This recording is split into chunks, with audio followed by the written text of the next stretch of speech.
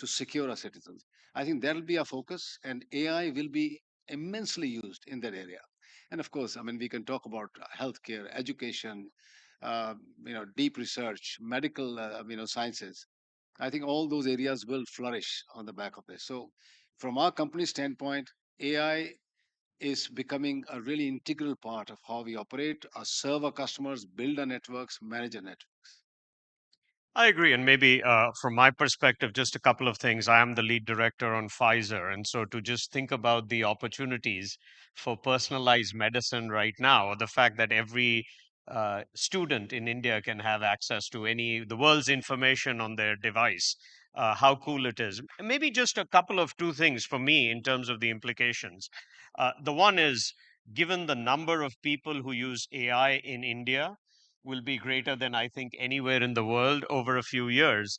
I think the leadership that India can play, not just in what these models mean, how do you think about data, how do you think about privacy and security and trust. But one area we're particularly passionate about, Sunil, is this area of content authenticity.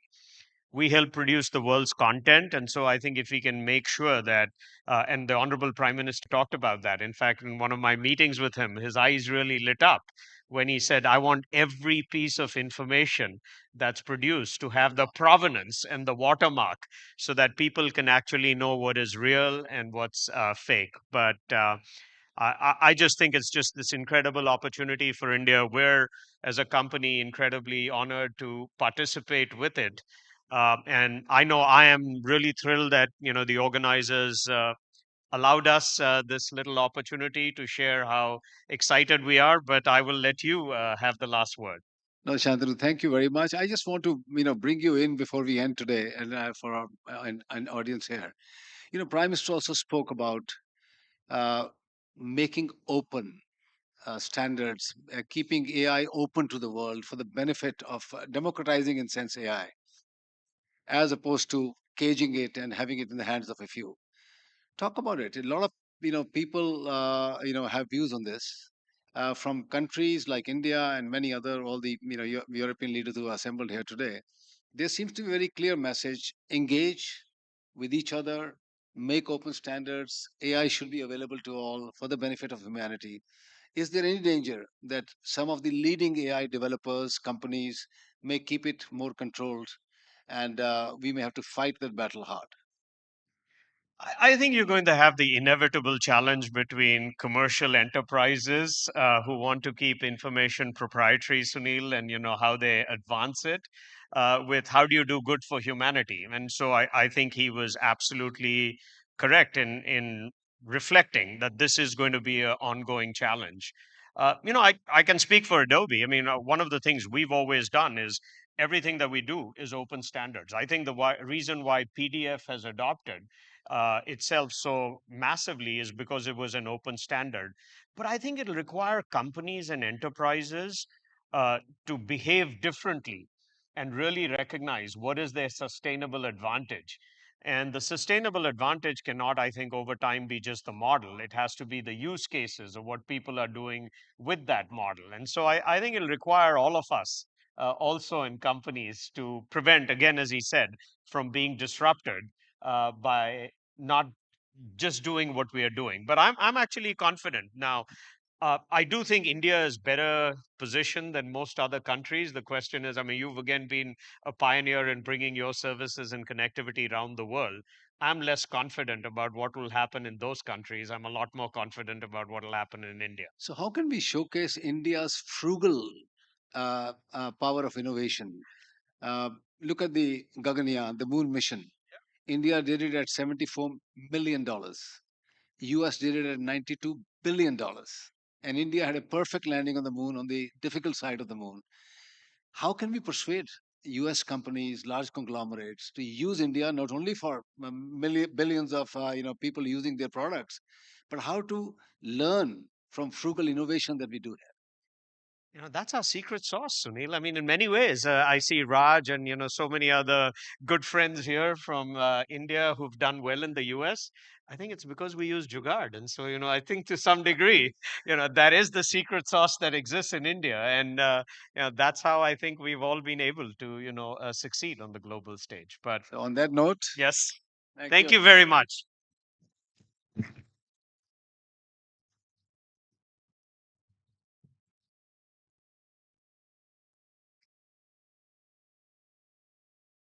Thank you so much, Mr. Sunil Mittal and Mr. Shantanu, for that enriching conversation.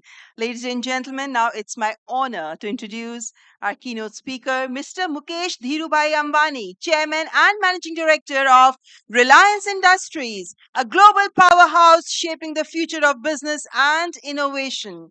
Under his visionary leadership, Reliance has transformed industries from energy and telecommunications to retail and digital services, impacting millions of lives. Ladies and gentlemen, please welcome Mr. Mukesh Dhirubhai Ambani.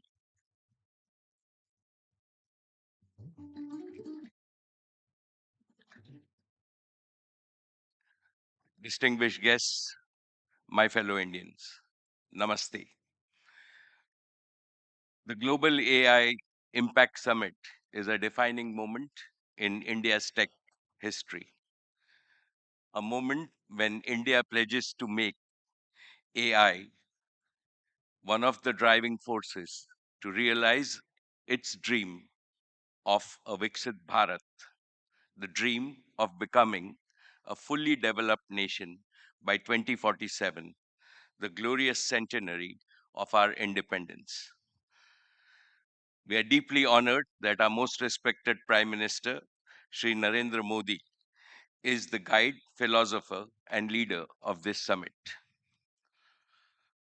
Honorable Minister Sri Vaishnav and his wonderful team deserve full praise for organizing this summit on a grand scale befitting India's ambition. Modi ji's vision of AI powered Vixit Bharat is also a template for a Vixit Global South. If wisely used, I believe AI can usher in an era of superabundance, a world without poverty, and a future of prosperity for all the 8 billion people on our beautiful planet is now within sight, within reach. Friends, artificial intelligence is not just another technology. For the first time, humans are creating human like systems that can learn, speak, analyze, move, and produce autonomously. AI is the mantra that powers every yantra or every machine and system to work faster, better, and smarter.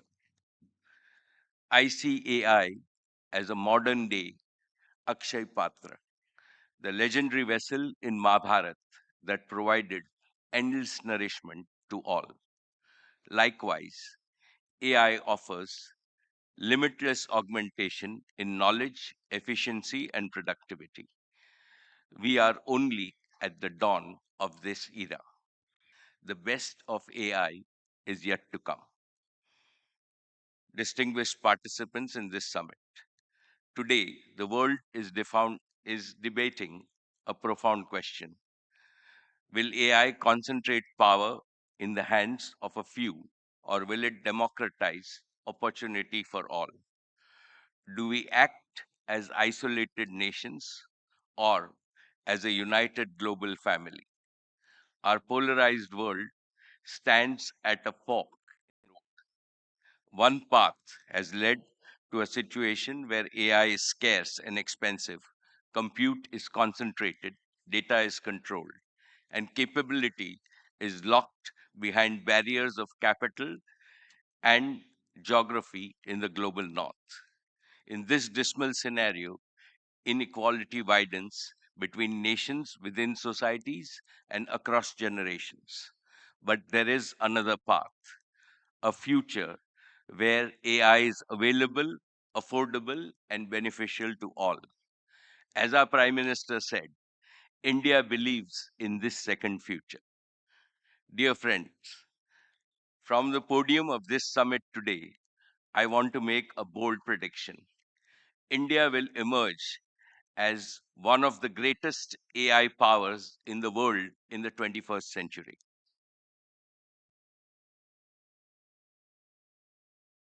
My confidence is validated by an undeniable truth.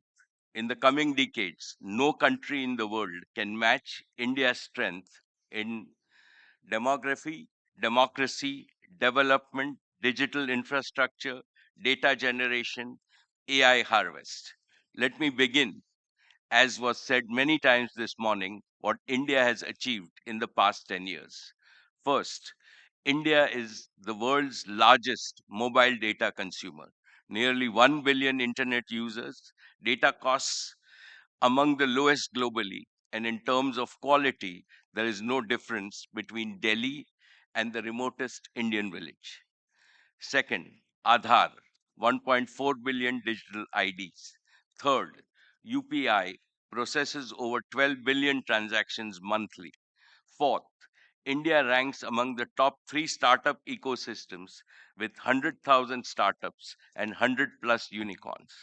Fifth, India's secure and inclusive digital public infrastructure stack is now being adopted by countries around the globe. Friends, in all humility, I wish to state that Geo, with over 500 million loyal subscribers, was privileged to play a leading role in this transformation across broadband, 4G, 5G, and home connectivity. With equal humility, I would like to announce that Geo will play an even bigger role in India's AI transformation. Today, on behalf of the Reliance Group and Geo Intelligence, I want to make 3 announcements. Announcement 1: Geo connected India to the internet era. Geo will now connect India to the intelligence era. We will deliver intelligence to every citizen, every sector of the economy, and every facet of social development and every service of government. Geo will do so with the same reliability, quality, scale, and extreme affordability that transformed connectivity. India cannot afford to rent intelligence. Therefore, we will reduce the cost of intelligence as dramatically as we did the cost of data.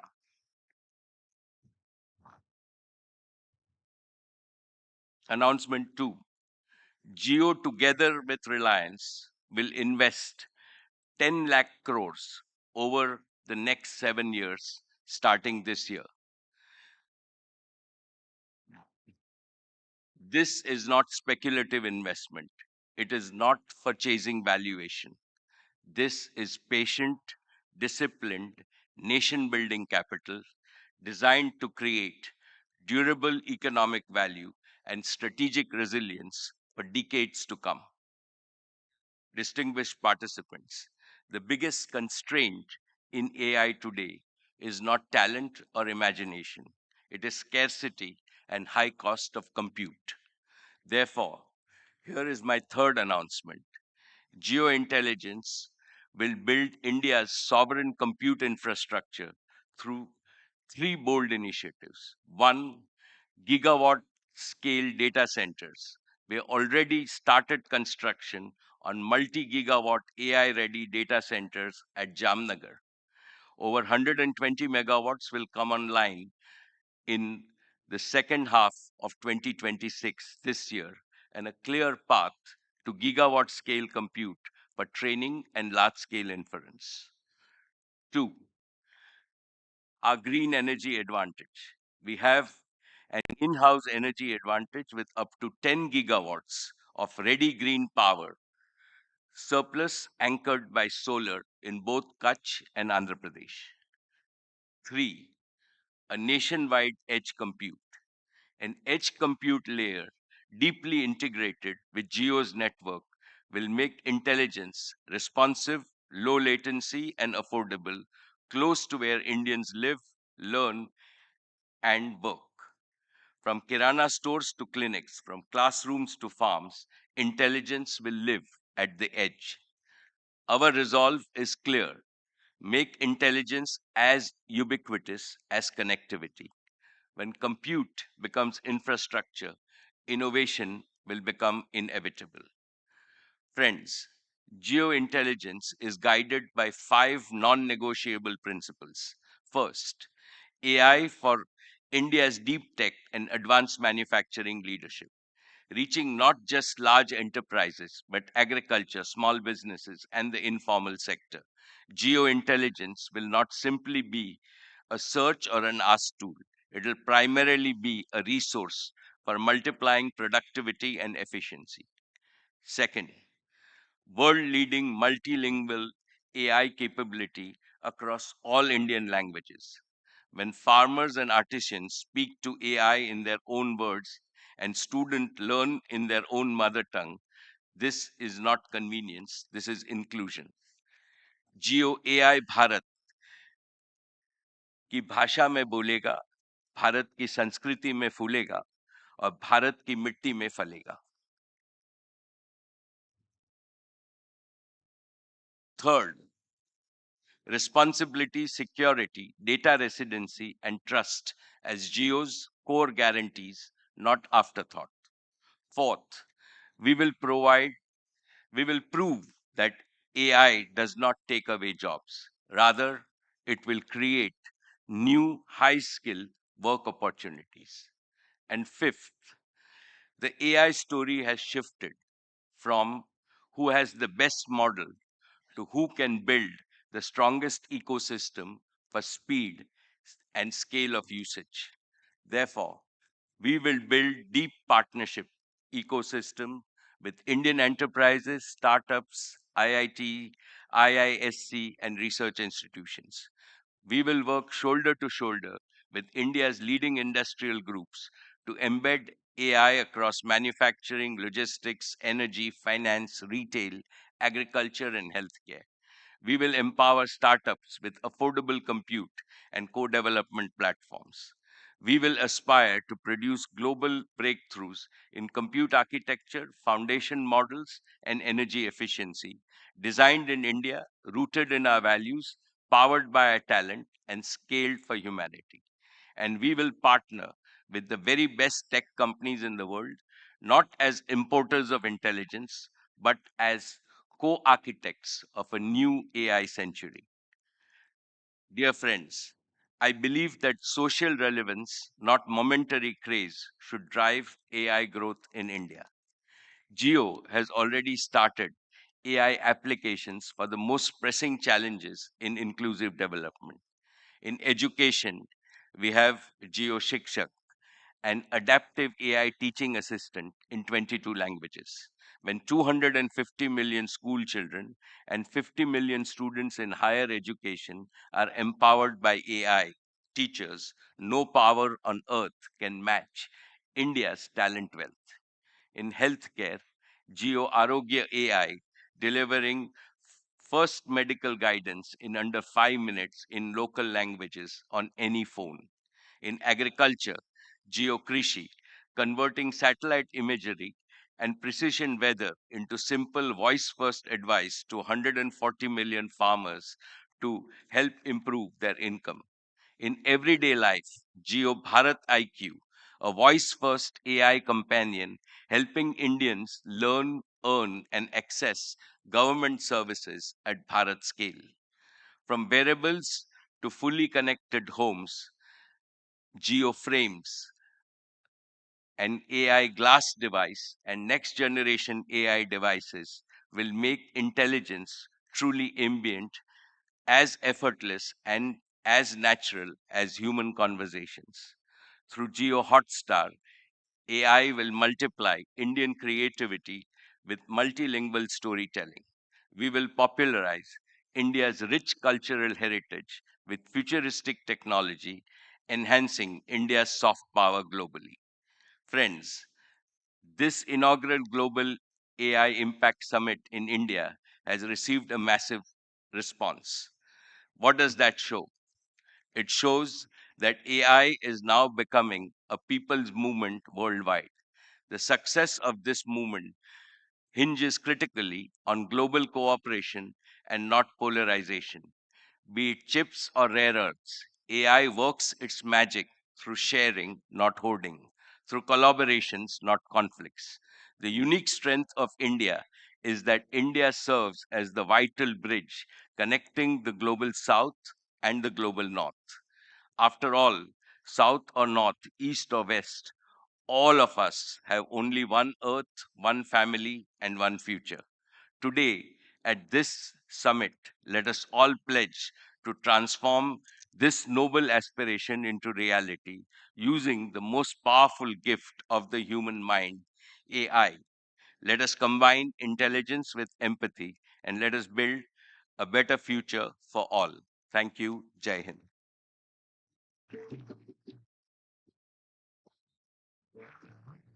Thank you so much, Mr. Mukesh Dhirubhai Ambani, for your strong belief in India's capabilities and also for being at the forefront of India's AI revolution. Ladies and gentlemen, let's have a big round of applause for Mr. Ambani.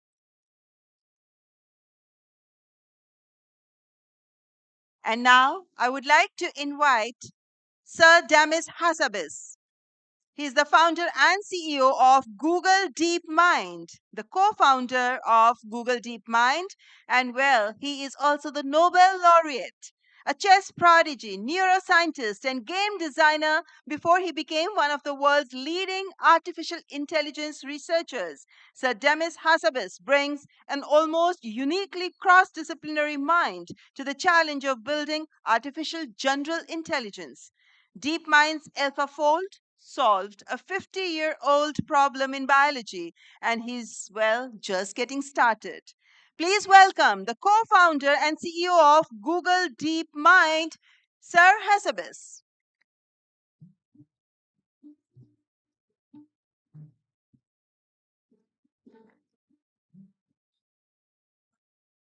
Thank you. It's a huge honor to be here today with so many of my esteemed colleagues from industry, academia, and government. And congratulations to Prime Minister Modi and the Indian government on convening such an impressive summit at this very pivotal moment for AI. It's fantastic to see how the summit has evolved over the years, with the first meeting convened by Prime Minister Sunak at Bletchley Park in the UK. It's become an incredibly important convening point for international dialogue and hopefully cooperation in the future over the future of AI. When we started DeepMind in 2010, almost nobody was working on AI in industry. It was just a dream. And it's been incredible to see how in the last 15 years, where we've come from the beginnings, those humble beginnings, to now where we are today, where the whole world is talking about AI. The reason I've spent my whole career working on AI is I always believed it would be one of the most important and beneficial technologies ever invented. And for me, my passion is to advance scientific discovery. And I always felt that AI would be the ultimate tool for accelerating scientific discovery and being a force multiplier for human ingenuity. From a very young age, I've been obsessed with the Greek questions of science, the nature of reality, the nature of consciousness, these deep mysteries that are in the universe. And I think AI can help us find answers to these questions that we've pondered over for thousands of years. We're already starting to see the beginnings of this with systems like AlphaFold that we built to solve the 50-year grand challenge of protein folding. And we hope that this will just be the first example of amazing advances in science and medicine that have been enabled by AI. And we and others are working on many other branches of science now to bring AI tools to help advance material science, fusion, physics, and mathematics. In fact, almost every branch of science and medicine can be impacted by AI. And now in 2026, we're another threshold moment where AGI, artificial general intelligence, is on the horizon, maybe within the next 5 years. And we're seeing these general purpose systems, foundational model systems, becoming increasingly capable almost week by week. So this is obviously an amazing opportunity that we should all grasp, economic and productivity, as well as in the sciences. But it's also something that we have to approach with humility and understanding that we don't have all the answers yet as to how this technology is going to develop and to be deployed into the world. I've been really impressed with what I've seen in India. I spent some time prior to the summit in Bangalore. We have a really big office there, Google and DeepMind, a great research office where we do some really critical research that we then bring to our products and our technologies around the world in areas like efficient models, continual learning, and multilingual capabilities. I also had time to give a talk at the Indian Institute of Science at Bangalore, and I was incredibly impressed by the students and the faculty there, their enthusiasm and their energy for AI, and their ideas for how to use AI to improve India standing in the world, and to also seize all the new economic opportunities and scientific opportunities that AI opens up. It was incredibly impressive to see the energy around the country. And I think that India will indeed be a powerhouse for AI across the globe. We have many partnerships. Sundar, you heard Sundar announce many Google partnerships that we have with India. I'm especially proud of our deep partnership with Mr. Ambani and the Reliance Jio group to bring intelligence to everyone in India with our Gemini foundation models in partnership with Reliance. So we hope to build on that in the next few years. So if I was to try and quantify what's coming down the line with the advent of AGI, I think it's going to be one of the most momentous periods in human history. Probably something more like the advent of fire or electricity. One way maybe we can quantify that is I think it's going to be something like 10 times the impact of the Industrial Revolution, but happening at 10 times the speed, probably unfolding in a matter of a decade rather than a century. So really, this is an enormous amount of change is going to come, and it's still to be written how we can make that beneficial for the whole world.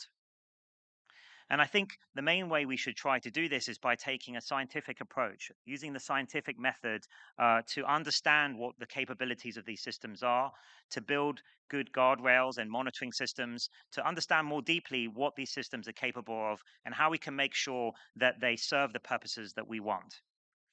And then, of course, simultaneously, we also have to be bold to grasp these new opportunities to advance science and medicine and to improve human health and the human condition that society and the globe badly needs.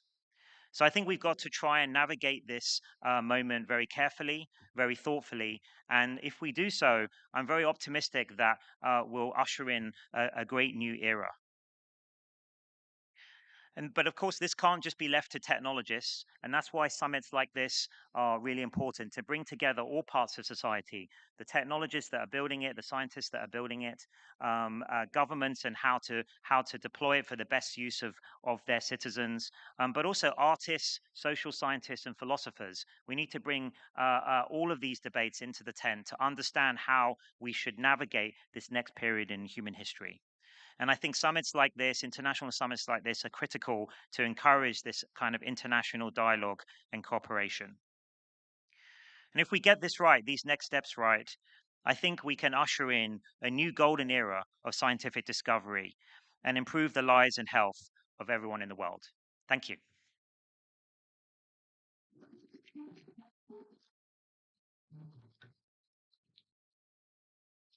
Thank you so much, Sir Hassabis, for your very profound and illuminating address. We really thank you. Sincere gratitude to your address. Ladies and gentlemen, and now I would like to invite Mr. Vishal Sikka. He's the founder and CEO of VNI.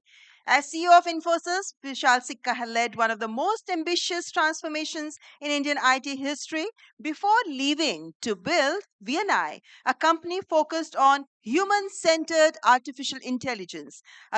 He is a computer scientist by training, a philosopher by temperament. He is one of the most original thinkers of the intersection of AI and enterprise. Please welcome the founder and CEO of VNI, Mr. Vishal Sikka. Thank you so much. Thank you so much for that. Wow, wonderful introduction, and what an amazing event. Um, I want to share 3 points from a long time that I have spent in AI. My first point is that what we see today in the world of AI, people who know what they are doing with AI are astonishingly effective with AI. Recently, a friend of mine, he and I were students together at Stanford. He has a large service that he runs, open public service. That service was built by 15 people, very world class engineers, over 9 months. Recently, he rebuilt that service entirely by himself in 14 days using one of the generative AI coding tools. So, if you are counting, that is about a more than 250 times improvement in productivity. Now, he's a genius, and not everyone gets a 250 times productivity gain. But you will see that people who understand how to use AI are astonishingly effective with it. And I had a similar experience recently with a customer of mine who is a distributor of home goods. And one of their main suppliers shut down their factories in one of their countries. And they did analysis using our product, all kinds of simulation scenarios. And over a few days, they reached the decision that they need to exit that country entirely. I asked him, such a monumental decision to get out of an entire country, how long would that have taken you before? And he said, easily it would have taken a year. And it would have involved heavy duty consultants and things like that. So we now have instant access to knowledge in any language, a condensation of things that we can present in any way. It is an incredible power. And yes, it is deeply disruptive to the ways that we have worked before, the way that we have done things in the past. But at the same time, and even more importantly, we can do unprecedented things with this, things that we could never do before. So, this astonishing effectiveness, and Joshua referred to this as a jagged frontier, it is not uniform. Not everyone sees this. So, that's my second point. Being effective with AI requires not only a knowledge of AI itself, but understanding its limitations and how to overcome those limitations. There is a huge gap between LLMs and the business users inside enterprises, especially, and how to bring value to those users. And overcoming that gap is where a lot of value creating opportunity is. That bridging that gap requires delivering correct systems, trusted, verifiable, reliable systems that deliver value to people. My own company works in this area, a layer that sits above the language models and delivers value to business users while ensuring correctness and things like that. When we overcome that gap, we can deliver massive value. Mukesh Bhai talked about it just now. We can transform every existing system, legacy systems, enormous complexities inside enterprises can be removed, industries can be transformed. We can give end users wings. We can amplify them to deliver things that were not possible to do before, that, or in the best case, it required professionals to do this. Doing that also requires not just overcoming the limitations of AI, but also imagination to see what is not there, to see what is possible. India has all of this in great abundance. The Honorable Prime Minister has called for 1 billion entrepreneurs, people who can overcome these and deliver value using AI. And I think this is exactly what the world needs and what India has the potential for. My third point is that we not only have to master today's AI, but we have to leapfrog it. AI today has enormous limitations. I have worked in AI for the last 38 years.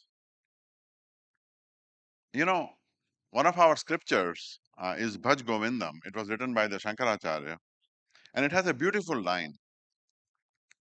Samprapte sannihite kale nahi nahi rakshati dukrin karane. What it means is that when you are faced with a life or death situation, the knowledge of a book does not help you. Knowledge without wisdom does not save us. That wisdom comes from living, from doing, from being in the world. AI today has plenty of limitations.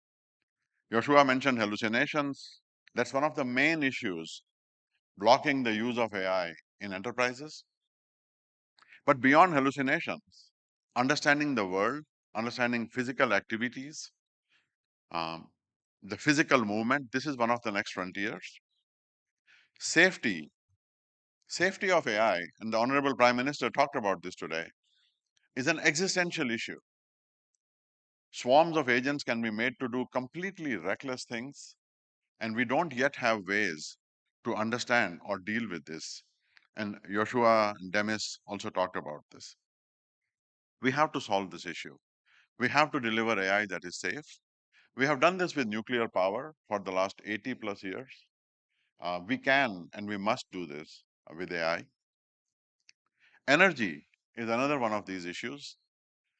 Where I live in California on Highway 101, just north of San Tomas, I drive by there every time I go to see my dad.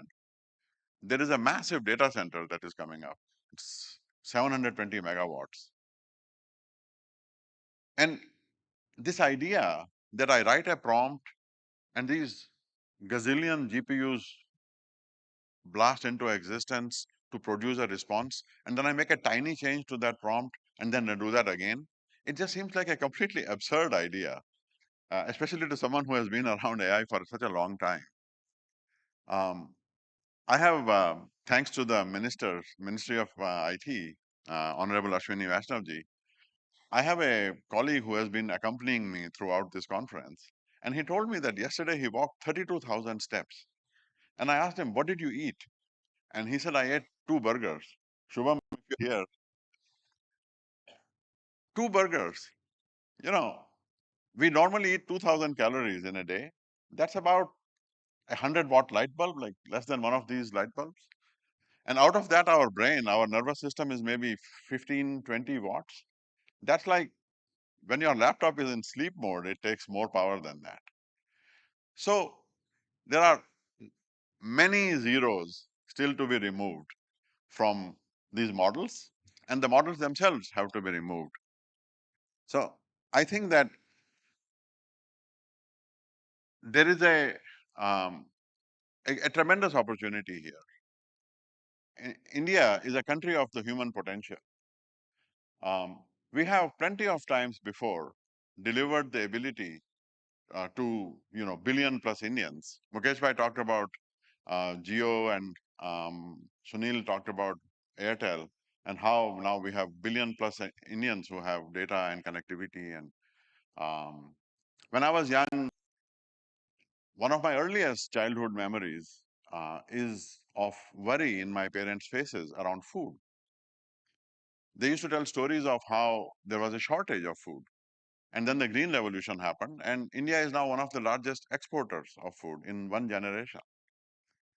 So I think that when you look at the time of intelligence, it is not only an opportunity to learn about this technology, to learn to master this technology, to understand its limitations, but to leapfrog that and to build the next generation of it. And as this summit so vividly demonstrates, we can be on our way to a human revolution powered by AI, by good AI, by purposeful AI, where every one of us, a billion entrepreneurs, is not just making a living, but is making a life. Not some artificial life or some artificial general life, but our own life and the life of others. And that would be so much fun to do. Thank you so much.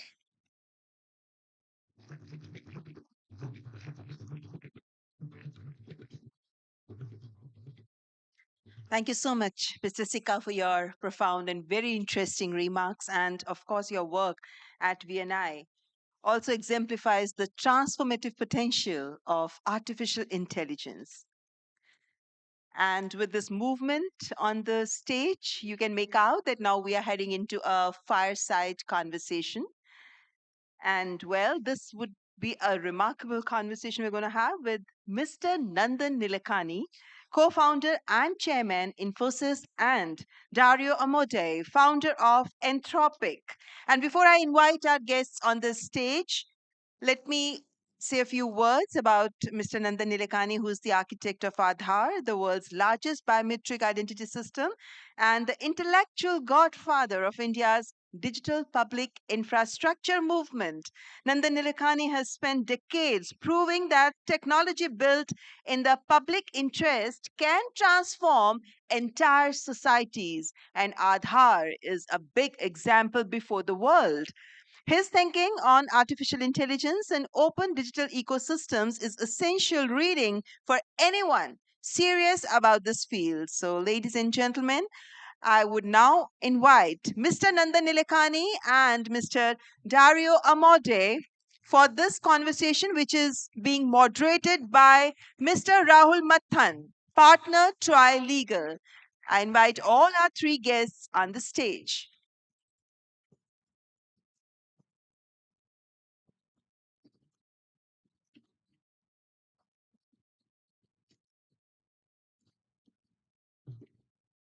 Please welcome our guests on the stage.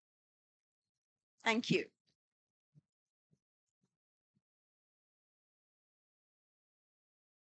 Nandan, Dario, welcome, Dario. Great speech in the morning. You mentioned that we are in the end of the or towards the end of the exponential. This is something that you spoke about in Machines of Loving Grace, that we would have a country of geniuses in a data center. And the models over the last, I guess, 2 months have been sort of giving us a sense that we're getting there. But in your podcast with Dwarkesh, you sort of walked that back a bit by saying, we may reach a country of geniuses in a data center, but the impact on society will take a long time. Can you explain what that means? Because we thought we'd do AGI and we would be finished and done with it. Yeah, thank you for having us, Rahul. I would say there is this duality between the fundamental capabilities of the technology and the time that it takes for those capabilities to, to diffuse into the world, right? We're getting models that are very good at software engineering, that are increasingly good at, biomedical innovation. We're not there yet, but we're on this very fast exponential. But when I look across the world and I look across the enterprises of the world. We have many enterprises as customers. Even if we freezed in place what the technology was capable of today, I think the economic impact could be much greater than it is because it just takes time. There are just frictions to adopt things through enterprises, and I think even more so in the developing world. And when I visited Infosys, one of the things I talked about with Nandan was the we're both obviously very interested in making sure that this technology gets to everyone, and Nandan has devoted a big part of his life to many things in that direction, and has built out India's digital public infrastructure. And so I think this question of diffusion is very tied to the question of how do we make sure that everyone benefits. So when the foundation models came, Nandan, you said that we should do use cases. And it sounds like Dario is saying the same thing, that even if we do the foundation model, we will still need to do use cases. No, I think it's great what the foundations models are doing and the speed of evolution. But what we have learned is that diffusion of technology is a different ballgame. And how do you get technology to a billion people? And I think India, we have a little bit of experience with that. 1.4 billion people on Aadhaar, 500 million people on UPI, 20 billion transactions a month, the world's largest cash transfer system, the largest financial inclusion system, you name it, all that stuff. And we learned that diffusion is a technique. It's both an art and a science. It involves institutions, it involves policy making, negotiations, dealing with incumbents, dealing with newcomers, strategies for execution. So the whole, trust building, so a whole host of things. And I think if all the investments in AI are going to deliver the value to society, not to just to individuals. We'll have to look at diffusion pathways to take this to everyone. And I think India will lead on that. That's why I've always been saying that India should focus on becoming the use case capital of the world. Dario, you had a more recent essay, which you call The Adolescence of Technology, which is a little more somber. Spoke a little bit about sort of dimming the enthusiasm of the first essay. And I want you to perhaps unpack that a little bit. We all have spoken about the risks of the technology, but particularly in the global south, where we think that AI is going to be hugely beneficial for us, we perhaps will have a different calculus on the risk reward ratio. What do you think about that, and how would Yeah. your essay address that? I think that's an insightful comment, which is that I think in the global south there's an opportunity for AI to accelerate catch-up growth, to solve a bunch of problems that are in the way of catch-up growth. And so the I think AI is a technology that has big risks and big benefits, but in the global south the benefits may be even bigger than they are anywhere else. But at the same time, that doesn't mean, of course, that the risks aren't real. We kind of, India is the world's largest democracy. We need to think about how democracies handle AI, and how we confront other countries that are authoritarian. That's one of the risks I talk about. Another risk I talk about is making sure that AI systems are safe and predictable, and autonomously behave in a way that's under our control. And everyone in the world has to worry about that. That affects everyone in the world. And then, I think of particular relevance to India is, the concerns I raised around economic displacement, right? Where, I think the signature of this technology is going to be that it greatly grows the economic pie for the whole world. And again, huge upside because of the opportunity for catch up growth. Like, growth can be very, very fast. But there things are going to change, and there's some potential for disruption. And I think what I've been thinking about as I visited India these last few days, and the last time I visited, is how can we work together with the companies in India to kind of drive this growth for everyone, to make sure that the existing companies, large and small, continue to prosper along with us and the other makers of AI. And also on a philanthropic basis, how we make sure that the benefits reach everyone, both in an economic sense, in a health sense, in kind of other senses. So I think India is, it kind of offers a particularly keen distillation of especially the benefits, but also the risks. Nandan, you've had experience with an adolescent technology with the whole DPI. In the early days of DPI, it was challenging. There were challenges with getting the big vision, which of course now we're looking at, and in hindsight it looks like it was easy, but the early days was difficult. So, as the father of a mature technology, would you want to give the father of an adolescent some advice? I don't know, that makes me a grandfather. So I think it diffuse when you talk about diffusion, and you have to think of AI. Everybody agrees is like a general purpose technology. Like people give the simile to fire or electricity or whatever. It's about starting from the user and how can we improve their lives. How can we take 1 billion people and help them to learn better? How can we take 1 billion people and give them better healthcare? How can we take 500 million farmers and improve their earnings? You have to start from there and then figure out how to make it happen. And it's not just technology. Technology is just one piece of the puzzle. It's about institutions. It's about trust building. It's about negotiations. It's about guardrails, which Dario mentioned. It's about working with different stakeholders and making them go towards a common vision. So it's diffusion is difficult. It's not a simple task. So I feel that India will demonstrate this because we have the experience of diffusion at population scale in all the various areas. And obviously, diffusion of AI, there are some differences that we need to think about, data, guardrails, and so on. But I think we can build a pathway or multiple pathways to that goal. And that will show the world, because I believe Right now in AI, there's a race to the top and a race to the bottom. And the race to the bottom is faster than the race to the top.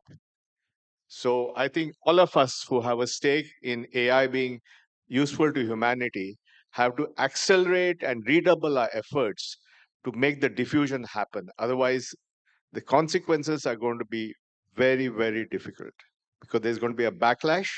If the only thing that AI does is, create deep fakes or raise the price of your power bill, or all the other things that are happening, people are going to respond. I mean, the resentment of the blue collar worker led to the train wreck of globalization. The resentment of the white collar worker is going to lead to the train wreck of AI. So I think we really have to work very hard to show profound, useful cases of AI. Dario, you were in India in October, and you're back again now. You spend a lot of time actually with the developer community. You clearly were impressed because you've come back so quickly. Could you tell us a little bit about, what your experience is with how India is building and using AI? Perhaps just go through the stack. I mean, enterprise, small business, startups, then developers. What's different about the way India does it? Yeah, so I would say there's just an excitement here and technical acumen, and we can even see it in the statistics of usage of Claude. Use of Claude for technical kind of programming and software engineering, mathematical tasks. The fraction is substantially higher here in India than it is in most other places in the world. And every time I go to speak at one of these, we'll host these builder or developer events in India, just there's a lot of excitement. I can feel the brimming excitement of, like, what is something that we can build in just the last 4 months. The use of Claude and Claude Code has doubled. Has doubled in India, and I'm sure it's the same for the other. I don't say that to promote Claude and Claude Code. Like, it's more a statement about the kind of excitement in India on the enterprise level. I mean, the two of us just announced a partnership just yesterday. So, we're really excited to work with all the large enterprises in India. They know much more about the Indian market. They know much more about, distribution. They know how to serve enterprises within India. And, they're much better at that than we are. And can we plug our technology into what they do, and create something that kind of, wins for both sides, right? We would like to be able to, jointly win with the companies in India. And then finally, I think there's another element that's almost unique, which is that there's an excitement to build, but there's an excitement to build for public good and for philanthropic benefits. So, Nandan kindly introduced me to the XStep Foundation, of course, builds digital infrastructure, and we've already started to work on a number of projects really to reach people in rural areas. We're trying to combine Claude with something called Open AgriNet, which helps farmers in rural regions to kind of find better information and better advice to be more effective and efficient. And we're looking to expand that a great deal. So I think that's something totally unique to India. And that, through folks in the private sector, we would get connected to these efforts, and there would be mutual enthusiasm to promote these efforts. And you, of course, have an office. You've declared a managing director. But actually, more importantly, Sonnet 4.6, which dropped yesterday, very inconveniently, so I couldn't try it, apparently is doing very well on 10 Indic languages. So there seems to be a bit of a focus in your development as well on India. Can you tell me why that's important? Why language, cultural context is important, and what India can play, what role it can play in that? Yeah. So, language models have always been multilingual, but of course they're better at languages than that they've been trained more on. And of course, as I learned when I first came here, India has a very long tail of regional languages. And we see this as something related to access, something related to making we provide benefits for everyone, right? If it can only speak the most common languages, then there's a long tail we're not reaching, right? The farmers that we mentioned, many of them speak one of the less common regional languages. And so we put in place a push collaborating with folks in India to acquire more data for this long tail of Indic languages, and Sonnet 4.6 represents an improvement. We're not all the way there yet. We want these models to be as good, even far out in the long tail of these languages as they are at speaking English. And we're making progress towards that. We're not there yet, but we want to keep going. And then after you built DPI, I mean, I say after, like as if you stopped, you still continue to do it. But after you did the bulk of the work, you spent some time and effort actually taking it out to other countries. And I was wondering whether you've thought about that for AI. And, Sure. as it's been mentioned so many times today that this is the first AI summit in the Global South. And so I think perhaps countries of the Global South, if there's a model, as it were, for doing this, would benefit from those ideas. So as you think about it, is it costs? Is it skill? Is it data? Infrastructure? What is it that countries need to think about for this? No, sure. No, finally, it's about a lived experience. If you've done it, you can do it better next time. So what we did in the DPI part, the digital public infrastructure, is that after several years of that experience, we worked with global philanthropists, set up something called co-develop, and said, let's take DPI global. And today we have some version of DPI running in about 40 countries around the world. We recently had a summit in Cape Town, where we had 1,200 delegates from 109 countries. So it's become a global movement. And we feel that if AI has to really be impactful, we need something similar. So yesterday we just launched something called 100 diffusion pathways by 2030. We like to have targets. So Can you explain that? yeah, so the idea is that a diffusion pathway is basically a way to reach a particular goal, which you got from learning, from doing things, and then packaging it. And it's not just technical packaging; it's about guardrails. It's about how do you get institutions on board, how do you make how do you make data available. There's a whole host of things. But think of it as a toolbox or a playbook for doing things. And then this is a global initiative. So we're going to work around the world and create multiple diffusion pathways and then share them with each other so that we can accelerate this thing. And, Anthropic is part of that. We have Google as part of that. Gates Foundation is there. UNDP is there. The Kenyans. It's a global coalition. Because what we learned from the agriculture experience, we worked with Maharashtra on their agri stack, which is called Mahavistar. And that took us 9 months to figure out how to make it work safely at scale. Using the same learning, it was done in Ethiopia, which took 3 months because we had the learning of Maharashtra. And then using the same learning the PM was very keen to see it in animal husbandry. So we worked with Amul and we did that in 3 weeks.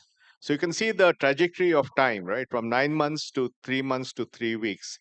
So what that shows is that if we can do this lived experience and keep improving and package that and take it to the world, we'll move the implementation of AI to the real world. And that I think is strategically important for the world of AI. So 100 by 30 is the new... Yeah, 100 diffusion pathways by 2030. And we'd welcome everyone to join this moment. You have many such catchphrases, but the one that really stood out to me at some time ago was India needs AI and AI needs India. We've spoken a bit about the India needs AI, but why does AI need India? Because this is where we're going to show it working. I think because of the history of India's digital journey, and thanks to the leadership of Prime Minister Modi, who is the biggest champion of all the work that's going on, we have a political leadership that's committed. We have technologists. We have enough people with the right value system to make this happen. And we have done this before. And therefore, India will be where you'll see most of the deployment of AI in a tangible way, where farmers are able to make more money, where children learn better, where healthcare is better, where people talk in their own language, so you have universal access. So this is where you're going to show this.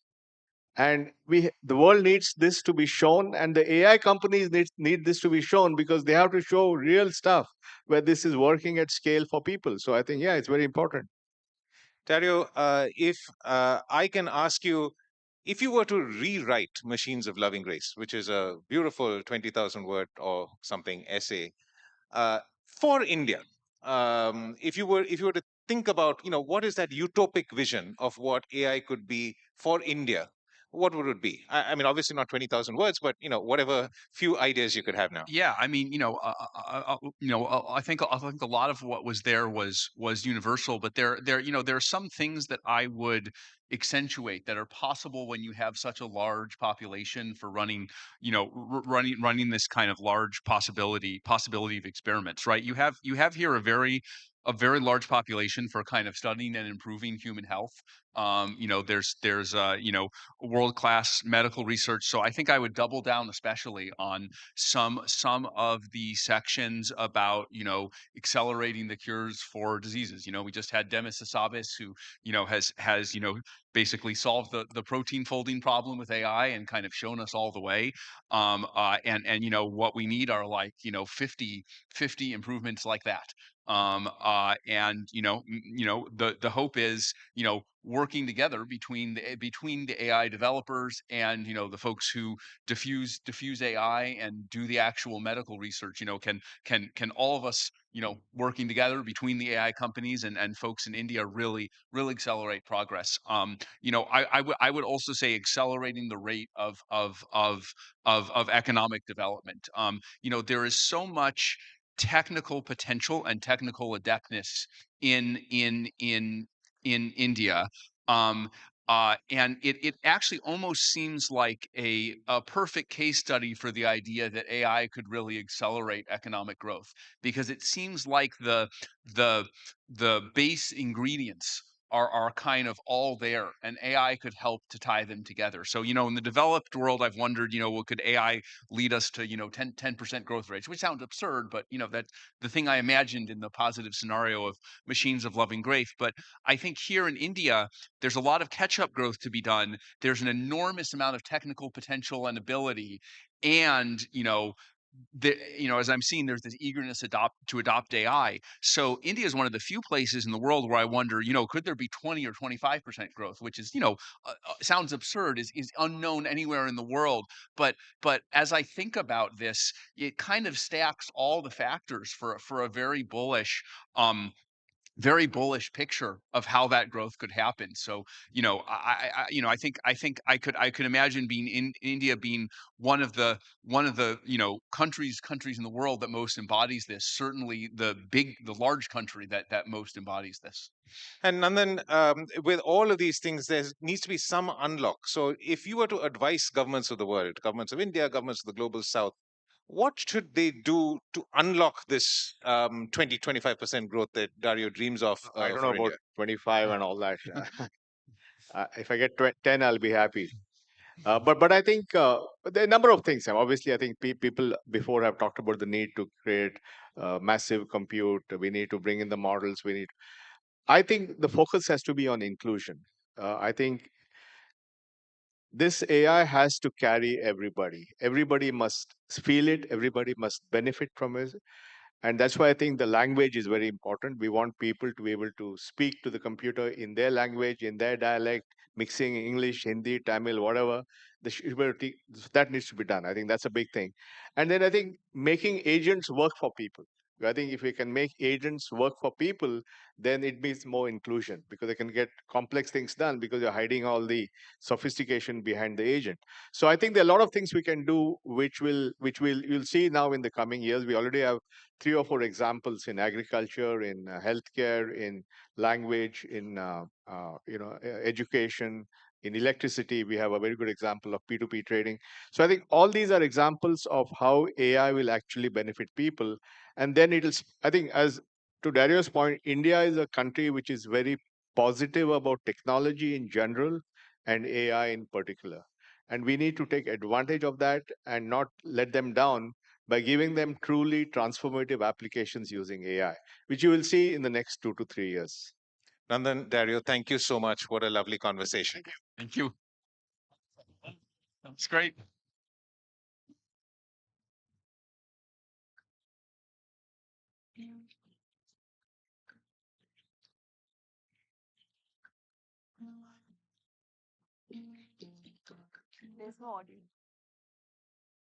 Thank you so much, Mr. Nandan Nilekani and Mr. Dario Amote.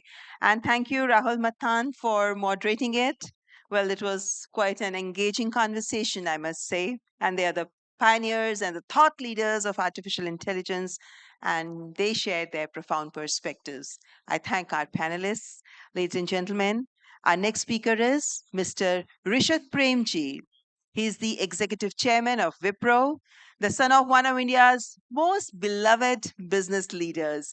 Rishad Premji has carved out his own identity as a thoughtful steward of Wipro's transformation into an artificial intelligence native technology services company. He's also an unusually candid voice on the responsibilities that business leaders carry in times of technological disruption. Ladies and gentlemen, please welcome the Executive Chairman of Wipro, Mr. Rishad Premji.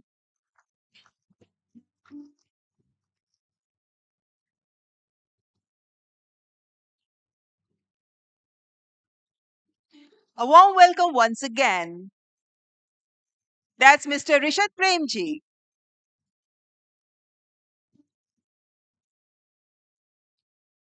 Thank you for those of you who are here for being here. Um, w- Once in a generation, a technology emerges that doesn't just change what we can do, it truly changes what we must do. AI for me is certainly that technology. And how we as a country, how India responds in the next few years, will shape not just our own economic trajectory, but our ability to solve problems that matter to over 1 billion people. For the past several years, the conversation around AI has focused just not on the possibility. What can it do? How powerful could it become? How quickly could it evolve? But we are now at an inflection point. The conversation has fundamentally shifted from possibility to practicality, from experimentation to adoption, and from pilots to scaled impact. This shift matters, and it matters tremendously because technology creates value only when it is applied to solve real world problems responsibly and at scale. So, what does this moment mean for India?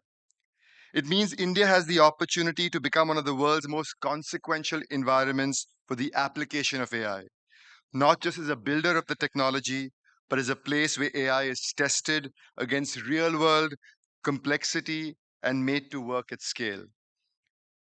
Our context as a country is demanding. Systems here must work across multiple languages, across urban and rural settings, and across populations with very different levels of access, need, data quality, and infrastructure. That raises the bar, but it also makes success meaningful. We already see what this looks like in practice. In education, AI can support learning outcomes in local languages and help address teachers' shortages across skill mismatches. In healthcare, it can enable earlier disease screening and strengthen rural care, especially where access is limited. And in public services, it can help build smarter, safer infrastructure and reduce leakages in welfare delivery.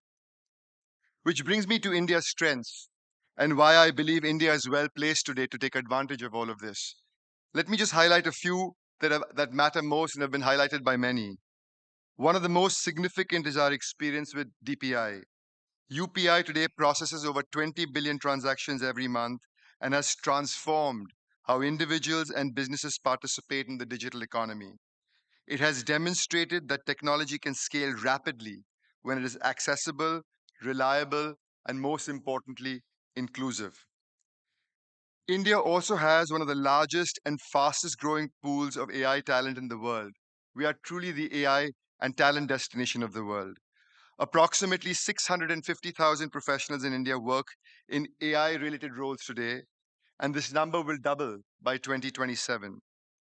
This talent brings not only technical capability, but importantly, practical experience in applying technology in complex real world environments. Equally importantly, many of the foundations to build out this talent are already in place. Government initiatives to train 10 million young people in AI along with industry partnerships with universities, are expanding access to practical, job ready training. Curricula is evolving, and people are giving opportunities as apprenticeships to get exposure to real world applications.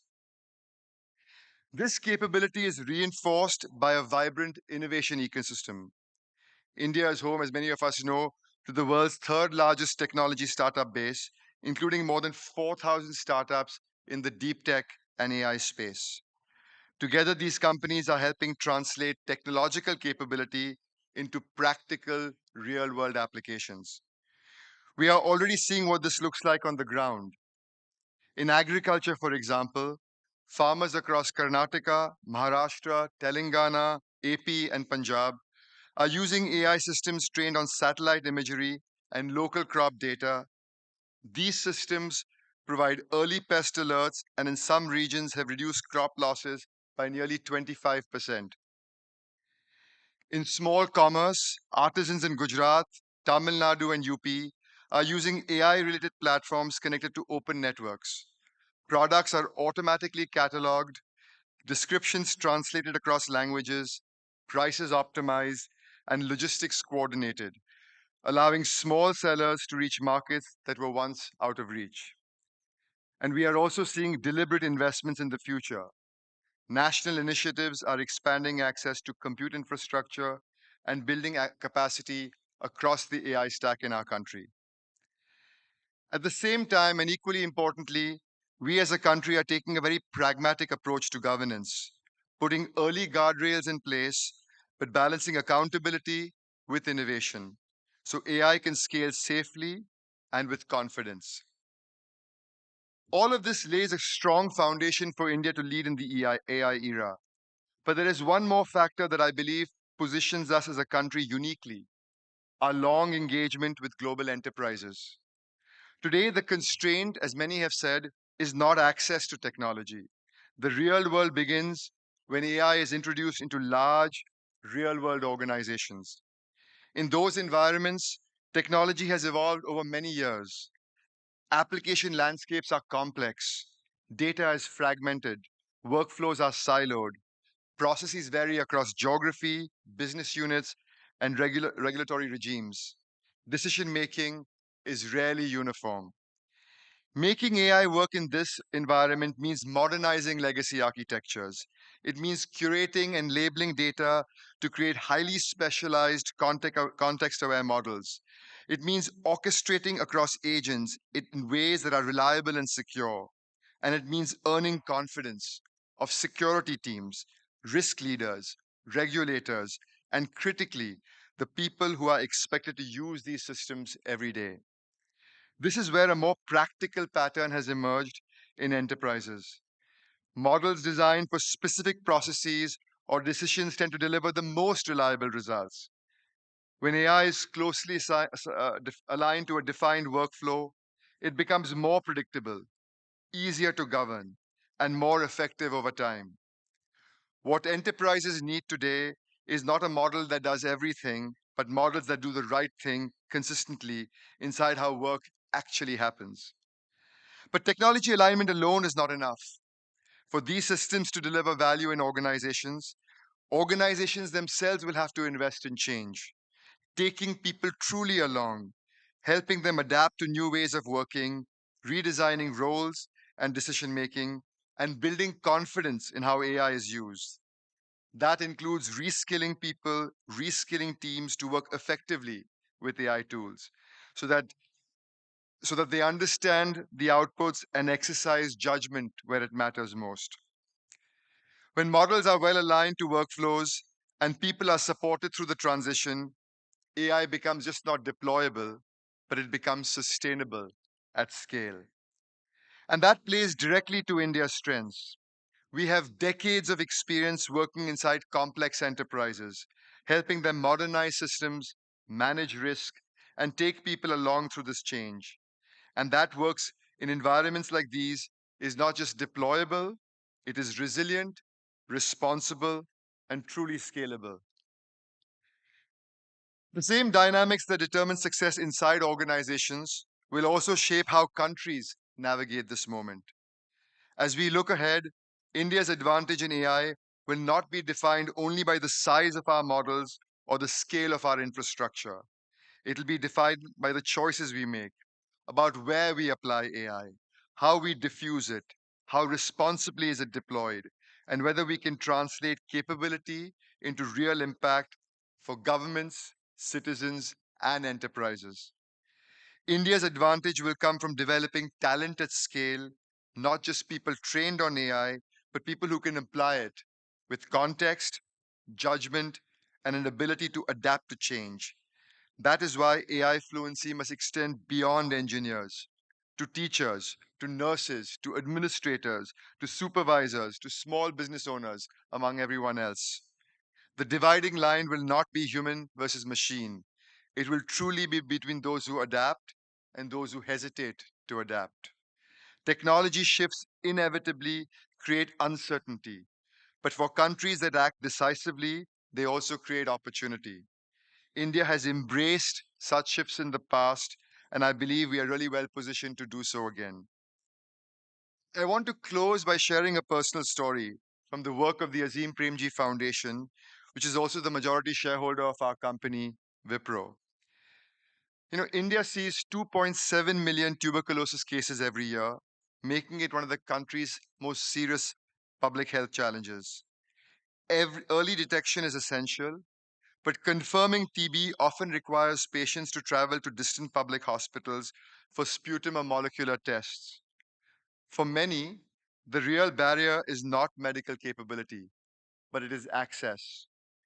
To address this, our foundation is running a pilot in a rural community in Tamil Nadu. Community health workers carry portable X-ray devices directly to people's homes. AI analyzes the X-rays instantly and identifies signs consistent with TB, enabling that early screening and faster referral without requiring patients to travel. If successful, this approach can help detect TB earlier and extend the reach of healthcare into communities that need it most. With a national doctor to population ratio of roughly 1 is to 800 and even deeper shortages in rural India, AI does not replace care, it multiplies scarce expertise infinitely. The same last mile challenges exist across other countries in continents of Asia, Africa, and Latin America, home to more than 4 billion people. Solutions that work here in India at scale, low cost, multilingual, and resilient, can travel far beyond our own borders. If we can do that, India's contribution can be vast, not just in building AI, but in applying it to solve problems for enterprises, for our own country, and for the world at large, thoughtfully, inclusively, and with impact at scale. Thank you for listening to me.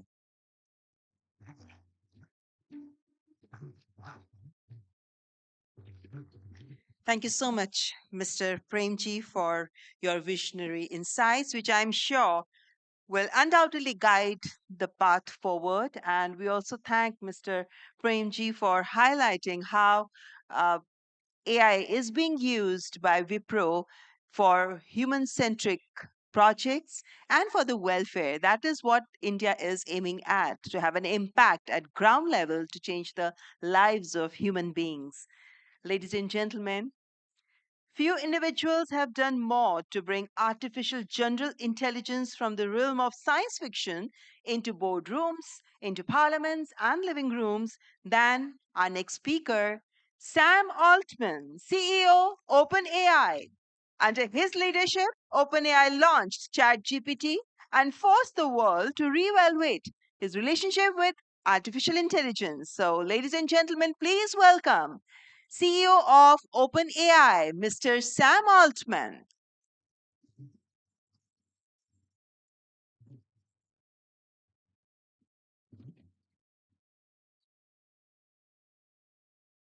Thank you so much. It's really a treat to be here in India, and it's incredible to see the country's leadership in advanced AI. I was last here a little over a year ago, and it's striking how much progress has happened since then. We've gone from AI systems that struggled with high school level math to systems that can do research level mathematics now and derive novel results in theoretical physics. It's also striking how much progress India has made in its mission to put AI to work for more people in more parts of the country. And India's leadership in sovereign AI, building on infrastructure, SLMs, and much more, has been great to watch. More than 100 million people in India use ChatGPT every week. More than a third of them are students. India is also the fastest growing market now for Codex, our coding agent that works to help people develop software faster and better. India, the world's largest democracy, is well positioned to lead in AI, not just to build it, but to shape it and decide what our future is going to look like. And it's important to move quickly. On our current trajectory, we believe we may be only a couple of years away from early versions of true superintelligence. If we are right, by the end of 2028, more of the world's intellectual capacity could reside inside of data centers than outside of them. This is an extraordinary statement to make. And of course, we could be wrong.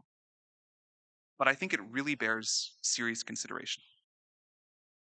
A superintelligence, at some point on its development curve, would be capable of doing a better job being the CEO of a major company than any executive, certainly me, or doing better research than our best scientists. As we prepare for this possibility, we are guided by three core beliefs. Number one, we believe that democratization of AI is the only fair and safe path forward. Democratization of AI is the best way to ensure that humanity flourishes. On the other hand, centralization of this technology in one company or country could lead to ruin. The desirable future a couple of decades from now has got to look like a world of liberty, democracy, widespread flourishing, and an increase in human agency. Some people want effective totalitarianism in exchange for a cure for cancer. I don't think we should accept that trade-off, nor do I think we need to. AI should extend individual human will. We'll probably need superintelligence to help us figure out the new governance mechanisms to ensure that this happens fairly at scale and to avoid problems like extremely unbalanced compute access or something else. Second, we believe that AI resilience is a core safety strategy. We don't mean that this is the only safety strategy. We will continue to need to build safe systems and solve difficult technical alignment challenges. But increasingly, we need to start broadening how we think about safety to include societal resilience. No AI lab, no AI system can deliver a good future on their own. For an obvious example, there'll be extremely capable biomodels available open source that could help people create new pathogens. We need a society-wide approach about how we're going to defend against this. And third, the future of AI is not going to unfold exactly like anyone predicts. And we believe that many people need to have a stake in shaping the outcome. The development of AI has already held many surprises, and I assume there are bigger ones to come. We understand that with technology this powerful, people want answers. But it's important to be humble about what we don't know and always remember that sometimes our best guesses are wrong. Most of the important discoveries happen when technology and society meet, sometimes have some friction, and co-evolve. For example, we don't yet know how to think about some superintelligence being aligned with dictators and totalitarian countries. We don't know how to think about countries using AI to fight new kinds of war with each other. We don't know how to think about when and whether countries are going to have to think about new forms of social contracts. But we think it's important to have more understanding and society-wide debate before we're all surprised. Of special note, and related to all 3 points, we continue to believe that iterative deployment is a key strategic insight, and that society needs to contend with and use each successive new level of AI capability, have time to integrate it, understand it, and decide how to move forward. This has been working surprisingly well so far. If we are right, and systems continue to improve at this pace, it's going to change the economics of a lot of things. A really great thing about AI progress is that it looks like many things are going to get much cheaper. We can have much faster economic growth. We're already seeing what AI is doing for access to high quality healthcare, education, and more. In the coming years, we expect to see robots make many products and physical goods cheaper as supply chains get automated. The limit to how far this cost reduction can go may only be government policy.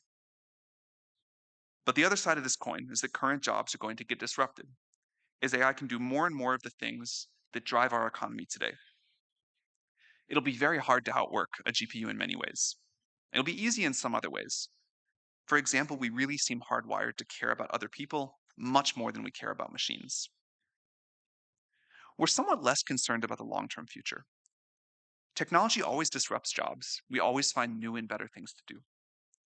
The people of 500 years ago would have thought that our current jobs often look silly, like ways to entertain ourselves, create stress. And the people 500 years from now hopefully will look at us, hopefully look to us, like impossibly rich people playing games, trying to find ways to pass their times. But we should all hope that they feel much more fulfilled than we do today. I'm confident we will keep being driven to be useful to each other, to express our creativity, to gain status, to compete, and much more. But the specifics of what we do day to day will probably look very different. Each generation has built on the work of the generations before, and with new tools, the scaffolding gets a little taller. This collective external lattice, the set of tools that we have built up around ourselves, is remarkable, and we are capable of doing things that our great-great-grandparents couldn't have dreamed possible. It is a moral imperative to make sure that our great-great-grandchildren can say the same, and technology, and especially AI, is how we're going to get there. For a democratic AI future, it is not enough to just give people tools and wealth. We also need to give them agency and power. The vision that AI companies lay out fundamentally reduced to either unilateral control or decentralized power. Sharing control means accepting that some things are going to go wrong in exchange for not having one thing go mega wrong, cemented totalitarian control. This is a fundamental trade-off of democracy, and it is one that we believe in very strongly as the way to give everyone collective agency over the future. Of course, this is not to suggest that we won't need any regulation or safeguards. We obviously do urgently, like we have for other powerful technologies. In particular, we expect the world may need something like the IAEA for international coordination of AI, and especially for it to have the ability to rapidly respond to changing circumstances. The next few years will test global society as this technology continues to improve at a rapid pace. We can choose to either empower people or concentrate power. Thank you very much.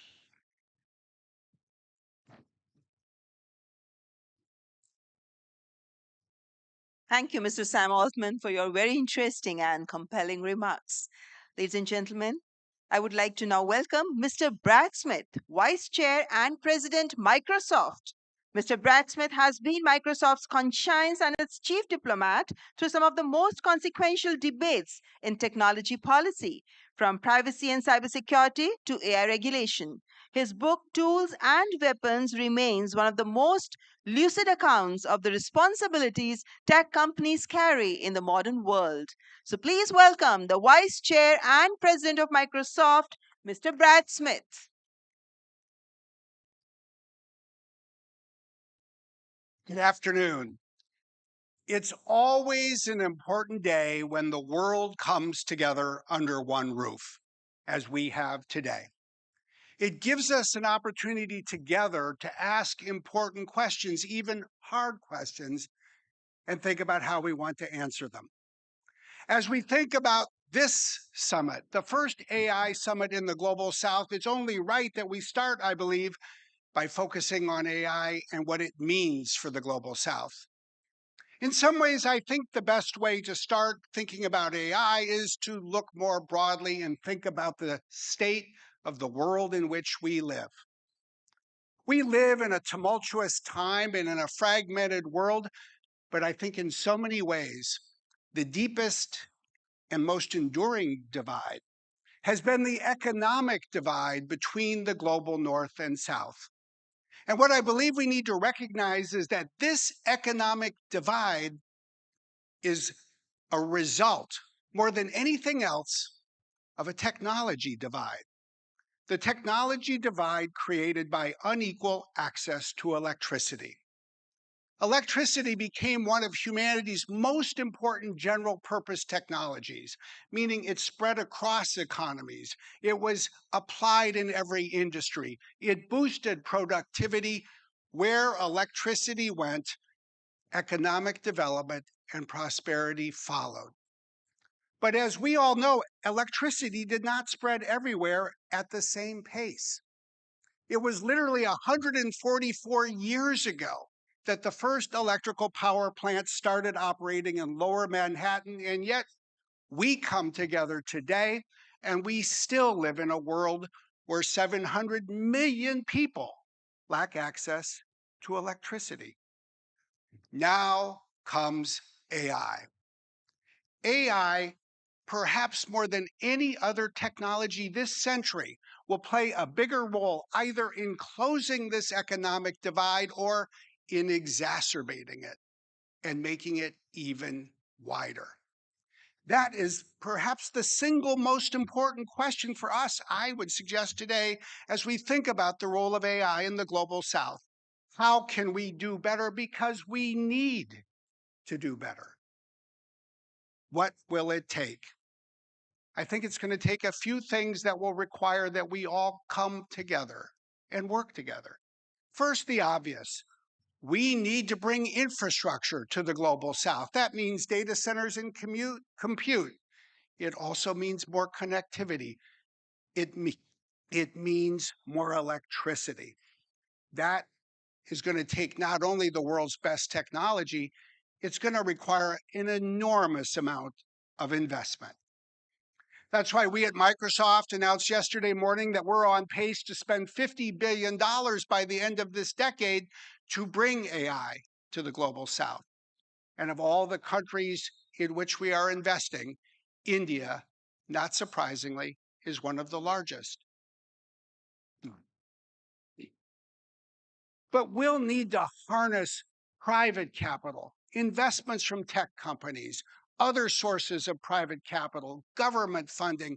We'll need governments and others to generate demand for the use of AI in the global South, because that is the only way to get the wheels of the market spinning and to do what we need to do together. That's the first thing we need to do together. There's a second thing we need to do. We've talked about it here already today, and it is so clear when you study the history of technology. Infrastructure is not only hardware, it's not only wires and grids, it's skilling for people. Because the key to enabling a country and a population to use a general purpose technology at scale is to give people across the country access to the skills they need to put it to work. And that's why it's such good news that we see so many governments supported by the United Nations and supported by private companies investing in more skilling. It's actually something that should speak to all of us. Certainly as a tech company, we're committed. We've launched through Microsoft Elevate new initiatives, including one we're announcing this week, Microsoft Elevate for Educators, to equip teachers with access to help their students learn how to use AI. But in the truth, it doesn't matter where you work. You have a role to play. Because the lesson of digital technology, I was an example of this, was that it took employers to open their doors to computing. It takes employers today to open their doors to new AI tools. It will take employers to invest in the skilling of their employees. It's not just for the next generation, it's for every generation that this fully matters. Then there's a third challenge for the global South. We need to make AI work effectively for the global South, and that requires some special initiatives, at least two. First, we need to make AI as effective in every language as it is in English, and today it is not. Performance tests show that's the case. That's why one of the good things to come out of this week is new announcements to invest upstream in better data in other languages, to provide better tools and measurement systems for AI that is built in other languages, to build out data provenance with a view to linguistic diversity, diversity that we need to advance around the world. And we need to use AI in the global South to solve the problems that matter to the global South. Oftentimes, as we're doing here in India, that's about improvements in agriculture or as a number of partners, including Microsoft, are doing this week, launching a new initiative to address food security across Africa. These are just two of the myriad of opportunities we have to put AI to work in ways that will bring faster benefits to countries in most of the world. If we do those three things well, build infrastructure, invest in skilling, address real world problems, then I think it may create the foundation to think more and do more about the question I am willing to bet will be a bigger part of the conversation in the next few AI summits. What will AI mean for the future of work and jobs? Within these walls, I think we're mostly enthusiastic about the future of AI. But outside these walls, I think we need to recognize that increasingly around the world, and especially in some countries, many parents are asking a common question. What will AI mean for my kids? What will AI mean for my family? What will AI mean for our future? I get it that some people are excited and they'll do well, but what about us? Us, meaning most of the people who live on this planet. I think we have something to prove. I think we have something to prove not only to communities and countries and our customers, but to ourselves that we can not only embrace but pursue a brighter future for people. It's great to come to conferences like this and hear people talk about all of the advances in technology, but let's remember one other thing as well. Human capability is neither fixed nor finite. It's great to think about what it would mean to have computers in a data center that would be like a country of geniuses, but let's also recognize this. Compared to the people who lived in the Bronze Age, all of you, all of us, are already geniuses. Whenever technology advances, it creates a new platform, a new foundation that enables people to stand taller and reach higher if and only if we're committed to using that technology well. As AI makes it possible to cure more diseases, then it is right that we expect that it will improve human health. As we use AI already every day to find faster answers, it gives us the opportunity to ask more questions. The fundamental fuel of human capability has always been the same: curiosity. We need to look at AI as the next great generator for human curiosity. And we need to take some inspiration because we all know the world could use a little more inspiration. I often think about the following. Before the invention of the washing machine, it took someone, almost always a woman, between 6 and 8 hours to wash a load of laundry. But as the washing machine improved, that was compressed to 30 minutes. But do you know what happened? One thing happened more than anything else.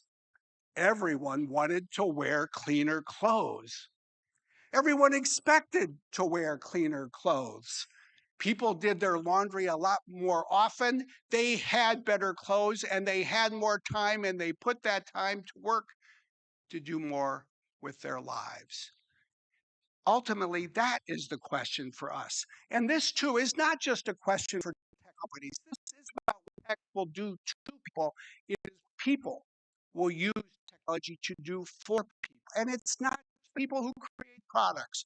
It's every government, it's every company, it's every nonprofit, it's every employer. Because we all have the opportunity to work with our people, to manage through the change that is coming, to show people how with the right AI skills, they can create jobs and careers that will be brighter for their future. That will not be easy, but if that's not our goal, then we're missing the big picture. As we come away from this AI summit, it reflects so much progress, but I would say one thing as well. Each of these AI summits is a proud moment for a great nation. But we have an opportunity. Rather than have summits that are islands that are disconnected from the summits before or that follow, we need to build bridges. We need to build bridges between these summits. We need to define clear goals. We need to have common measurement systems. And every year, we need to ask the same question. Did we make 12 months of progress in the year that just preceded our meeting? How can we build on that progress to do more and move faster in the year ahead? For those of us who come to these meetings in different countries every year, I hope we will take that away. Let's aim higher, not just for technology, but for what technology can do for people. Let's be clearer in defining what we want to accomplish. Let's put in place the ability for us to measure our progress and all hold ourselves accountable as a global community. If we can do these things, then we can use these summits and we can use this next generation of technology to build a better world. I know that's what we within these walls want us ourselves to do. But even more than that, I know that the people outside these walls are hoping and expecting us to do just that. Thank you very much.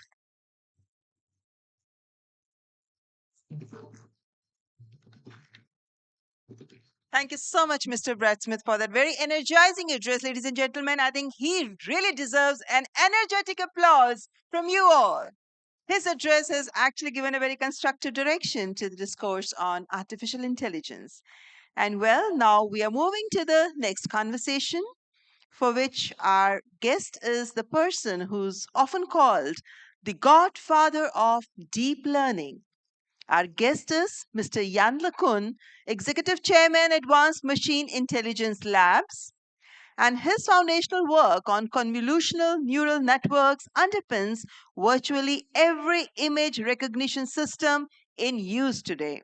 Now, at the frontier of next generation AI architectures, he's one of the field's most provocative and independent voices. Please welcome our next speaker, Mr. Jan LeCun. And this conversation will be moderated by Ms. Maria Shakil, Managing Editor, India Today. Please welcome our guest and our moderator. Mr. Jan LeCun.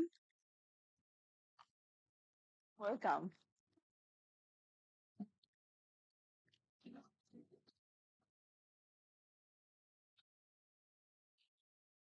Good afternoon, everyone. So let's begin with the big idea here, Professor LeCun. Are we on a path to creating the smartest mind that humanity has ever known? And will that happen in our lifetime? Maybe in the lifetime of some people here, possibly not in mine. We'll see. It will take a while. But I think the more interesting thing that we're going to build is an amplifier for human intelligence. So maybe not an entity that surpasses human intelligence in all domain, although that will happen at some point, but at least something that will amplify human intelligence in ways that will accelerate progress. So then, will we end up defining and redefining genius? What will a genius be? Well, I think several thousand years ago, or even a few centuries ago, what people identified as genius is very different from what we currently identify as genius. And I think there will be more evolution of that concept of genius. In the past, perhaps genius was some act of creation or invention, but maybe not at the theoretical level like we tend to think of it today. It was more practical. Certainly, in the very ancient past, people who figured out how to cultivate crops or domesticate animals probably were seen as genius. So, we have often seen, and this is a thought that you have all, pretty openly shared, that AI is powerful but not intelligent. When we make that distinction, and there are conversations around LLM, where do you see intelligence and AI driven power? Yeah, I think there's a lot of confusion, really, because we tend to anthropomorphize systems that can reproduce certain human functions. I mean, LLMs are incredibly useful. There's no question about that. And they do amplify human intelligence, like computer technology going back to the 1940s. Um, but LLMs, to some extent, except for a few domains, are mostly information retrieval systems. They can compress a lot of factual knowledge that has been previously produced by humans and can give easy access to it. In a way, it's kind of a natural evolution of, the printing press, the libraries, the internet, and search engines, right? It's just a more efficient way to access information. And there are a few domains where the intelligent capabilities of those systems actually is more than that. It's more than just retrieval. So for generating code, maybe doing some type of mathematics, we're getting the impression that it's beyond this. But it's still, to a large extent, domains where reasoning has to do with manipulating symbols. The problem is that why do we have systems that can pass the bar exam and win mathematics Olympiads, but we don't have domestic robots? We don't even have self-driving cars. And we certainly do not have self-driving cars that can teach themselves to drive in 20 hours of practice like any 17-year-old. So we're missing something big still. So what are we teaching a 17-year-old then? Well, so the question is, how does a baby learn? Or even an animal, right? Animals have a much better understanding of the physical world than any AI systems that we have today, which is why we don't have smart robots, and so we learn about the world, how the world works, mostly by observation when we are babies, a few months old, and then we learn by interaction, and we learn mental models of the world that allows us to apprehend any new situation, even if we haven't been exposed to it beforehand. We can still handle it. So a big buzzword in AI today is world models, and this is really this idea that we develop mental models of the world that allow us to think ahead, to apprehend new situations, plan sequence of actions, reason, and predict the consequences of our actions, which is absolutely critical. And LLMs don't do this, really. There is the sense, Professor, that perhaps AI will unlock an era of radical abundance. Will this abundance benefit us? Well, so there, if you talk to economists, they tell you, if we can measure the improvement that AI will bring to productivity, which is, amount of wealth produced per hour worked, is going to add up to maybe 0.6% per year. Okay, this is from economists that actually have studied the effect of technological revolutions on the labor market and the economy. People like Philippe Aghion or Eric Brynjolfsson. And so that seems small. It's actually quite big. And, it's certainly going to accelerate scientific progress in medicine. I do not believe there's going to be like a singular identifiable point where the economy is going to take off and there's going to be abundance. And there's also the question of the policies surrounding this. Are those benefits going to be shared across humanity or different categories of people in various countries? And that's a political question. It has nothing to do with technology. So, if economists see this as boom, will then openness survive? It's not going to be an event. It's going to be progressive. There is this false idea that somehow at some point we're going to discover the secret of human level intelligence. I don't like the phrase AGI because human intelligence is specialized, so I don't like the artificial general intelligence phrase. But it's not going to be an event. We're not going to discover one secret. We're going to make continuous progress, and we're not going to be able to measure that progress by just having a series of tests that are going to test, whether a machine is more intelligent than humans, because machines are already more intelligent than humans on a growing number of narrow tasks.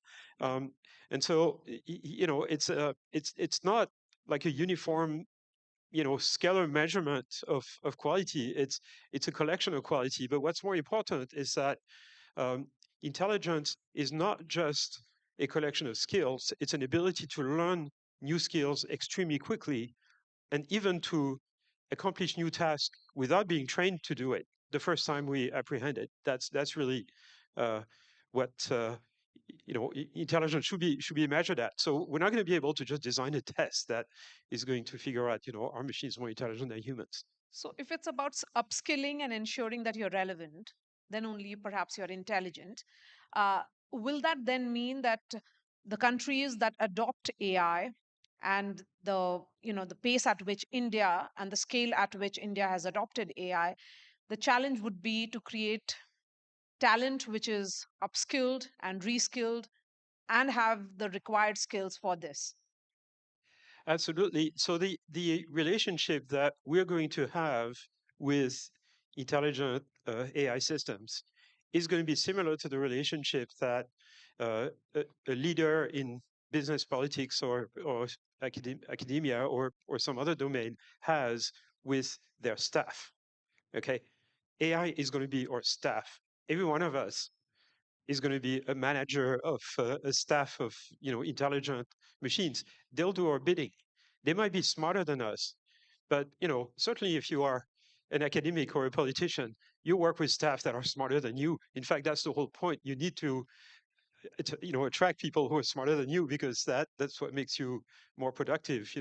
For an academic, it's students who are smarter than their professor and teach.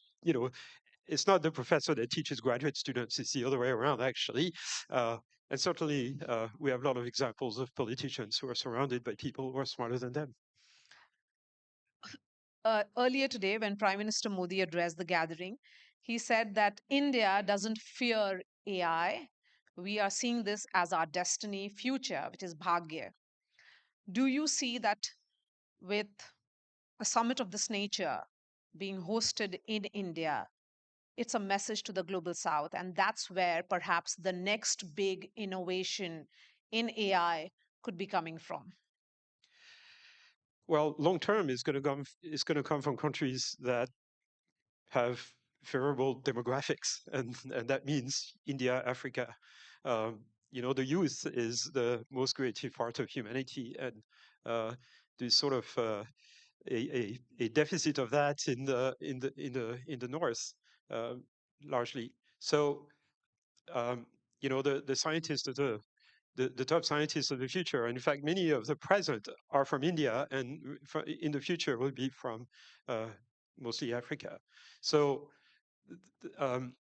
what does that mean, though? Right? It means having incentives for young people to kind of study, first of all. So the idea that somehow we don't need to study anymore because AI is going to do it for us, and that's completely false, absolutely completely false. And it's not because I'm a professor, okay, that I'm saying this. On the contrary, we're going to have to study more. We see, for example, a trend where in industry, in the past, in certain countries, it's certainly true for India, but it's also true in European countries, and certainly in the US, we see more demand for people with more education at the PhD level, for example.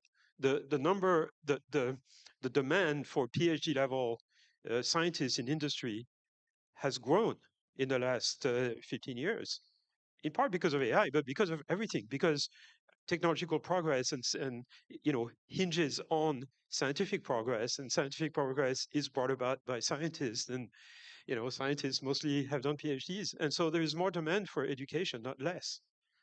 Uh, and so for countries in the global south, that means investing in education and youth. And making AI more accessible, something that India believes in. Democratizing AI for all is the theme of this summit as well. Do you think AI can become that accessible, particularly uh, for a country as large as ours with 1.4 billion people? Yeah, in all kinds of ways. Unfortunately, the cost of inference for AI system has to come down to kind of become practical for the vast majority of population in a country like India. Right now, the inference is just too expensive, and energy costs and things like that. It's mostly energy costs actually. Uh, so this has to come down, but then it will play a role in education. AI will improve the quality of education, not degrade it. Once we figure out how to use it best, it will improve, uh, you know, agriculture and In everything else. healthcare, in particular. Healthcare, of course, right? So I don't work at Meta anymore, but there was an experiment a couple of years ago or a year ago that was run by my former colleagues, where they gave smart glasses to Yes. agriculture, to farmers in India, and they could talk to the AI assistant to figure out, like, what is this disease on my plant, or should I harvest now, or what's going to be the weather, and Yes. I It think is those being things. used a lot in agriculture as well. That's right. It is assisting farmers to ensure that their produce gets better, they make right choices.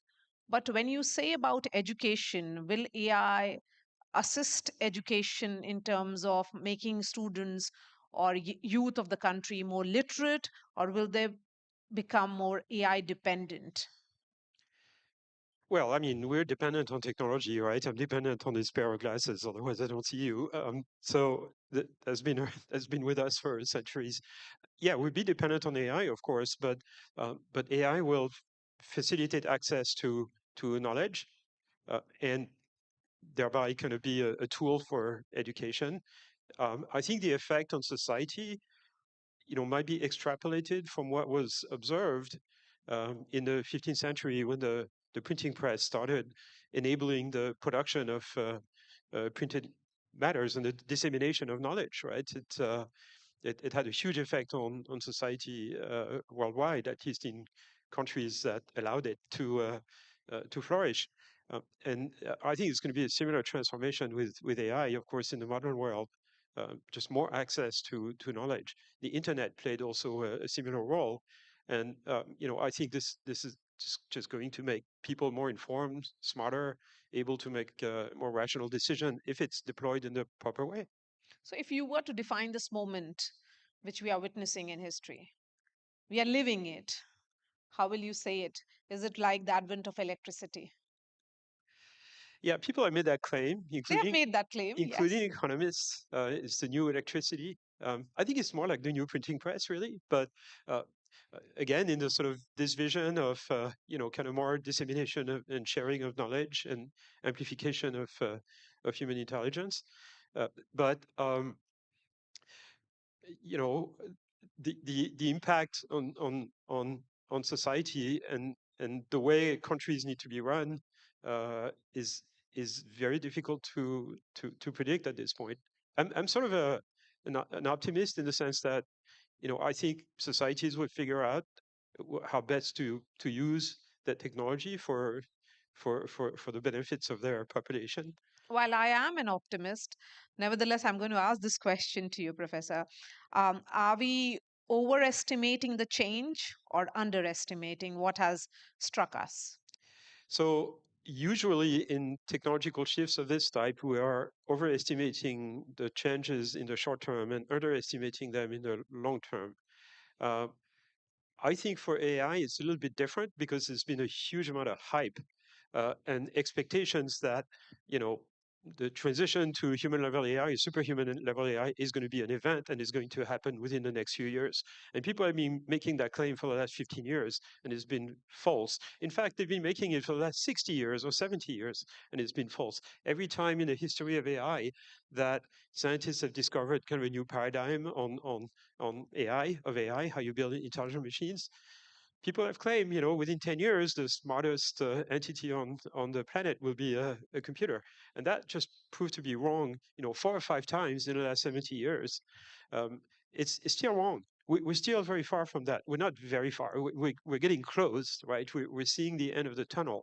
But it's not like, we're going to have super intelligent systems within 2 years. It's just not happening because of this gap. Right? Where is the robot that can learn to drive in 20 hours of practice like a 17-year-old. Even though we have millions of hours of training data of people driving cars around, we should be able to train an AI system to just imitate them. That doesn't actually quite work. It's not reliable enough. Okay, so let's try and wrap up this conversation with who gets to define intelligence now onwards. Will it be actually humans, machines, or both together? Probably both together, but mostly humans. Like we set the agenda, and the biggest difficulty is not to get fooled into thinking that a computer system is intelligent simply because it can manipulate language.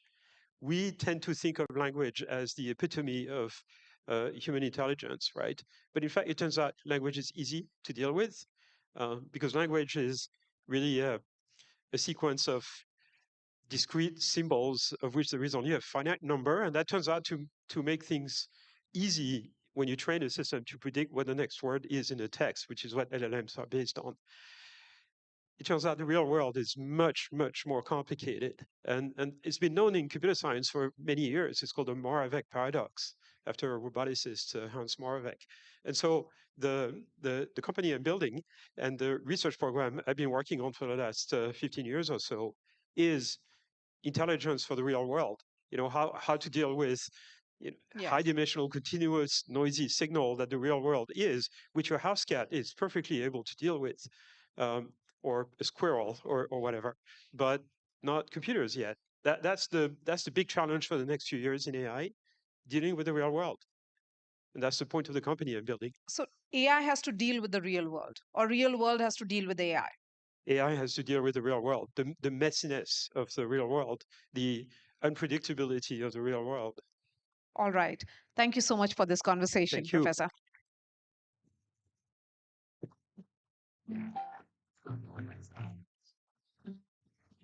Thank you, Mr. Yanlakun, for sharing your insights on artificial intelligence. And thanks, Maria, for moderating this conversation. Ladies and gentlemen, I would like to now welcome Mr. Ankur Vora. He's the President of Africa and India Offices and Chief Strategy Officer at the Gates Foundation.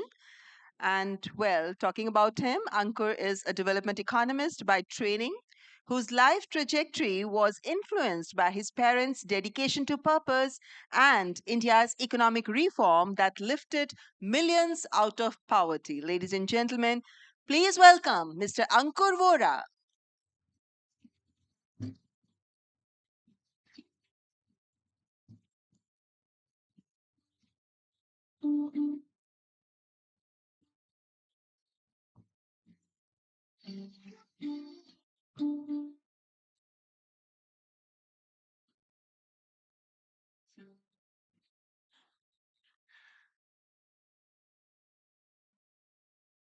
Thank you, Honorable Prime Minister Modi, for hosting this summit.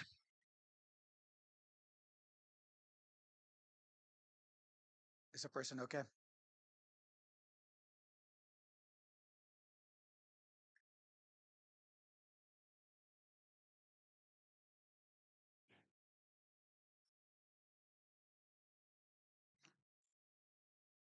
Thank you, Honorable Prime Minister Modi, for hosting this summit.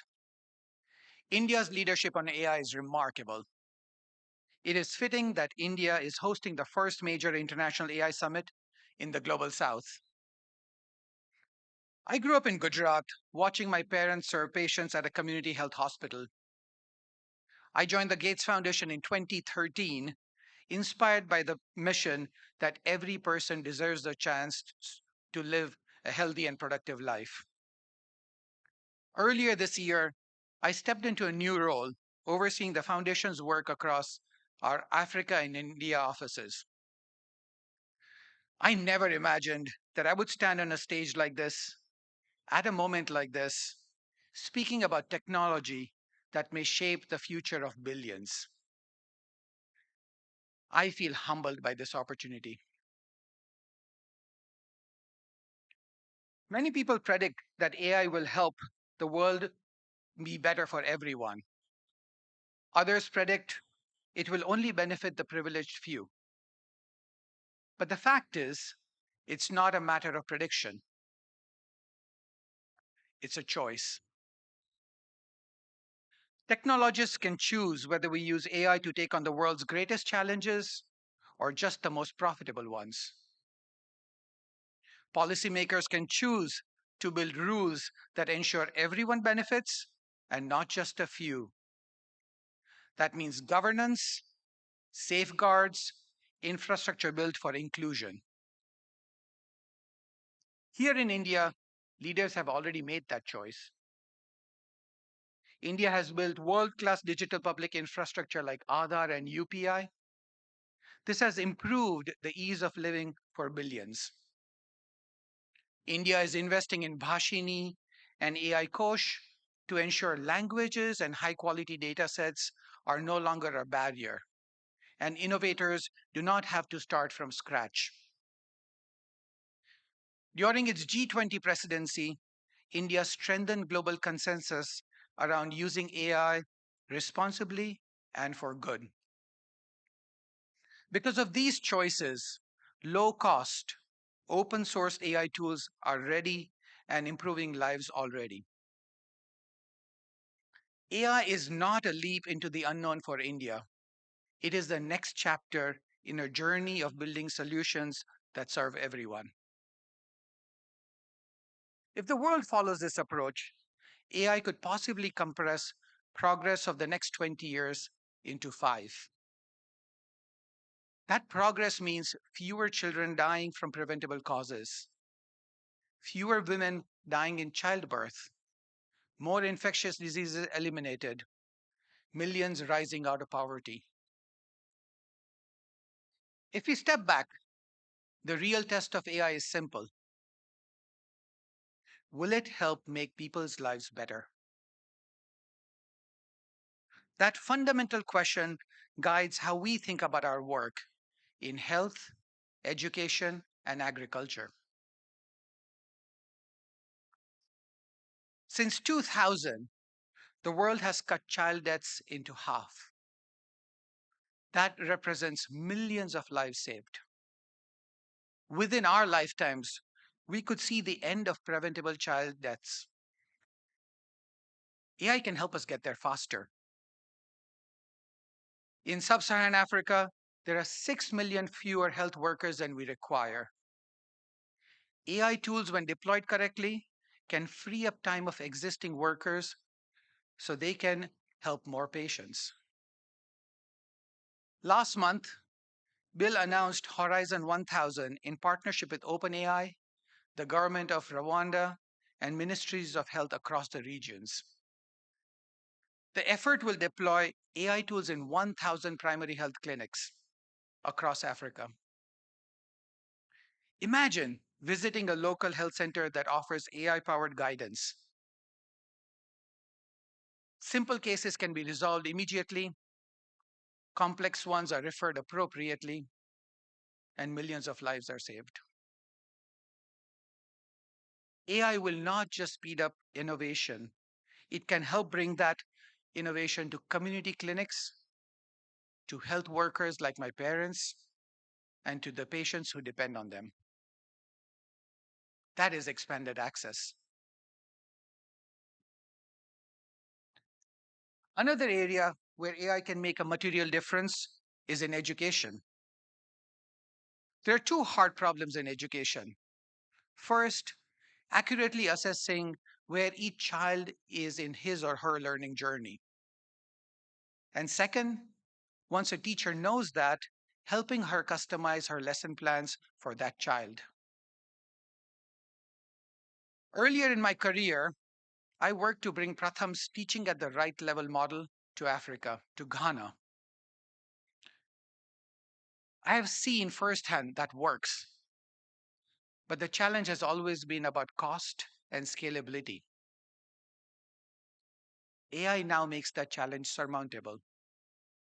It makes activities like personalized assessment far more affordable and easier to implement at scale. With Vadwani AI here in India, we developed a tool that analyzes short audio clips of children reading. Each assessment takes only 2 minutes. It costs about 5 paise. that is less than 1 cent per child. The result is more children being supported, more hardworking teachers having the time and ability to do the things that they love the most, shaping the next generation.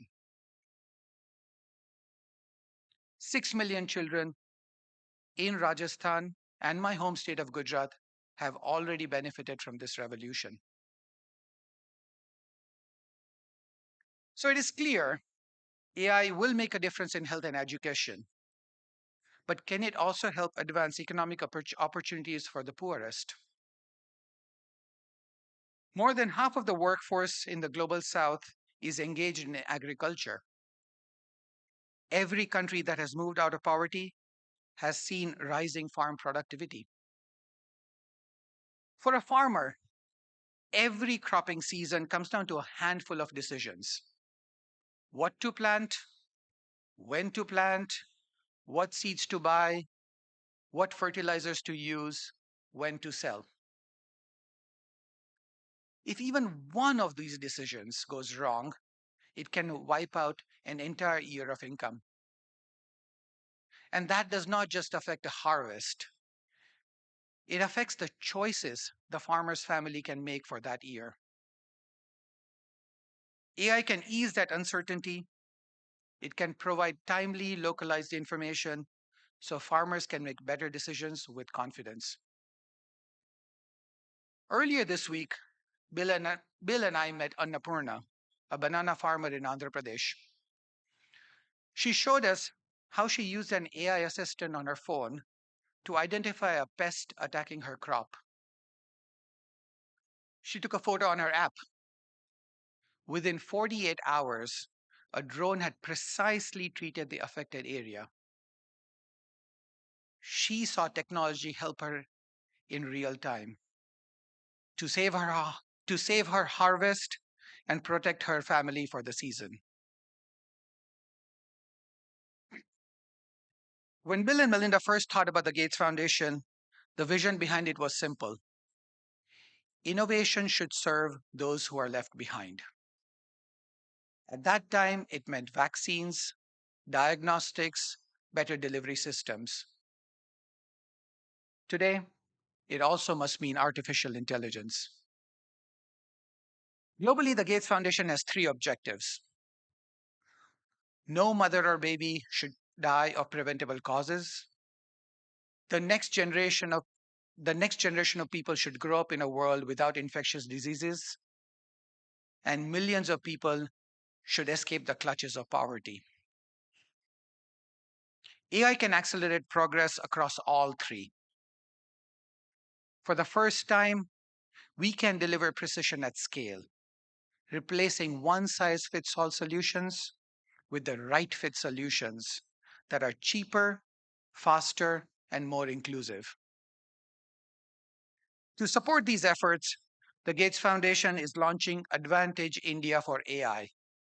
Yes, that is AI for AI. This initiative will bring together innovators and philanthropists across India and the global south to advance AI for social good. Ultimately, history will not remember the models we perfect or the speeches we give. It will remember the lives we improve. It's not a prediction, it's a choice. Thank you.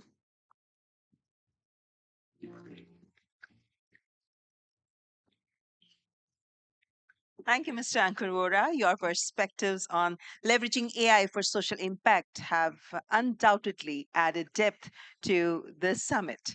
And ladies and gentlemen, our next speaker is Ms. Julie Sweet, Chair and CEO, Accenture.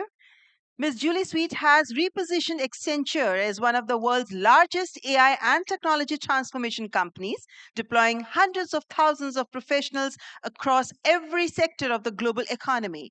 Her perspective on what AI adoption actually looks like at scale, beyond the hype, is grounded in hard operational reality. So please welcome the CEO of Accenture, Ms. Julie Sweet.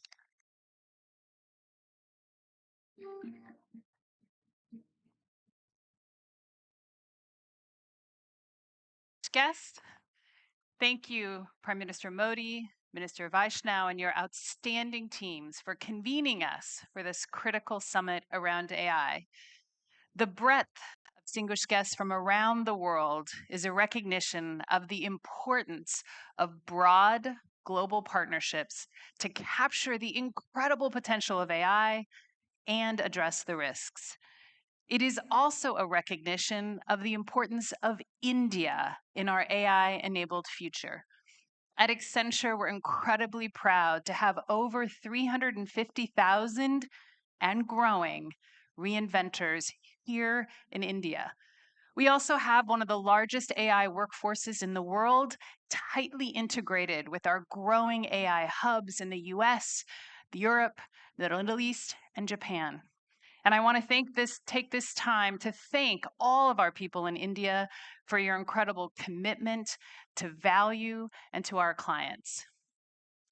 Today, I want to leave you with 3 perspectives that we believe will help us ensure that AI's immense potential is captured for the benefit of all. First, using AI as an engine for growth is the only path for global prosperity for all. Second, the agenda ahead of us is unprecedented. Companies, countries, and individuals must reinvent how they work together, and how they learn. And finally, it is humans in the lead, not humans in the loop, that will determine our future. As we turn to the imperative for growth, I want to take you back for a moment to 2013. Oxford University had just published a widely read study that said, based on technology progress at that time, 47% of US jobs would be automatable. Dire headlines and predictions soon followed. One of those technologies was robotic process automation, or RPA. And there were predictions that IT services would be badly damaged because it would automate so many jobs. And in fact, we used RPA to automate thousands of jobs. And we also, as an industry, embraced the new technologies of digital and classical AI, and we created many, many more jobs. We helped our clients adopt RPA, and those who did created investment capacity to invest in new technologies and to grow. And in fact, the IT services industry has thrived over the last decade, including many of India's most successful companies that you've heard from today. At Accenture alone in 2013, we were roughly 275,000 people and $29 billion in revenue. And today we're over 750,000 and growing and $70 billion in revenue. What the last decade has taught us is a critical lesson. When companies and countries embrace new technologies and then use them to drive growth and productivity, they prosper. Advanced AI should be the same. In fact, in our latest quarterly survey of C-suites across 20 countries, they agree. 78% say AI's greatest value is in growth. Now, as we think about what growth should look like, there's 2 important considerations. First, AI should make the impossible possible. AI should make the impossible possible. If in a few years as a CEO, you cannot point to new products and services, new levels of performance that were not possible before, then you have not captured potential of AI. Think about the consumer and retail industries. LLMs are about to become the new mall. This is an entirely new way to engage customers and to engage in commerce that did not exist in 2022. If you think about pharma, we see a path toward bringing drugs to market much faster than the average of 9 years. Not possible before, which means that life-saving drugs will get to people faster and pharma will have accelerated growth. And we are just beginning to understand how AI will create new drugs, new materials, new products across industries. A second consideration around growth is that we must commit to providing access to the technology and the talent for small and medium-sized enterprises. If we are to use AI as an engine for growth, we need to make sure that the engine for growth, these size enterprises, have access. 50% of the world's GDP are small and medium-sized enterprises, and in the global south, it's 70% of employment. To do so, there will be lots of business opportunities. So many industries will serve small and medium-sized enterprises, but that will not be enough. Private and public partnerships will be critical to making sure there's access. For example, we're working with the US college system where we're funding internships of college students at small and medium-sized enterprises.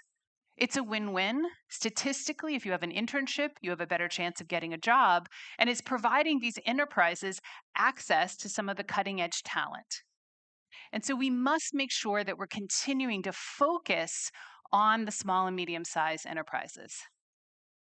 Now, I know, and we all know, that advanced AI is much more powerful than the technology advancements of the last decade. And of course, that means that the impact is more profound. But that doesn't change the critical lesson that AI must be used for growth and productivity. What it does change are the sets of actions, the time frame, the need for global collaboration, the need for more public and private partnerships, and the urgency of what we must do in order for AI to drive growth. So companies must be willing to reinvent how they operate, their processes, how they've been doing work for the last decades. Underneath the headlines of a failure of AI is mostly a failure to reinvent. Companies have to invest to reshape their workforces, and companies must commit to creating sustained entry-level jobs. Now, entry-level jobs makes economic sense. They're the only way to create future leaders. And they bring needed, truly AI native talent to each of our organizations. But AI fundamentally is changing what an entry-level job looks like. And so a commitment means we have to be intentional about changing the roles, investing in training, which is exactly what Accenture is doing. We will hire into more entry-level jobs this year than last year. But the skills we require and the way we're onboarding those individuals is fundamentally different. Now, countries must also reinvent. They must reinvent their role and how they work with the private sector. They have to themselves, as governments, become the best credential for why AI matters. They must work with the private sector to help create lifelong learning, because education is no longer a destination. We have to have lifelong learning.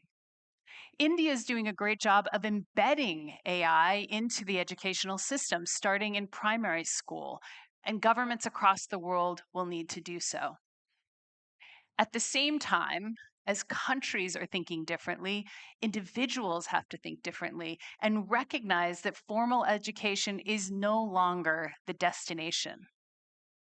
But perhaps the biggest fundamental change that must be made is that companies and countries need to pound the table for global standards. These standards should apply to safety, but also to the industries where AI can make the greatest impact. For example, in pharma, If one country is allowing pharma companies to use the latest technologies to discover drugs and then test drugs, but other countries don't follow suit, it means that you won't be able to scale, you won't be able to bring it. And we know that most often that impacts the most vulnerable. Now, we have a view, of course, that we have to reinvent.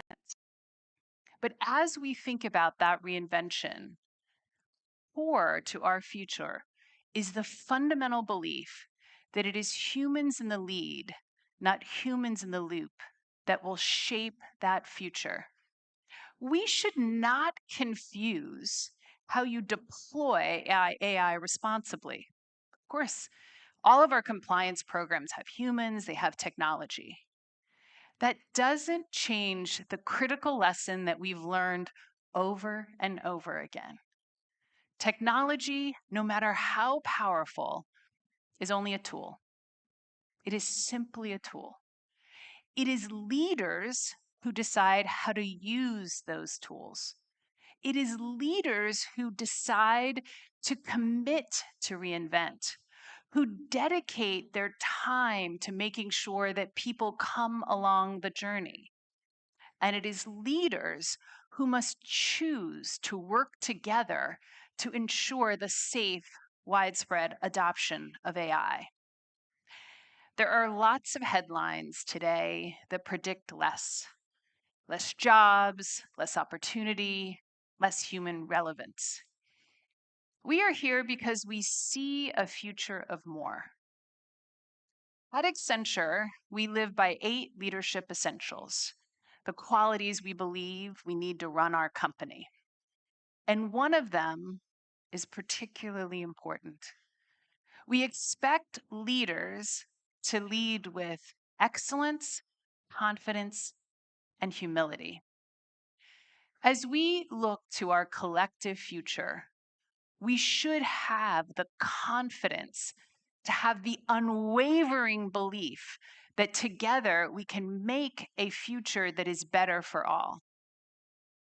We also must hold ourselves individually and collectively accountable for executing on that belief with a high bar of excellence, because our people around the world are counting on that excellence.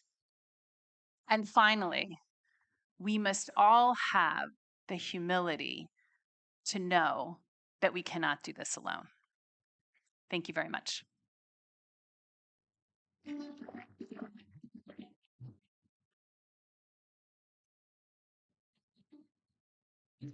Thank you so much, Ms. Julie Sweet. I think I can take a tagline out of her address, which says that AI should make the impossible possible. But thank you for your thoughtful articulation of AI's impact on industry and on society. Ladies and gentlemen, our next speaker is the youngest billionaire in history, and he's now helping to define how one of the world's largest technology platforms deploy AI at unprecedented scale. Next speaker is, ladies and gentlemen, Mr. Alexander Wong, Chief AI Officer at Meta, the founder of Scale AI. Alexander Wong built the data infrastructure that powers much of the modern AI industry before joining Meta as Chief AI Officer. So, with a round of applause, please welcome Mr. Alexander Wong.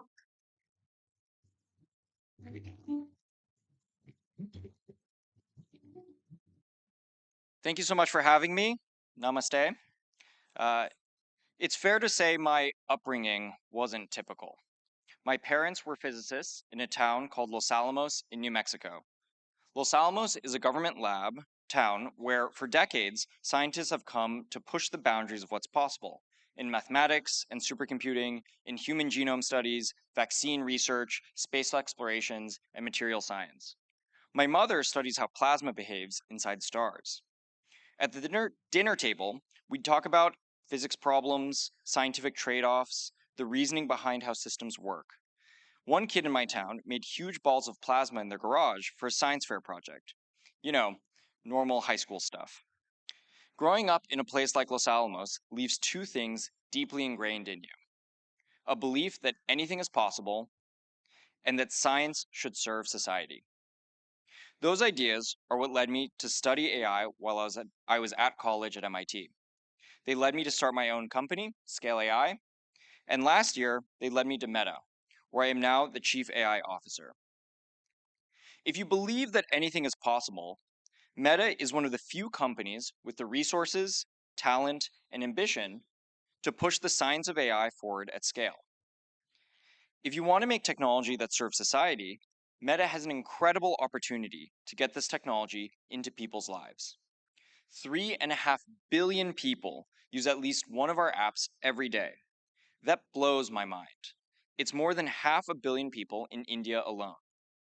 People are already using our AI to do amazing things. Across India, creators use our AI to automatically translate reels into the language of the person watching.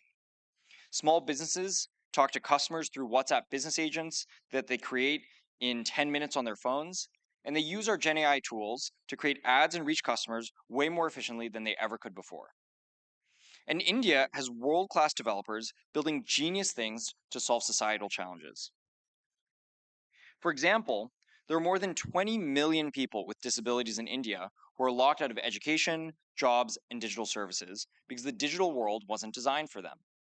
So iSTEM built voice-first, AI-powered infrastructure that helps people with disabilities to learn, discover careers, and complete digital tasks independently, like converting textbooks into usable formats or giving personalized career guidance that takes into account their disability.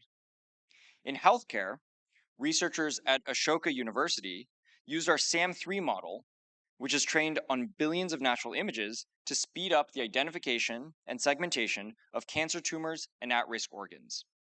Their model, OncoSeg, can help radiologists and radiology oncology teams do in seconds what it takes hours to do manually. The beauty of general purpose models is the same technology that can segment tumors in the brain can segment leaves to help farmers assess the health of their crops, as AgriPoint has done.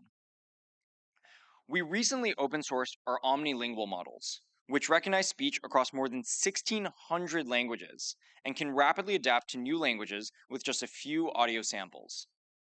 It's not a fantasy that in a few years we'll have real-time, voice-to-voice translation for every spoken language on Earth. Now build that into your glasses, real-time translation in any language just for you. That's transformative, perhaps most especially in countries like India, where so many languages are spoken. In fact, language is an area where we're collaborating with the Indian government on through its AI Kosh platform. We're providing datasets in 10 major Indian languages so people can build AI models that deeply understand Indian languages and contexts. I'm sure you're used to people from big tech world making lots of grand but vague assertions about what AI will be able to do. But we don't have to be vague. People use our AI right here, right now. They're getting value from it, and they're building amazing things with it. And that gives us confidence about what we're building towards. We're releasing new models this year, with the first coming in the next couple of months. These will be deeply integrated with our products in a way we're really excited about. We're optimistic about the trajectory we're on. The first models will be good, and as the year goes on, I think we're going to be pushing the frontier. Our vision is personal superintelligence. AI that knows you, your goals, your interests, and helps you with whatever you're focused on doing. It serves you, whoever you are, wherever you are. We all lead busy lives. I'm sure you'd want to do more if only you had the time and headspace. That's how I think about personal superintelligence. Say you want to be healthier. Your personal AI could help you see through a personal health plan covering diet, exercise, and sleep, and your daily routine. Or you have a project you'd like to get done, like putting on an event. It can track your progress, reach out to venues, arrange invites, remind you of things you haven't considered, and more. If you love to go fishing or paint or want to travel more, it can help free you up so you can do more of these things, and it can give you advice when you need it, or help you show up as a better friend or in your community. It won't just do your admin, it'll be an extension of you so you can be you more. I get that some people will worry what companies that what companies like Meta really want is to get you hooked and leave you passively staring at screens. But the whole point of personal superintelligence is the opposite. It's about helping you be more active in your life, in pursuing your goals, and deepening your relationships. I know people are going to be skeptical when I say we're going to do this work responsibly. But you don't have to take us at our word, take us at our incentives. This is a competitive space, which is why we're seeing so much innovation. Given how intimately your personal AI will know you, people aren't going to hire us for the job if we're not doing it responsibly. Our AI needs to work the way we say it does, as well as we say it does, and as safely and as securely as you need it to. It needs to help you in your life, and if it doesn't, people simply won't use it. We'll lose customers, we'll lose public trust, and we'll lose out to our competitors. That's why we're transparent about our models. We publish model cards and evaluation benchmarks and data so you can see how they work, their intended use, and how we assess their performance. And as they get more advanced, we're looking at ways to share even more. It's why we invest in the science of model evaluation, both improving the existing tests and building new ones for risks we haven't yet confronted. And it's why, over many years, we've developed ways to identify and mitigate potential risks before we release a model through risk assessments, scaled evaluations, red teaming, and fine-tuning. And we can monitor aggregate trends in how people use AI in our apps. So we have a feedback loop that can flag potential risks and help us improve our models. As the models improve, the governance around them has to keep pace. So we're innovating with how they learn and apply principles and how they're tested and evaluated using AI to strengthen checks and balances. Realizing the full promise of AI is as much a matter of getting policy right as it is investment. There are 4 building blocks for AI: talent, energy, data, and compute. Governments and industry need to work together to make sure there's access to each so we can realize AI's potential and do it in a way that means you can build for your needs, not ours. That's in part about having bold national AI strategies and policies that encourage innovation, not patchworks of inconsistent regulations that make it harder. But above all, it's about collaboration between public and private sectors to deliver these 4 building blocks and to design and deploy AI that works for your citizens and your economies. I don't want these amazing technologies to be one size fits all. I want them to serve your needs, designed for the challenges and opportunities that are unique to India, to societies across the global south, and all over the world. I want them to serve you as an individual, no matter who you are, where you live, what language you speak, or what culture you're a part of. That's only going to be possible if the public and private sector are on the same side. We need to be partners working together in a spirit of openness and collaboration, and with a sense of shared ambition. I truly believe we're on the cusp of a moment where really anything is possible. We want to work with you to build AI that serves your societies. I hope you'll work with us. Thank you.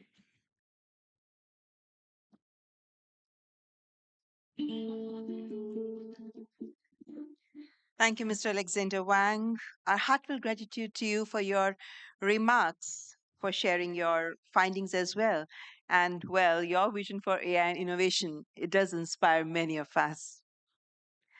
Well, ladies and gentlemen, please join me now in welcoming Mr. Roy Jacobs, CEO of Philips. Mr. Jacobs leads one of the world's most storied healthcare technology companies through a pivotal transformation, putting AI diagnostics and patient monitoring at the center of Philips' mission. His work sits at the critical intersection of AI and human health, where the stakes could not be higher. Ladies and gentlemen, please welcome CEO of Philips, Mr. Roy Jacobs. Thank you so much. Good afternoon. It's a true honor to be here among so many brilliant minds and very bold ambitions. And building off the visionary path of the Prime Minister, I want to share how we are walking that path, designing and developing in India and delivering to the world. And since I have your attention, let me share something that I want to leave behind. We believe that artificial intelligence will have its biggest impact in healthcare, because healthcare needs it. And maybe some of you are skeptical, but let me try to convince you otherwise. For decades, healthcare has been adopting technology cautiously. And there are different reasons for this. For today, something fundamental has changed in healthcare. Healthcare systems are under immense pressure. Rising demand, chronic disease, stretched workforces, and high expectations of patients and society. The pressure is only accelerating, and that will also accelerate the adoption of data and AI-driven innovation. AI is already today helping to provide better access to care. It's embedded in clinical workflows. It's augmenting human expertise. It's improving imaging precision. It's enabling earlier detection. It's extending care beyond walls. And so the task now is, how do we build an intelligent care system that is predictive, trusted, more effective, and accessible for people everywhere? Because ultimately, it's not about AI or technology. It's about the people that are served by technology and AI. Just consider for a moment the pressure care teams are under. If you ask clinicians what they lack most, the answer is almost always time. Time to think, time to explain, time to connect with patients.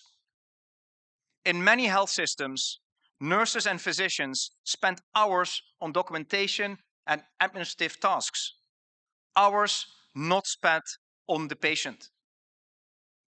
AI has the full potential to change that equation. The first wave of AI is about removing friction, automating repetitive steps, reducing clicks, supporting documentation, making systems more intuitive. This may not be flashy, but it is transformative, and it does generate huge impact. When AI listens to a clinical conversation and drafts structured documentation in the background, that is not replacing a clinician, it's giving time back to the clinician. When AI prioritizes work lists so that the most urgent cases rise to the top, it's not making decisions independently, it's supporting better clinical judgment. This is AI working quietly in the background, so clinicians can focus on what matters most. And this is real today. Let me make it even more tangible, because AI is already reshaping what's possible across healthcare. Imagine a patient in a regional hospital. She has been waiting for weeks for an MRI scan. The backlog is long. The technologists are stressed. Clinicians are not available to support. Traditionally, an MRI required significant manual setup, precise parameter selection, and highly specialized expertise to conduct a scan. Variability was inevitable, and access was limited. Now imagine something completely different. The patient arrives for her MRI and checks in smoothly. Her clinical information is already available to the system that will conduct the scan. AI helps position her first time right, accurately, and selects the optimal scan protocol. It's tailored to her autonomy. And as the scan runs, the image quality is continuously monitored and adjusted automatically. This is autonomous MRI scanning. The result? Clear, precise images, delivered efficiently and consistently. The radiologist receives AI-driven insights and quantitative biomarkers. And Philips is working to make that a reality. It means more patients diagnosed earlier, earlier detection of chronic and complex conditions. It expands capacity and access to care. It reduces variability. It scales expertise. And over time, it helps reduce the overall cost of care. And at Philips, we have been laying the groundwork for this future through advanced automation, integrated MR workflows, and an AI engine that scans faster while enhancing quality. We are also leaders in helium-free MRI systems. That's a hardware breakthrough. And together, that does not only make it more sustainable, but it allows us to install MRI systems outside of the hospital, closer to patients, where it was previously not feasible to go to. That means even more access, more resilience, and more patients served. But diagnosis is not the only part of the story. Let's enter a hospital room. There is no lack of data. Actually, there's an overload of data. Many devices, alarms going off, dashboards to be read. Now image a hospital room transformed into a smart healing environment. Data from devices flow into a unified platform where AI continuously analyzes vital signs and clinical trends. False alarms are reduced. True risks are elevated early. A subtle deterioration pattern in patient is detected by AI hours before it becomes visible. The nurse is alerted within context, not with noise, and the physician receives predictive insights. Preventative action can and will be taken. The true patient crisis never fully materializes. That is the power of agentic AI. Software that can perceive, reason, and act within defined guardrails, always under human oversight. It reduces burden, it anticipates risks, and it turns data into action. That's how we can give time back. With all of this excitement, we must be clear about one thing. Healthcare runs on trust. AI in healthcare needs to be transparent. It must be validated continuously, not approved just once. It must operate within regulatory frameworks. And those evolve as the technology evolves. Clinicians need to understand how systems arrive at their recommendations. Patients need to know how their data is protected. And regulators need confidence that safety and efficacy is rigorously monitored all the time. Innovation and governance must advance together with speed, because trust determines adoption, and adoption determines the success of valuable application of AI in healthcare. If they move at different speeds, trust erodes. If they move in alignment, adoption accelerates. Now, I'm very happy to be back in India. India represents a remarkable opportunity in this transformation, standing at the intersection of scale, digital infrastructure, and ambition. The country's digital infrastructure, including initiatives under the Ayushman Bharat Digital Health Mission, is laying the foundation for interoperable health records and longitudinal patient data, the foundation for a big data play. Unique health ideas and digital registries create the possibility for the continuity of care for a population at scale. This matters enormously, as we have heard earlier today. AI systems thrive on structured, high-quality, longitudinal data. When patients can be followed across settings, from primary care to hospital to diagnostics and to the home, the power of predictive analytics increases dramatically. But India also brings something else to the table: real-world complexity at scale.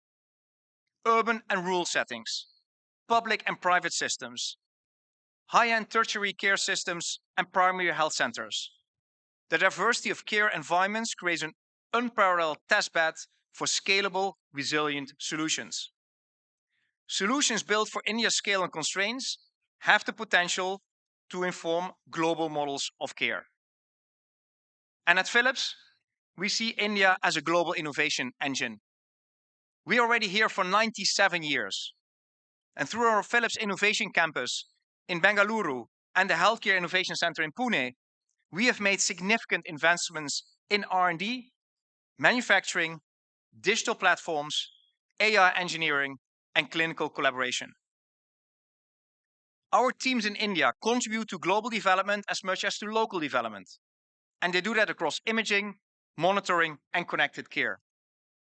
The work done here does not stay here alone. It shapes solutions deployed around the world. For example, AI algorithms developed and validated with diverse data sets here improve robustness across geographies. That's done by more than 4,000 engineers that we have in India, developing for India and for the world. These software platforms, engineered here, connect ecosystems in multiple markets. Clinical workflow solutions co-created with Indian partners inform designs that scale globally, exactly as the Prime Minister says we are doing that today. And this is the kind of distributed innovation model that healthcare needs. Not isolated breakthroughs, but integrated, globally connected ecosystems. If we look ahead, in 10 years, success will not be defined by the number of algorithms deployed. It will be defined by the outcomes they generate. Earlier detection of disease, fewer avoidable complications, shorter waiting times, greater access, more times for clinicians, nurses, and technicians. The Philips Future Healthcare Index, one of the world's largest recurring health research initiatives, tells a clear story. 76% of Indian healthcare professionals are optimistic that AI can help them improve patient outcomes. 79% of the Indian patients are optimistic that AI can improve their personal healthcare. This shows us that patients in India are ready for this, and that Indian healthcare professionals are asking for this. And so are policymakers and government, as we heard today. The promise is real. It's for today. Healthcare will move from reactive to predictive, from fragmented to connected, from episodic to continuous. The systems we build today will shape the health of billions tomorrow. So let me return to where I started. AI will have its greatest impact in healthcare for the world. And when we look at this in a decade from now, we will look at the outcomes and impact it has delivered. It will not be remembered for what is optimized on the screen, but for the billions of lives that we could improve with it. That's the responsibility. That's the exciting opportunity. And that's the future that we are committed to building together with all our partners, together here in India and across the world. Thank you so much.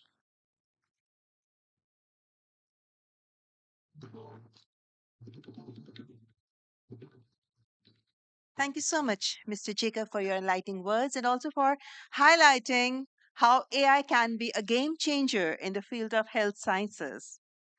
Ladies and gentlemen, I would now like to welcome Mr. Martin Schroeter, who is the chairman and CEO, Kyndryl.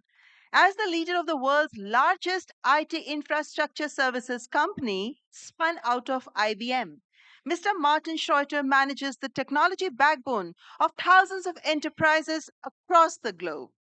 His view of what it takes to actually run AI in production environments offers a necessary corrective to summit stage optimism. Ladies and gentlemen, please join me in welcoming the chairman and CEO of Kyndryl, Mr. Martin Schroeter. Thank you. Thank you. Thank you very much. Good afternoon, everybody. First, I want to thank the Honorable Prime Minister of India, Shri Narendra Modi, for convening this distinguished group of ministers, policymakers, global leaders, fellow CEOs, and of course, everybody watching on the live stream. It is an extraordinary opportunity for us to be here with you as we all focus on how to usher in this new era of AI responsibly for people, for industry, and for our communities. Today, I'm proud to represent the collective knowledge and experience of Kyndryl's engineers, technical practitioners, problem-solving consultants, the people who support the mission-critical systems that the world depends on every day.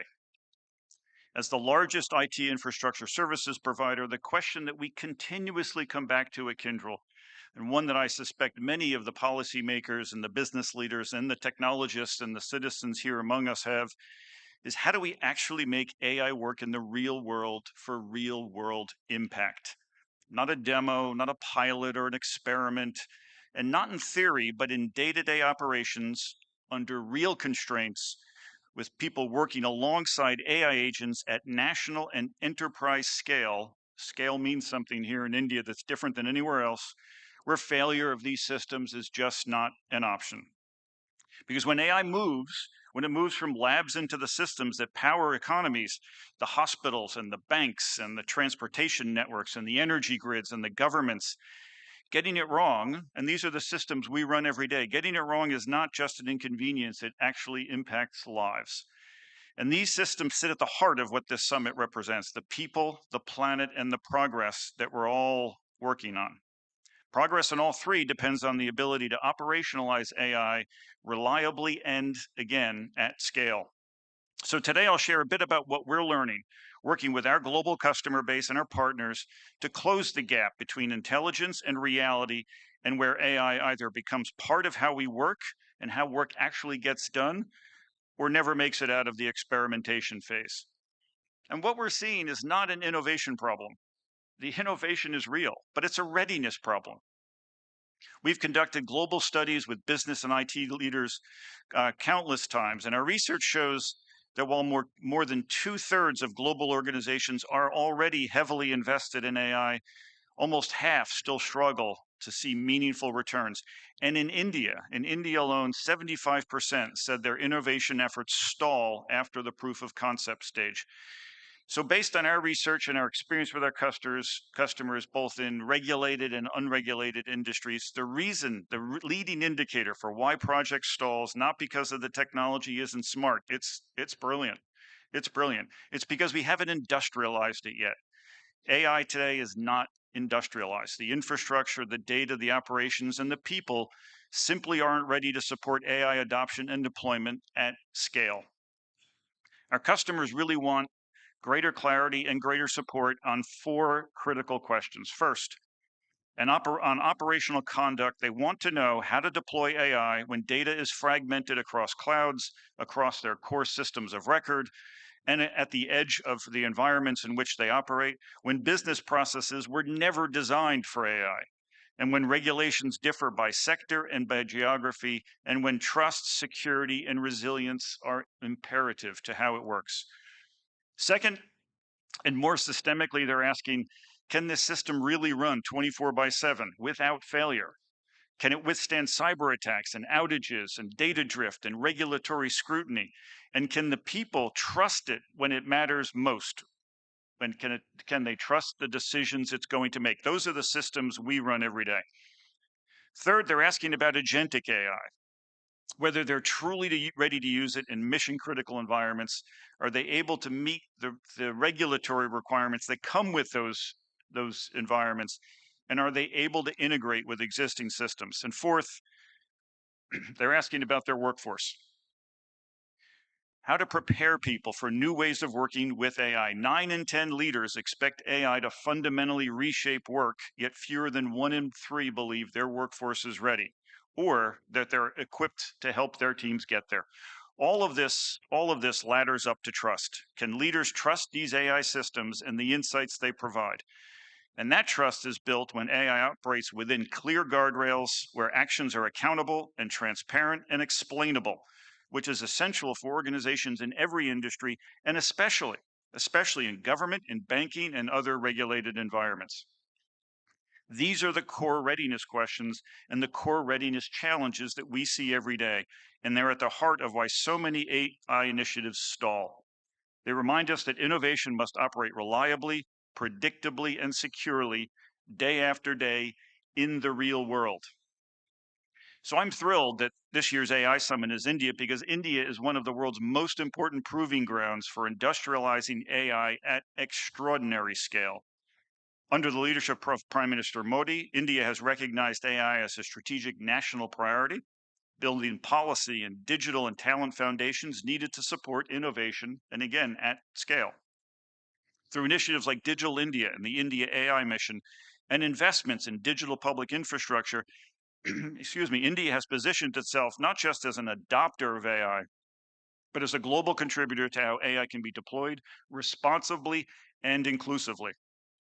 AI-powered platforms like the Unified Lending Interface are expanding access to credit at scale, reducing loan times from weeks to minutes, and while improving transparency and inclusion.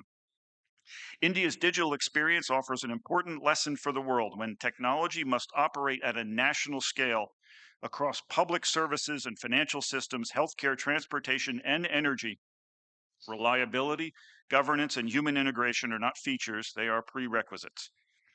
Kyndryl is very proud to be a partner to many of India's leading companies and government agencies.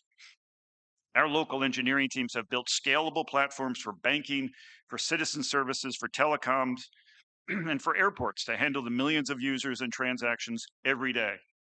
At Bangalore International Airport, we've applied agentic AI to shift IT operations from a reactive response to a proactive resilience, supporting self-healing capabilities that improve operational predictability and strengthen trust in the airport's digital backbone. Through our community partnerships in India, we're helping build digital and cybersecurity skills, because safe, responsible AI adoption depends on people being ready, not just technology.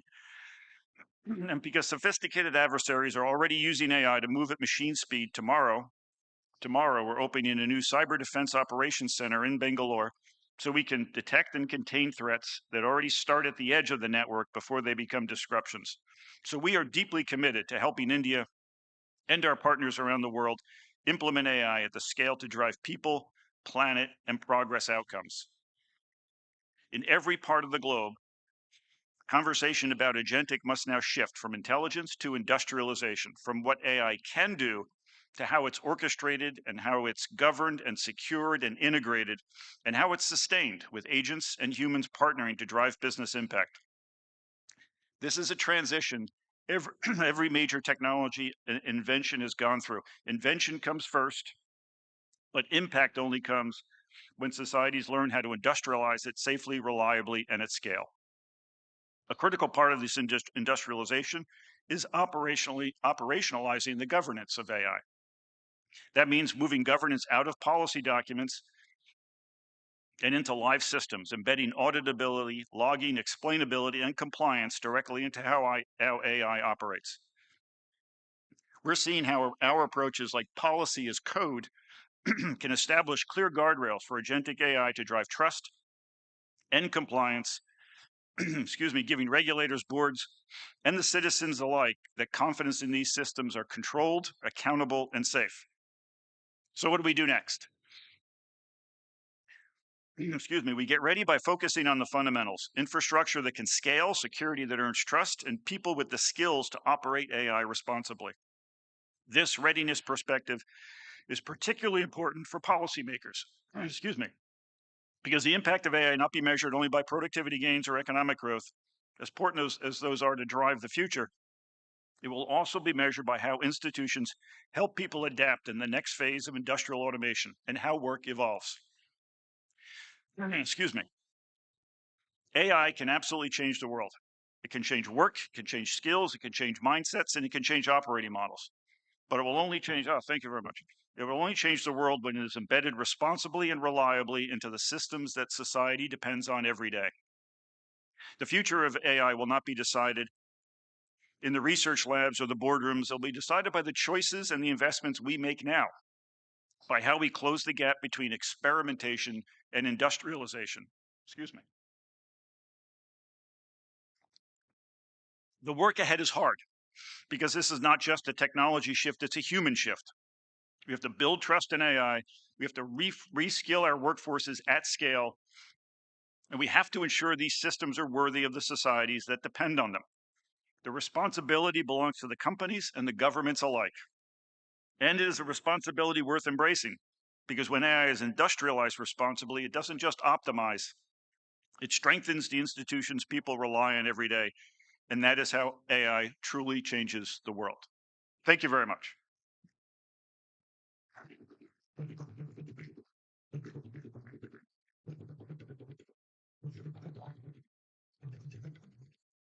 Thank you, Mr. Schreiter, for your remarks. And ladies and gentlemen, now I would like to welcome Mr. Olivier Blum, Global CEO, Schneider Electric. Schneider Electric sits at the intersection of two of the most pressing challenges of the AI era: energy efficiency and digital infrastructure. As data centers consume ever-growing share of global power, Olivier Blum is leading the company that is helping make that infrastructure sustainable. Please welcome the Global CEO of Schneider Electric, Mr. Olivier Blum.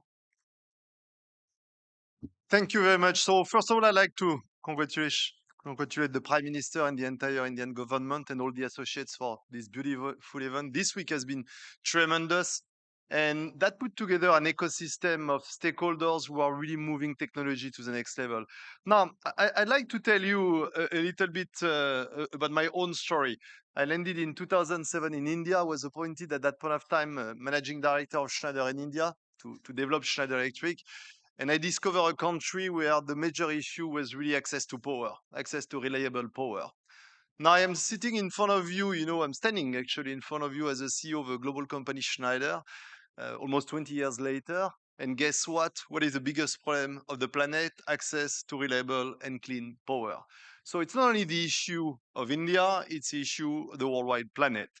And we are just at the beginning of a new era, because we are facing issues with access to power in many geographies. You heard many stories of problem of peak load in different geographies, including the US, where you have power cut.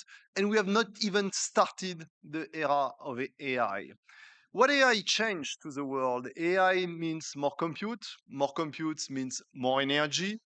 And we just don't underestimate today. We don't know exactly what is going to take, but that's going to put the pressure on the energy system, which has nothing to do with what it is today.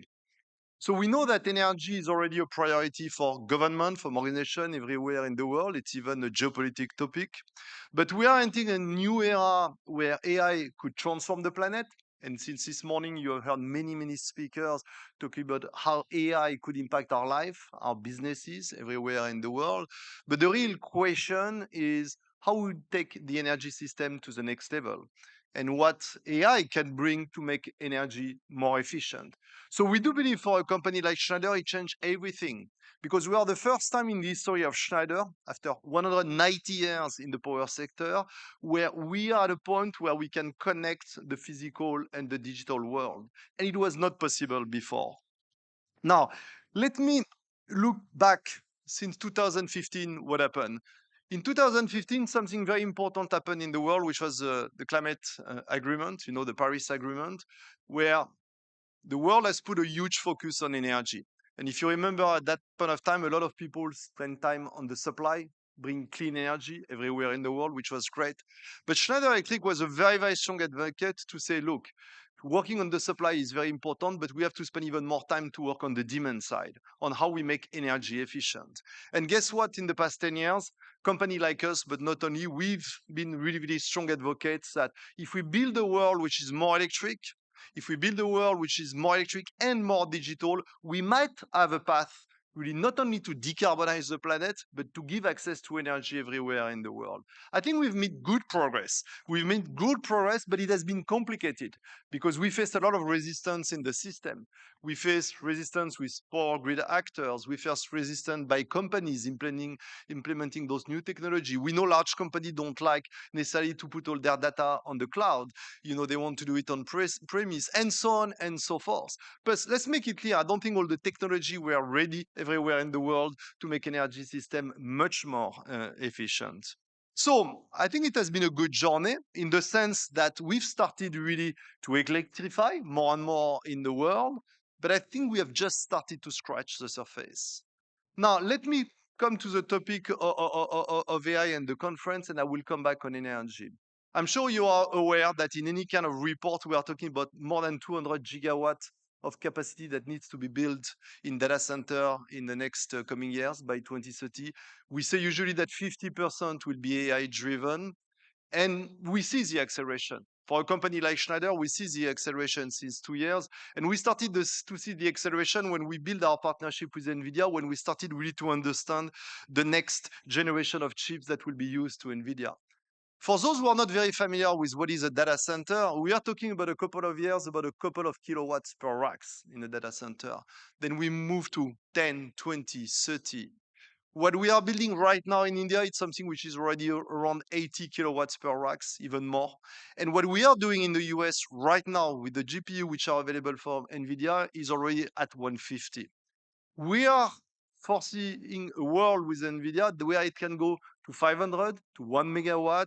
And that put a tremendous pressure on the energy system that forced every single company to reinvent the energy system. I'm sure some of you have heard about the concept of 800 volt DCs, so which are the new type of electrical architecture you will need to have for the data center of tomorrow that will be able to power the AI industry. But again, I'm coming back.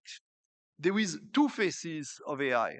There is one which is there will be many, many new infrastructure that has to be built, but we have really to invent this next level of infrastructure to make sure that they can support what the AI would need.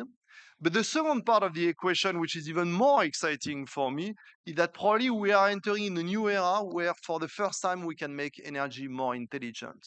But let's be very realistic.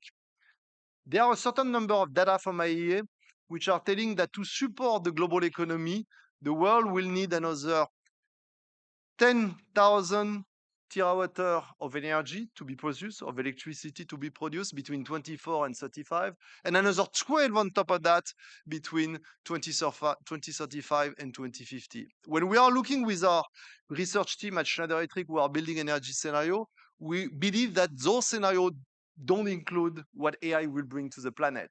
So the scenario in terms of electrification that you need for the planet is not about making usage more electrical and supporting the electrification of the planet for cars, for heat pumps, for electrification of process. What bring AI on top of that, it's another level of pressure on the energy system.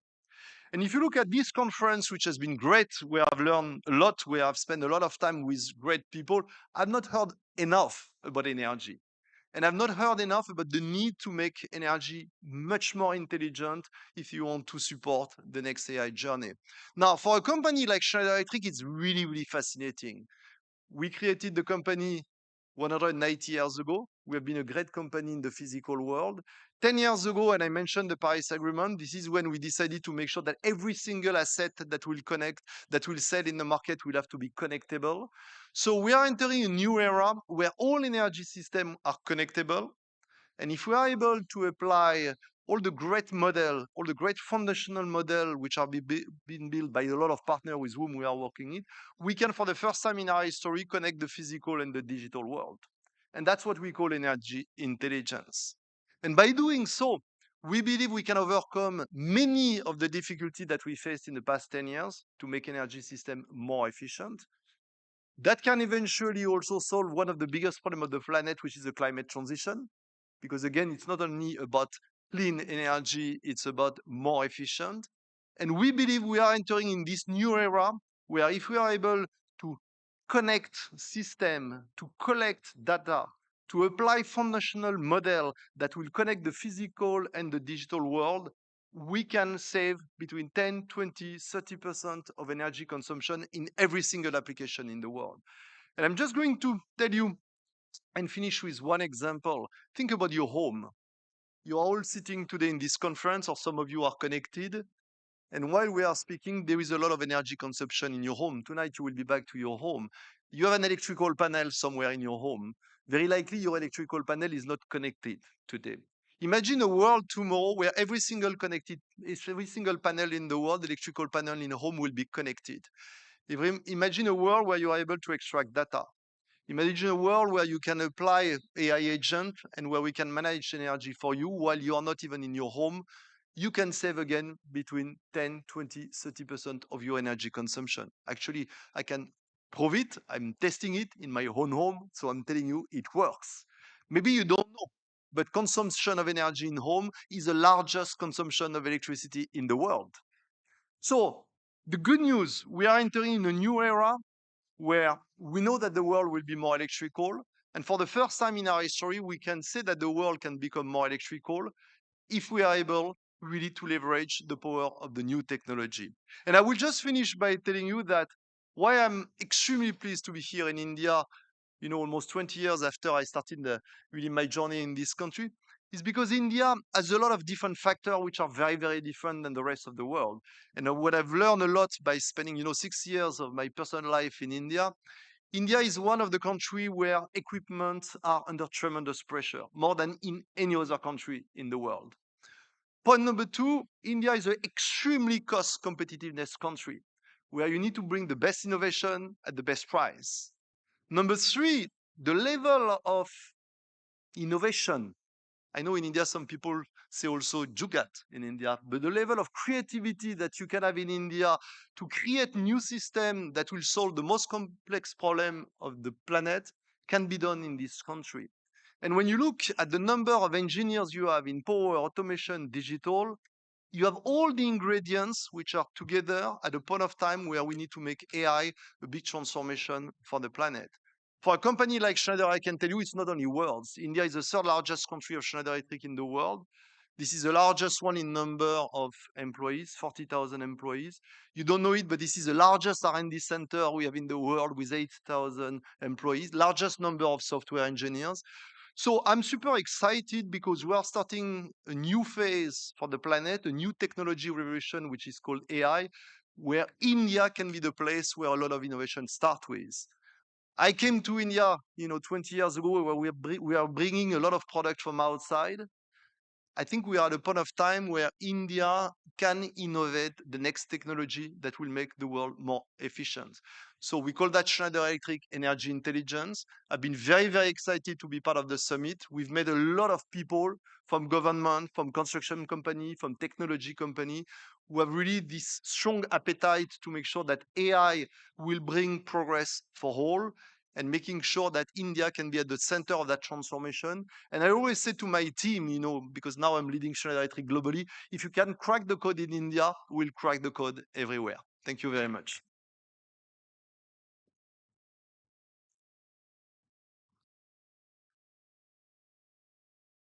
Thank you so much, Mr. Bloom, for highlighting all those facts which concern the power consumption so far as AI is concerned, which is, of course, a very important factor, especially when we talk of sustainability, when we talk of innovations. And I must thank Mr. Bloom for highlighting the role of innovation and sustainability so far as energy sector or energy secured future is concerned. And all those numbers which you could see on the screen here were actually mesmerizing.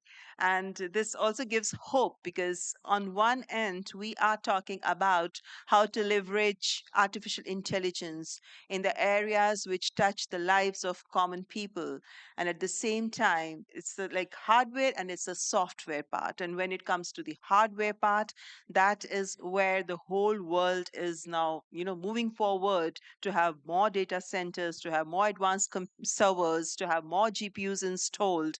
And of course, when you talk of power that comes with this hardware, to maintain this hardware, to have a higher computing power, you have to have electricity for cooling and for all those aspects. Well, they're all experts who are sitting here who know all these facts so well.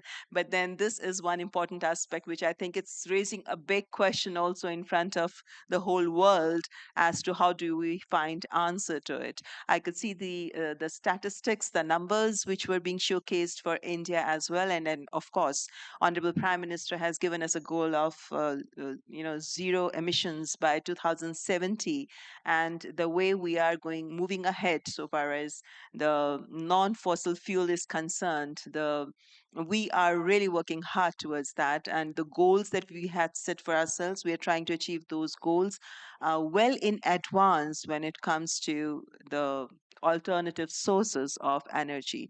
Yes, there are questions which are being raised about all the alternative sources of energy as well when it comes to the environment and the pollution and things like that. There are a lot of questions being raised, but I'm sure, as everybody is hopeful, that the science will find answers to such questions. But for the moment, we are here at AI Impact Summit, and artificial intelligence as is helping us find solutions to the common man's problem. And that is what India is aiming at to achieve through this AI Impact Summit. That is, we are looking at those aspects of AI where we can leverage AI, we can use AI to find common solutions to the problems of people, not only in India, but across the world, and especially global south, because we feel that if we find solutions to the problems of India, we are able to provide those solutions to global south, as the factors more or less are really common. The problems are common.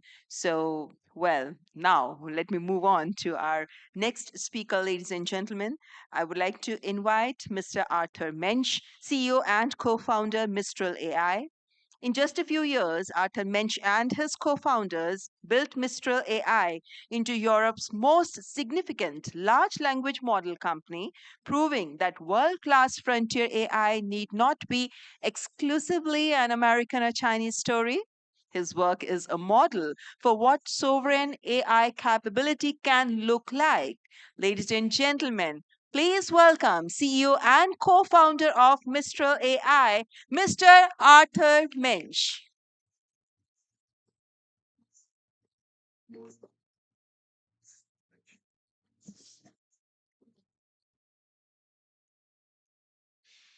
So, Honorable Prime Minister Narendra Modi, President Macron, Your Excellencies, distinguished ministers, ladies and gentlemen, good afternoon, everyone. It's an honor for me to stand before you. I'm the co-founder of Mistral AI, but I'm also someone who believes that AI should be a tool for empowerment and not for dominance. While others may speak about scale or speed, I want to talk about something a bit more fundamental, which is who is in control of AI deployment, who benefits from it, and how can we ensure that it serves the many and not the few. So we believe that the futures belong to the people that are building the AI, that are deploying the AI, and that actually owns it. In a world where multiple digits of the GDP are going to be produced by AI in the coming 2 years, we need to ensure that everyone that runs AI workloads actually have access to the turn on and turn off button and can actually make sure that there is a business continuity and that they are not dependent on external providers that can actually turn off that button. The global AI landscape is evolving rapidly, but too often the narrative is shaped by a focus on control, surveillance, and geopolitical leverage. There should be another path. At Mistral, we believe in a different future, in a future where openness fosters trust and where autonomy is a fundamental right. Countries and regions which must own their AI destiny. It's not a privilege, but it's a necessity for preserving digital autonomy and for shaping their own futures. So we need to decentralize AI deployment. And the first brick for that is open source. Human advancements has always been built on top of sharing knowledge, of openly collaborating on science, on transparency, and on collective work. Open source is not a radical idea. It is what has actually allowed us to build the cloud infrastructure that today we rely on. It is what has allowed us to build a secure internet. Today in AI, we are facing a dichotomy in between open source technology, where a few companies like Mistral are working on making the world knowledge compressed into models that can be used as the basis for creating applications and for serving the enterprise, the states, education, healthcare. And another world where these models are actually compressed by a few large private corporations that actually use them as leverage against their users.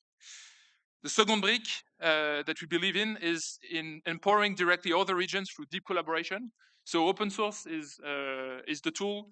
And if we want to make better open source models, we need to collaborate. And that's what we do with multiple states. We collaborate with their local ecosystems. We collaborate with research institutes to make sure that languages make their way onto our models. Mistral models have always focused on making rare languages more usable, and it's especially the case for Indian languages, which has this 22 languages diversity. We like to collaborate with companies and with research labs that are working on acquiring the content that is needed to make the models better, and that is what is making us wake up every day. Beyond that, and beyond the open source that should become the foundation of artificial intelligence, if we want to make sure that every company and every state actually owns their destiny in the coming economy, which is going to be mostly driven by AI, we need to go beyond the hype and look at what AI can actually do for our daily lives. AI is not about replacing human. It's about giving them a way to delegate many of their tasks. It's about enhancing what serves them, and it's about solving real problems.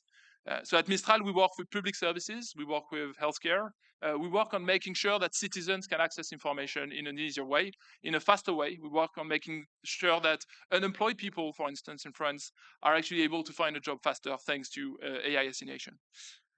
AI should be a tool that empowers people, that empowers businesses, and that ensures that governments can improve the quality of their services, can improve the lives of their citizens, and can improve the quality of life of communities. However, it only works if everybody can access it and if everybody understands how to use it. That's why multilingual AI is actually a very strong necessity. That's also why we need to focus on training people and on bringing them the technology at an affordable price. To do so, we work as a model provider and as a software provider. We work with infrastructure providers across the world to deploy and modify our technology so that it is amenable to large communities, so that our small models can actually be deployed to create products that are cheap to serve and therefore are affordable by the masses. So at Mistral, we're not waiting for the future. We're trying to build practical and impactful solutions on top of the open source models that we're creating. We are creating the enterprise layer on top, which allows to customize systems to make small models that serve purposes, to automate tasks in enterprises so that people can focus on the things that matter and on the creative aspect that is going to be the most important quality in human life thanks to artificial intelligence. And we focus on making impactful solutions. I would say that we are at a risk today in the world to be, we're facing too much concentration of power in artificial intelligence.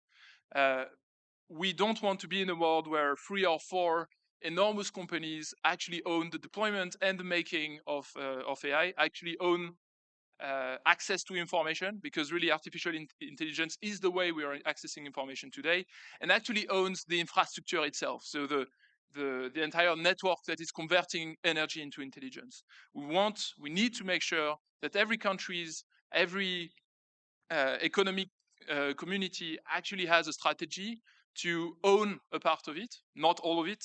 We're always going to be partnering, and that is extremely important to accelerate. But ownership and ensuring that nobody gets excessive leverage is going to be critical if we want to ensure that the world we live in remains stable. AI is going to change pretty profoundly the way economy is being run in the next few years. It's going to change the equilibrium in the world. And in order for the equilibrium to remain sustainable and stable, we need to ban excessive leverage. And India is a leader in betting on self-reliance, which is absolutely critical for a country this size. To wrap up, I would say that the true potential of artificial intelligence is to level the playing field. This is entirely rewriting the way we build software. It is changing all of the previous established dominations, and it's enabling every country to actually accelerate their economies. It's enabling startups to build large and growing businesses that are disrupting the old incumbents that have been increasing their margins way too much. And it's democratizing access to knowledge. It's enabling non-technical people to start building technical tools. The generation of code, which we have been heavy investors on, especially on and a leader in releasing open source coding models, is enabling a very large community of people that were not builders before and that are becoming builders. And that is definitely going to change the way we look at, the way people look at their jobs, the way people becomes entrepreneur. Becoming an entrepreneur today in every part of the world is made much easier with AI, and we need to accelerate that. To ensure that, on the other hand, the technology we're building is not widening the digital divide, we need to ensure that no language and no culture are left behind. We need to ensure that the technology that we're building is affordable, and therefore our focus on open source is, I believe, a very important aspect. And it's an aspect that requires a community of people that believes in this model, and this model has already proven its benefits in the course of technology in the last 30 years. We believe in partnerships over dependency. So when we work with states, we actually transfer some knowledge on how to build the technology, on how to run it, and we ensure that we can disappear. We ensure that once we have shipped the technology, this is in the hands of our customers, this is in the hands of the partners that we work with. Whether it's collaborating with local governments, whether it's collaborating with businesses or with academic institutions, we're committing to transferring that knowledge.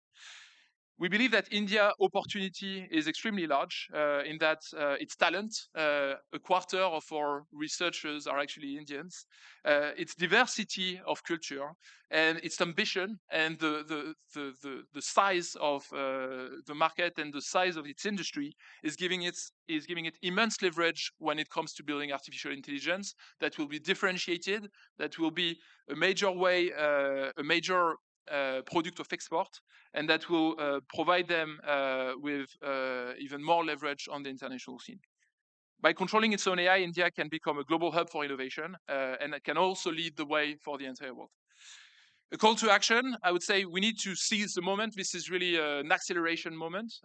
We've gone from a place where chatbots were actually pretty amusing 2 years ago to a world where now we can delegate tasks over multiple hours and actually have an army of AI delegates that can do a lot of things on our behalf. And so it's enabling anyone to build much faster. But what that also means is that the people that are not catching that wave are going to be left behind.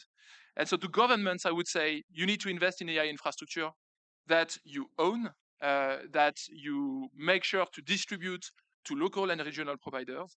You need to prioritize investment on local talent. You need to make all of your engineers and everyone better at using AI. You need to invest on content. We're all about compressing knowledge. This is something that humanity has always been doing. And to compress knowledge and to make sure that your language and your culture is represented, the aggregation of content and the usage of those contents to make open source assets is absolutely critical. And the time is really now. We need to not miss that. To the businesses, I would say adopting AI is going to take some time, but it's going to bring immense leverage. And you have unique assets in your companies.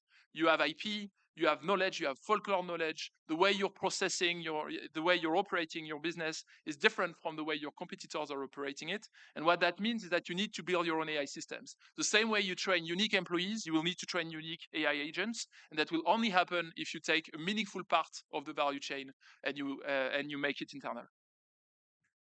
Finally, I would say the future is ours to shape. The AI revolution is here. The path that it can take is really, there are multiple paths it will take. Will it be a tool of dominance, or will it be a force for empowering people?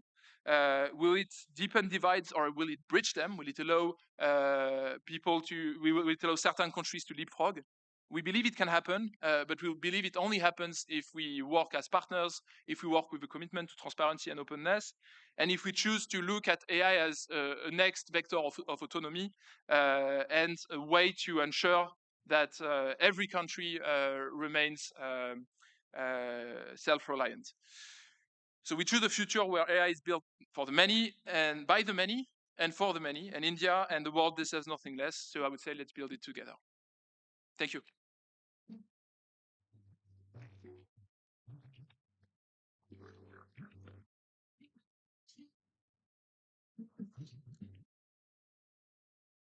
Thank you so much, Mr. Mensch, for your compelling insights and also for highlighting the importance of technological independence in this digital era. Ladies and gentlemen, I would now like to invite Mr. Rajesh Subramanian, CEO FedEx. At the helm of one of the world's largest logistics networks, Mr. Rajesh Subramanian is deploying artificial intelligence to optimize supply chains, predict demand, and make global trade more efficient. His Vantage Point, moving 15 million packages a day, offers a uniquely grounded view of how AI performs in the real world. Ladies and gentlemen, let's welcome CEO of FedEx, Mr. Rajesh Subramanian.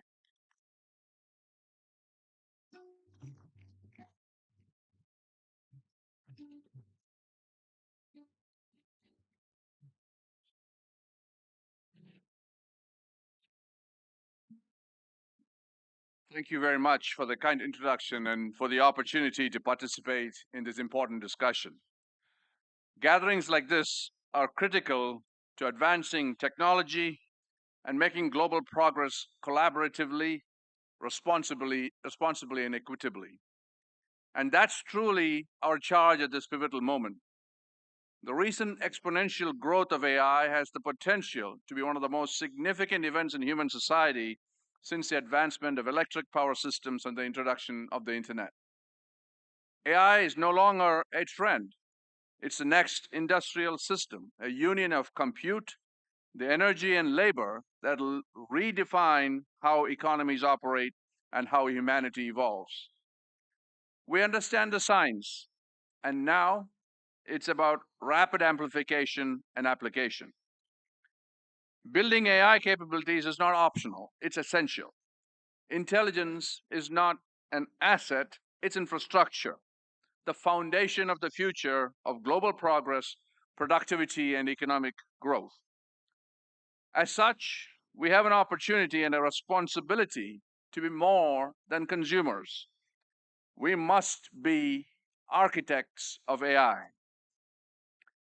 Every company, government, and institution should ask, how can we use AI to expand our ability to solve our most pressing problems, from broadening the economy to eradicating disease to improving energy efficiency? One of the most exciting aspects of AI is the potential to turbocharge problem solving at scale. And that's always been the guiding principle at FedEx, to solve problems by connecting people and possibilities. Our journey began at another technological inflection point. Half a century ago, our founder, Frederick W. Smith, realized that we are moving towards a computerized, automated society. He saw the world changing and he seized the opportunity. He created an industry for the computer age, a novel way to move critical goods reliably and at scale. The integrated air and ground network would become a pillar of the modern economy. And flight by flight, route by route, hub by hub, we built a network that connected the world, shaping business, communities, and global commerce. Along with pioneering overnight shipping, we invented tracking. We also fueled a massive growth of high-tech, advanced pharmaceuticals, international trade, and e-commerce. We are indeed the heartbeat of the industrial economy. Now, the world is undergoing a fundamental shift. The patterns and the rules of commerce are changing. Impacts from the pandemic and shifts in trade policy are driving towards a new period of re-globalization. Global supply chains are moving from one equilibrium state to another, and FedEx is right in the middle of this transition. In my 35 years at FedEx and monitoring global trade, I've never seen change at this pace and scale. We've also never had a powerful technological force for affecting change. AI is a force multiplier for shaping modern supply chains in a more connected, complex, and opportunity-rich world.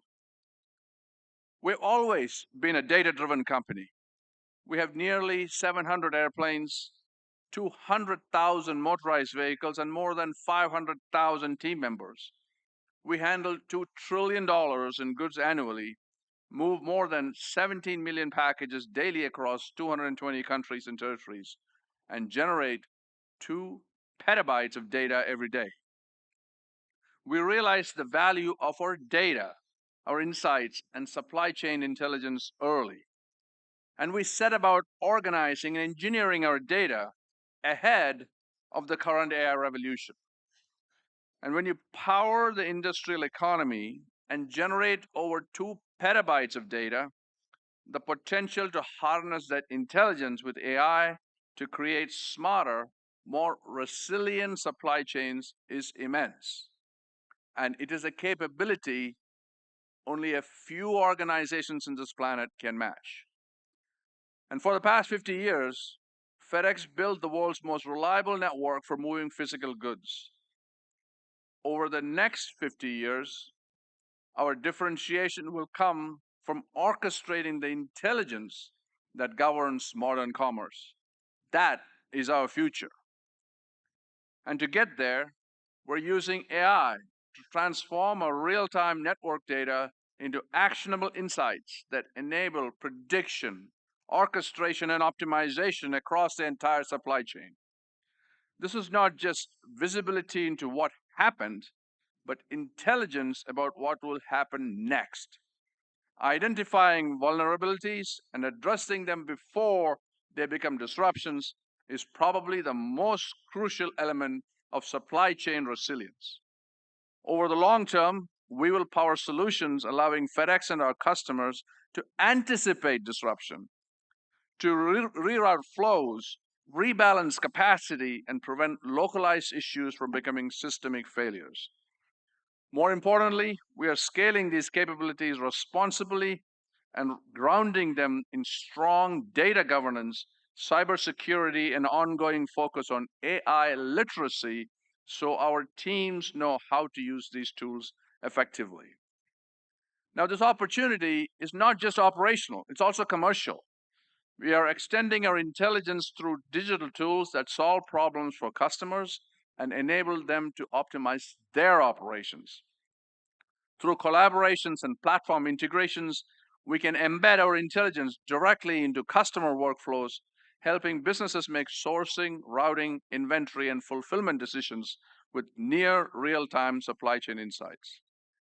We create common data platforms with our customers to build the best supply chain solutions together. This goes far beyond a supplier-vendor relationship.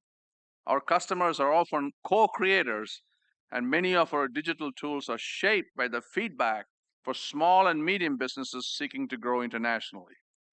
Just one example is our clearance solution have become increasingly important to our customers with ongoing shifts in trade requirements. FedEx Import Tool was first developed in India to simplify international shipping for small and medium enterprises. Their feedback helped us design features such as predictive logistics, automated shipment tracking, and real-time customs updates, all powered by AI. And this is now rolling out globally.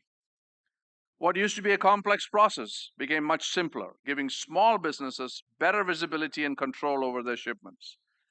Our AI-powered capabilities go far beyond traditional logistics, positioning FedEx as the digital backbone of supply, demand, and decision networks across industries.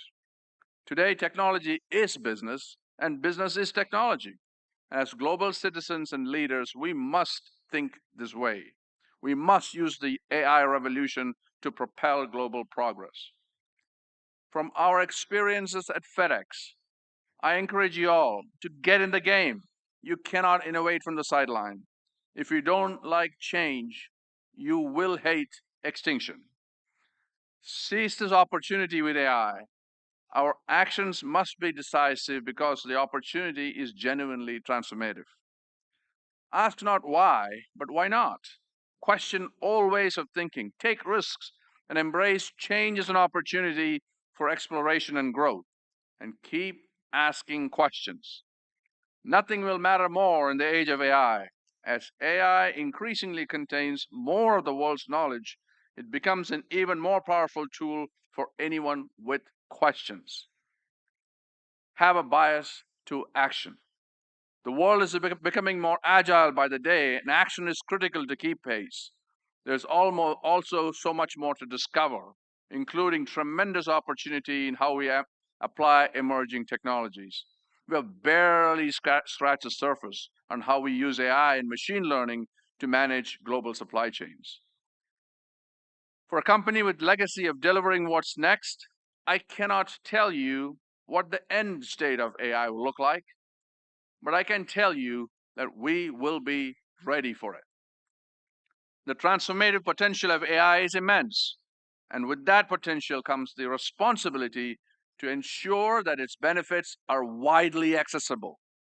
How this latest generation of AI comes to life and how it impacts every aspect of our civilization is up to us. FedEx is ready for this journey.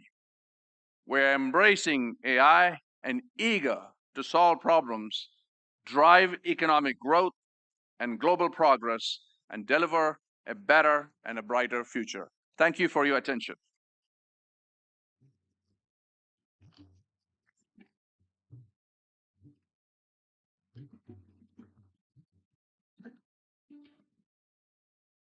Thank you, Mr. Rajesh Subramanian, for your valuable insights and also highlighting the importance of practical application of artificial intelligence in global logistics.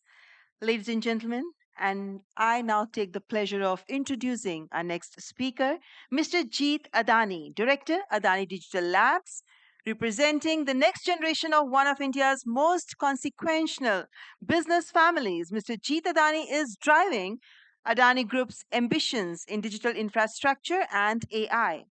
With data centers, green energy, and ports as the foundation, the group is positioning itself as a critical enabler of India's AI economy. Ladies and gentlemen, please welcome Director of Adani Digital Labs, Mr. Jeet Adani.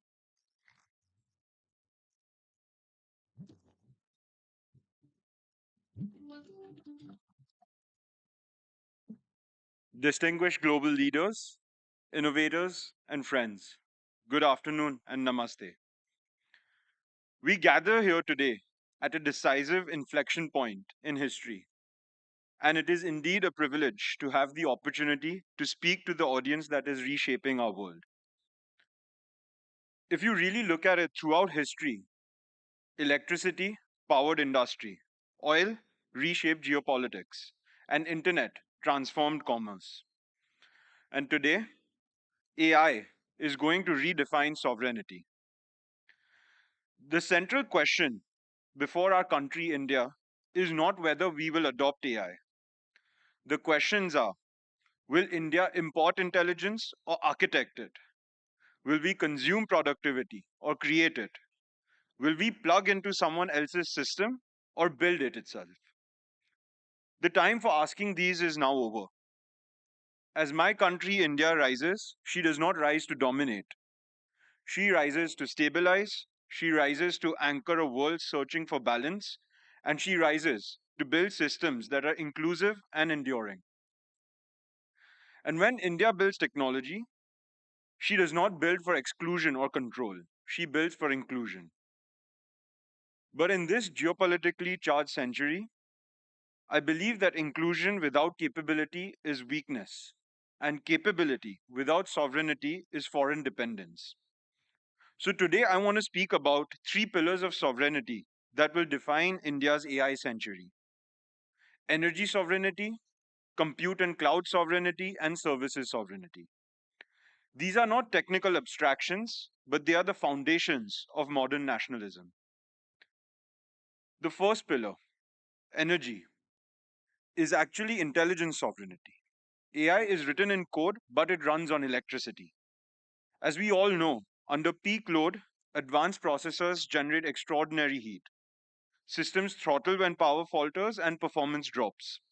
This is not just an engineering detail, it is the strategic truth. If a nation's energy systems are fragile, its intelligence systems are fragile. In today's AI era, power grids and data grids have become inseparable. This means that India's renewable expansion across solar, wind, and storage is no longer just climate policy, it is strategic infrastructure policy. And energy security is going to be equivalent to intelligence security. In this era, sustainable energy has become our competitive advantage. So, what is going to be different in India because of all of this? We see that renewable clusters will co locate with AI data centers. Industrial corridors will integrate energy and compute planning. Storage and grid stability will become national priorities. The second pillar, compute and cloud sovereignty. If energy is the fuel, compute is the factory. In earlier centuries, nations built steel plants and shipyards. In the digital age, nations invested in semiconductor ecosystems. And in today's AI age, sovereign compute capacity has become strategic infrastructure. It matters now where compute resides, under whose jurisdiction it operates, and who controls this access. Cloud sovereignty does not mean isolation, it means autonomy. It means India must host critical AI workloads domestically. It means we build data center ecosystems at scale. It means domestic access to high performance compute for our startups, academia, defense, healthcare, and manufacturing. If intelligence infrastructure is concentrated externally, strategic leverage concentrates externally, and external concentration creates national fragility. In earlier centuries, nations have built navies to secure those important trade routes. Today, we build sovereign compute to secure our intelligence routes. And lastly, the third pillar, services sovereignty. We all know that India's IT revolution made us a global digital services powerhouse. But much of the productivity dividend accrued not in our nation but elsewhere. The AI revolution gives India a once in a century opportunity to change that equation. Our AI must first amplify our Indian productivity. It must enhance our agriculture resilience. It must personalize our education at a massive scale. It must optimize our networks of logistics and ports. It must improve our our energy and distribution efficiency. It must modernize our manufacturing competitiveness. It must expand our healthcare and diagnostics across rural India. It must deepen our financial inclusion across tier 2 and 3 towns and villages. AI must become a force multiplier for Indian citizens before it becomes a margin multiplier for others. This is not protectionism, this is preparedness. This is not isolation, this is strategic maturity. Earlier this week, the chairman of the Adani Group made one of the most transformative announcements in India's technology history. Our group will invest $100 billion to build a sovereign green energy powered AI infrastructure platform for the nation. This is not just data center expansion. This is the trigger for a 5 gigawatt, $250 billion integrated energy and compute ecosystem engineered to anchor India's intelligence revolution. It signals a decisive shift from importing intelligence to architecting it, from consuming AI to creating it. By integrating renewable energy, grid resilience, and hyperscale compute into a unified architecture, this commitment ensures that India's AI future is not only powered, but secured, sovereign, and built at a national scale. I stand here today as a citizen of the new India. I belong to a generation that did not have to fight for freedom. We received it as a gift secured by sacrifice. But history does not reward inheritance, it rewards guardianship. So today, our responsibility is to strengthen it, to secure it, to defend it. This is modern nationalism at its highest form. We must focus on capability over rhetoric, resilience over vulnerability, execution over entitlement. The question is no longer whether India will participate in the AI century. The question is whether the AI century will carry India's imprint in its infrastructure, with her intelligence, with her standards, and most importantly, her values.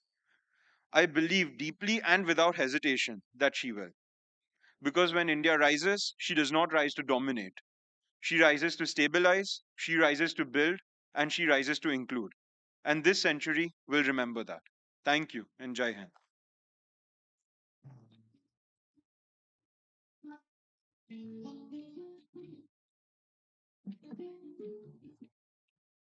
Thank you, Mr. Jeet Adani, for sharing your insights with us and your vision, as well as for enriching this August gathering. Ladies and gentlemen, it's my privilege to now welcome Mr. Vinod Khosla, founder, Khosla Ventures, co-founder of Sun Microsystems and one of Silicon Valley's most visionary investors. Mr. Vinod Khosla has been making bold bets on AI, on climate, and healthcare for decades.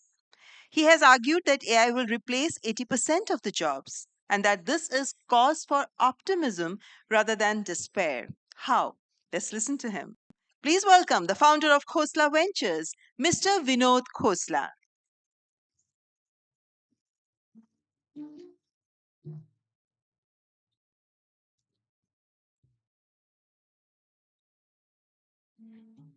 Good afternoon. I am going to talk to you about some applications of AI that should be done immediately. I'm not going to talk about business or technology or where it's going. I'm going to talk to you about what can be done today. Uh, if I can get my slides on the screen. Oh, okay.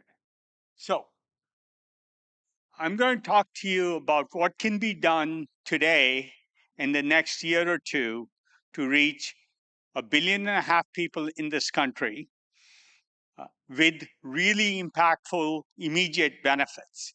And unless AI benefits the bottom half of the Indian population, we're not going to see a huge amount of impact.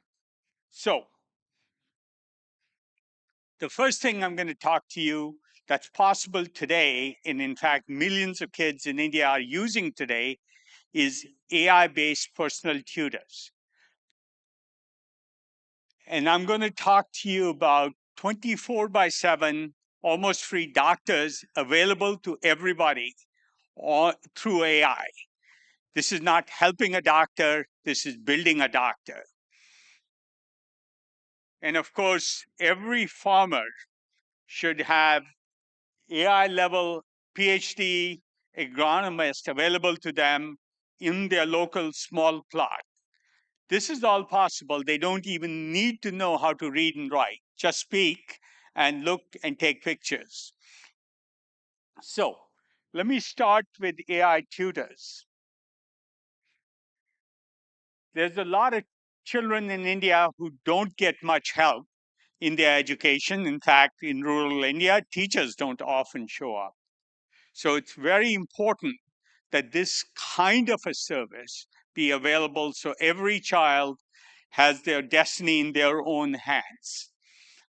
Thank you. The screen wasn't showing my slides. My wife has been running a nonprofit, CK12.org, that offers it now. These are worldwide usage. About 400 million students have already used this service of AI content, which is all free, and AI tutors. In India, 4 million students have benefited by using the AI tutor. More than 12 million have used it constantly. So it is already in widespread use. This is already CBSE compatible, the National Education Policy compatible. The curriculum's available in English or Hindi or Odisha or Meghalaya in these state standards. Plenty of studies to show that they can be very efficacious. Does a student learn better with AI than without. In fact, I would venture to guess a student learns better with AI than if they had a personal tutor. Rich people can afford personal tutors. They won't do as well as people who have access to this AI. It's a holistic kind of approach. I won't go into much. It's a pretty complex system that, and I won't go into the complexity of the system, but this is not just a chatbot. This is not just a key sort of use AI simply. This has been built based on, and we've been working with Sarvam here in India to propose Diksha, which is a large collection of content in India, which is mostly unusable, to be honest, and build a 3.0 version of Diksha, which is an AI-first experience. This is built on billions of student questions that have already been asked on the CK12 website, billions, that is used to train the model to know how to teach a student. So it also has a teacher professional development curriculum. So teachers can keep up with it and keep up with most modern education. Again, compatible with the national education standards in India and the CBSE curriculum. Before I go talk about AI doctors, I'm going to make a couple of comments. The AI tutors I'm talking about are far superior to human tutors. Here's what they can do. They can quickly assess a student where they are in minutes, 10 minutes or 15 minutes, and then teach a tutor to the gaps in what the student doesn't know through a complex process called tracing, knowledge tracing, or keeping their tracing what they don't know. Moving on to AI doctors, which are also entirely possible today. In fact, these will make available 24/7 to every Indian for almost trivial or no cost. Full primary care expertise, full disease management. Chronic disease in India has been going up very, very dramatically. Free mental health therapy, free physical therapy, and health and nutrition coaching. A level of comprehensiveness in AI help that isn't available to the people who have the highest, most best paid doctors in the world. None of this is available at this level, even in the US or most Western countries. More than that is possible here for almost no cost. So, and of course, these AIs will be smart enough to know when to triage up to a human to do whatever functions only humans can do. But let me not delude you. There's very little a human doctor can do that this AI can't do today, other than the physical parts. If they have to feel your stomach, of course, an AI can't do that yet. I also fundamentally believe these services, AI-based doctors and AI-based personal tutors, should be part of the Aadhaar system. Aadhaar allowed us to offer UPI. There's no reason we can't offer on the same identity-based system where the hard work has already been done within a year or two to every Indian these services.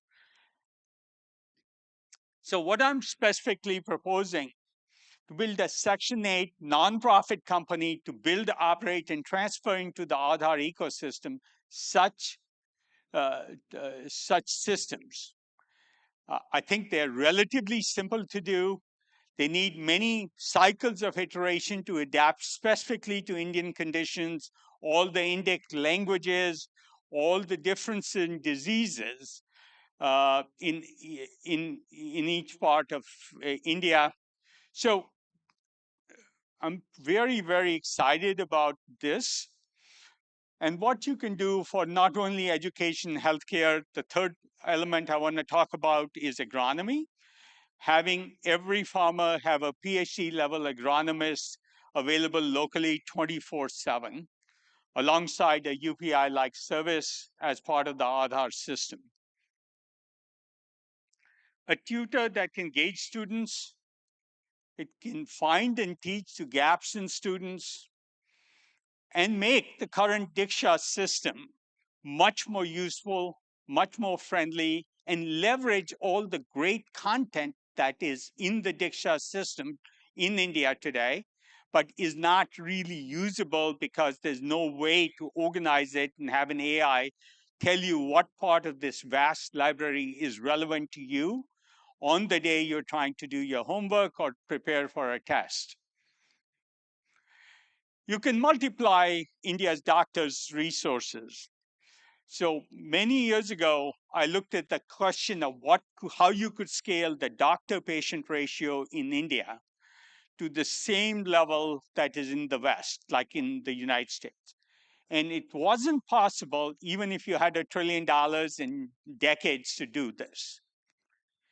That's how far behind we are. But this will get us in India an opportunity to get well far ahead of the level of care available in a country like the United States, at least at the doctor level. There's still surgeries, there's still drugs. Those are a separate matter, all areas in which AI can help. But that's sort of my hope. So the AI talks directly to patients. It diagnoses, prescribes tests, prescriptions. We are using technology from a company that's been developed over the last 5 years, and with Sarvam's help and adaptation to Indian languages using the Sarvam model. And you start with physician approval of the dialogue. So you oversee the AI with the doctor initially for the first couple of years. So think of AI as an intern, fresh graduate, an MBBS graduate who works for the doctor. They let them do a lot of things, but then they oversee them and watch that. And that's the model I propose is possible in the next year or two. And within 2 or 3 years, I think that need for supervision will go away. And of course, there's emergencies and times you have to send somebody to the emergency room or the hospital, so AI can do that. The same is possible with agronomy. This the third service. I won't go through the details of this. I will try and finish up here. But I want to finish by saying the future is here today. These massive impact services that couldn't be done with hundreds of billions of dollars can be done very, very cheaply. Scale medicine, scale teaching, scale education, scale agronomy, and these services impact the bottom half of the population more, and they need it more than almost anybody else. That's exciting. If we don't do that, it is a massive opportunity loss for us. Thank you.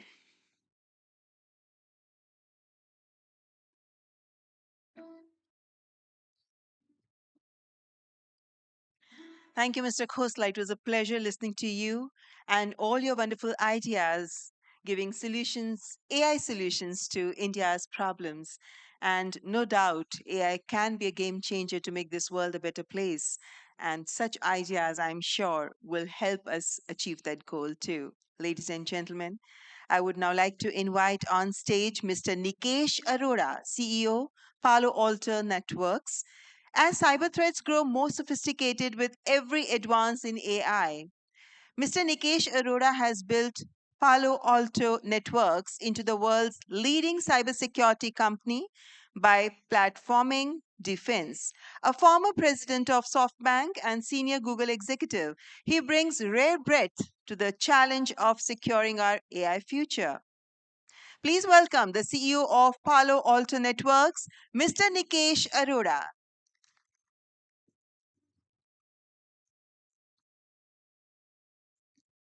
Good afternoon, everyone, and thank you very much for being here. I want to thank the Honorable Prime Minister for bringing us all together. And as many of you were here this morning, not unlike Sundar from Google, about 40 years ago, I used to take the Prayagraj Express from New Delhi to Varanasi, a city that was a city of temples and had the revered Banaras Hindu University, which is now a hotbed of AI innovation. You've spent the morning hearing about AI's vast potential, from curing ancient diseases to Dario's idea of having a country full of geniuses in a data center. Having spent my career at the intersection of major technological shifts, I can say I have never seen anything that has moved so fast from a technological perspective.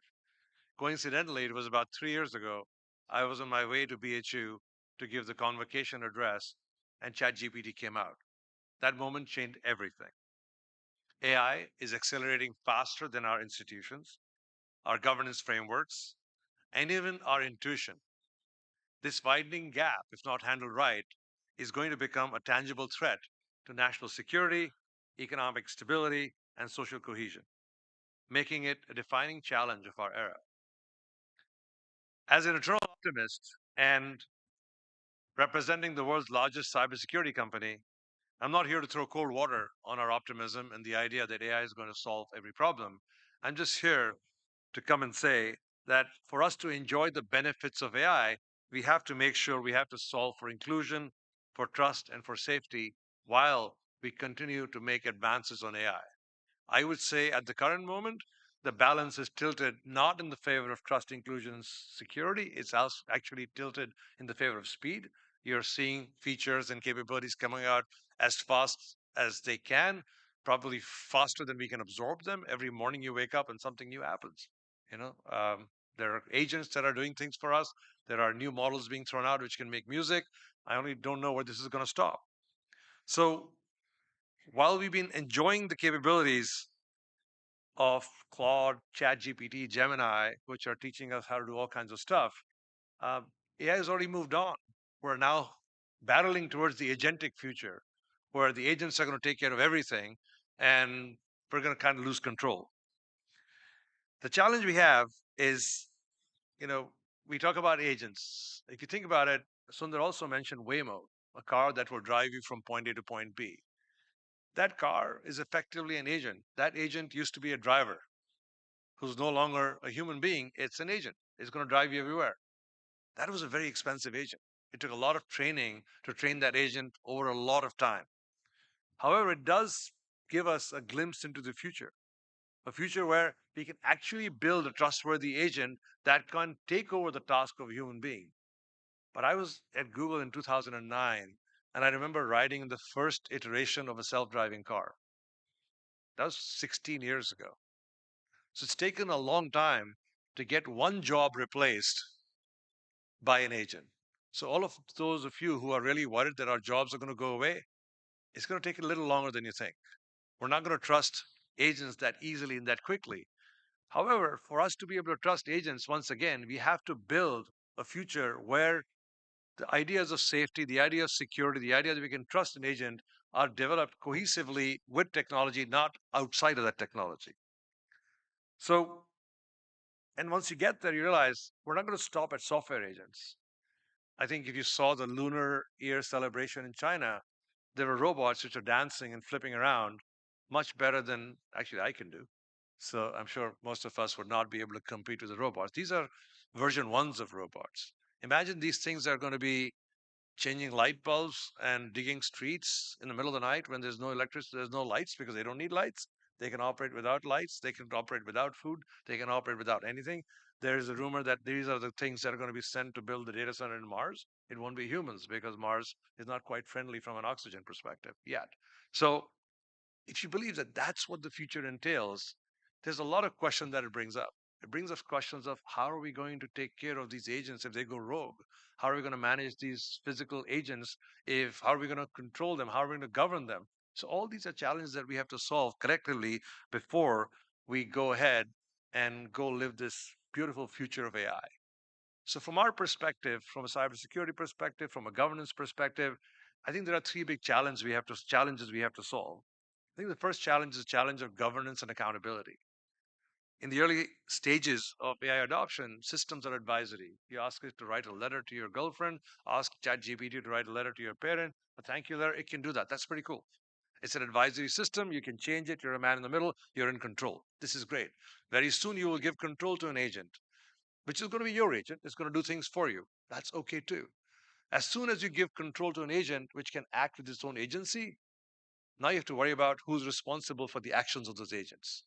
If you use them in a social context, who's responsible? If you use them in enterprise company context, who's responsible? If your agent starts giving away money, who's responsible? If an agent goes ahead and balances your portfolio the wrong way, who's responsible? So there is a whole series of questions that are going to kick in from a governance and accountability perspective at an individual level, at a nation state level, at a global level. These are problems that need to be solved. That is why we have to come to summits like this and talk about this from a public-private partnership perspective, because the extreme option is let's ban it. If you ban it, it'll go away. It's not going. AI is not going to go away if you govern it out of existence. It cannot be governed out of existence. So we have to figure out how to sit down and solve the governance and accountability problem before it's too late. If you don't solve that problem, we will erode trust in AI. If you erode trust in AI, it's going to cause a series of problems that we're not going to be able to solve. So the second problem that we're going to run into with AI is this problem of human impact. AI is currently threatening to take away jobs. AI is currently threatening to take away agency from human beings. I think it's important for us to understand how that was going to manifest itself. I think many people have talked about that every technology inflection in history has resulted in a significant period of societal and economic disruption. But ultimately, every inflection we've had, whether it's agriculture, industrial revolution, electricity, you pick your favorite one that you want, it has resulted in upskilling and reskilling of society. I think the farm agronomy production is up 20x and the number of farmers is down 90%. So we found a way of retraining people, upskilling people without social uprising. And we need to figure out how to understand the human impact of this, how to build plans from an upskilling perspective. I have a conviction that we're going to need 5 times the number of technology people in the future than we have today. So we need people to work on these things. Who is going to train the robot who's going to dig the street? Who's going to train the robot that's going to build buildings for us? Who's going to train the robot that's going to go out and build a data center? That requires training. That requires development. That requires people who understand how AI works, how technology works. So there is a solution to the problem. If you're an optimist, the solution is to sit down and plan for it and understand how to make the social change happen simultaneously while Sam, Dario, and Sundar are busy building these amazing models for the future. And last but not the least, as you know, since I work in cybersecurity, it is important to understand there is a security problem. A security problem manifests itself in many ways. There's lots of data being used, and AI is going to consume more and more data. As I don't know if you experienced the new models, the model says, let me know more about you so I can be most helpful. My fear is in about 6 months, if I'm talking to my AI model, it might know more things about me than I've told my wife. So I don't want my wife to get her hand on my Gemini prompt because I'm surprised what it might tell her. But if you expand that and take that more seriously, you will see that AI is going to become your therapist, it's going to become your nutritionist, it's going to become your advisor, it's going to become your friend when you're lonely, and you're going to tell it things that you don't tell anybody. That's fine. Do whatever makes you happy. But when you do that, the risk is if that data falls in the wrong hands, it's not a good idea. So you have data concerns. What do you do with data that you're feeding AI? How does it stay segregated? How does it stay that belongs to you? You have a problem where we're using the biggest application today for LLMs is coding. Well, that's great. Code can be malicious. Code can be tampered with. So you got to make sure as people are busy writing code and rebuilding your systems in your companies, we have to build a secure system around the code to make sure that AI is doing it in a secure manner. You have problems with agents. We talked about agents. Great. How are you going to make sure that the robot that you bought to go clean your dishes and your laundry at home doesn't go rogue and start threatening you? How are you going to make sure that nobody can intercept the control system of the robot and it starts to go rogue on you? You need security. You need to make sure that this is built in a way that it can be secured, governed, and controlled. Including that, you also have to worry about adversarial AI. What if AI turns against you? How are you going to make sure that we build security systems? Where is the kill switch? if AI starts to act in a way that is not good for us. I'm not trying to scare you. These are all problems that we can solve collectively, but there are problems that we have to tackle whilst we're busy getting excited about AI. So we have to solve the problem of governance and accountability. We have to solve the problem of social and human impact, and we have to solve the problem of cybersecurity or safety as we build these AI models. However, despite the complexity of these challenges, I remain deeply optimistic. I think this optimism is because of the unparalleled strength and progress we've seen. In 3 years, we've actually painted the future which none of us had imagined 3 years ago. So if we can do that, I'm sure we can collectively solve the problems if we put our hearts and minds to it. And I know there are many such companies that are inclined in such a way. There are many governance bodies that are inclined towards solving this problem because we have something no model can replicate. We have human judgment, we have shared values, and we have the ability to collaborate.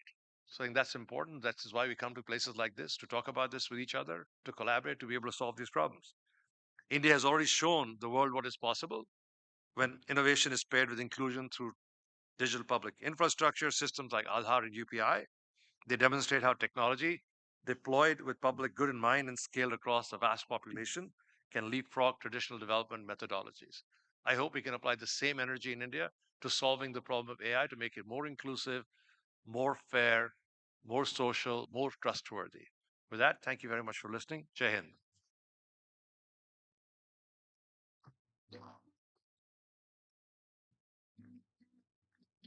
Thank you, Mr. Nikesh Arora. We deeply appreciate your perspective, and your remarks have actually strengthened our understanding of digital resilience in this rapidly changing world. Ladies and gentlemen, I would now like to invite on stage our next speaker, who's a woman of substance, who's been placed among the top 50 women leaders by Fortune magazine 6 times. She is one of India's most influential business leaders, Ms. Roshni Nadar Malhotra, chairperson HCL Technologies, who has steered HCL Technologies through a period of remarkable growth while also championing education and the arts through the Shiv Nadar Foundation, which is one of the largest philanthropic foundations based out of India. Her leadership brings both business rigor and social purpose to the technology conversations. Ladies and gentlemen, join me in welcoming Ms. Roshni Nadar Malhotra. Thank you. Respected leaders, distinguished guests, and everyone who has joined us here today, a very good afternoon to you all. By now, every major theme has been covered. The trillion-dollar projections, the model sizes, the disruption curves, the productivity deltas. So let me try and draw your attention more on perspective rather than information. Every decade has a defining sound. In the 1990s, it was the hum of the dial-up modem connecting India to a newly globalizing world. In the 2000s, it was the ringtone of the mobile revolution, placing communication in every hand. In the 2010s, it was the silent scroll of the smartphone, reshaping how we live, work, and learn. Today, the defining sound of our era is quieter still. It is the invisible hum of neural networks, learning, reasoning, creating, reshaping the foundations of society itself.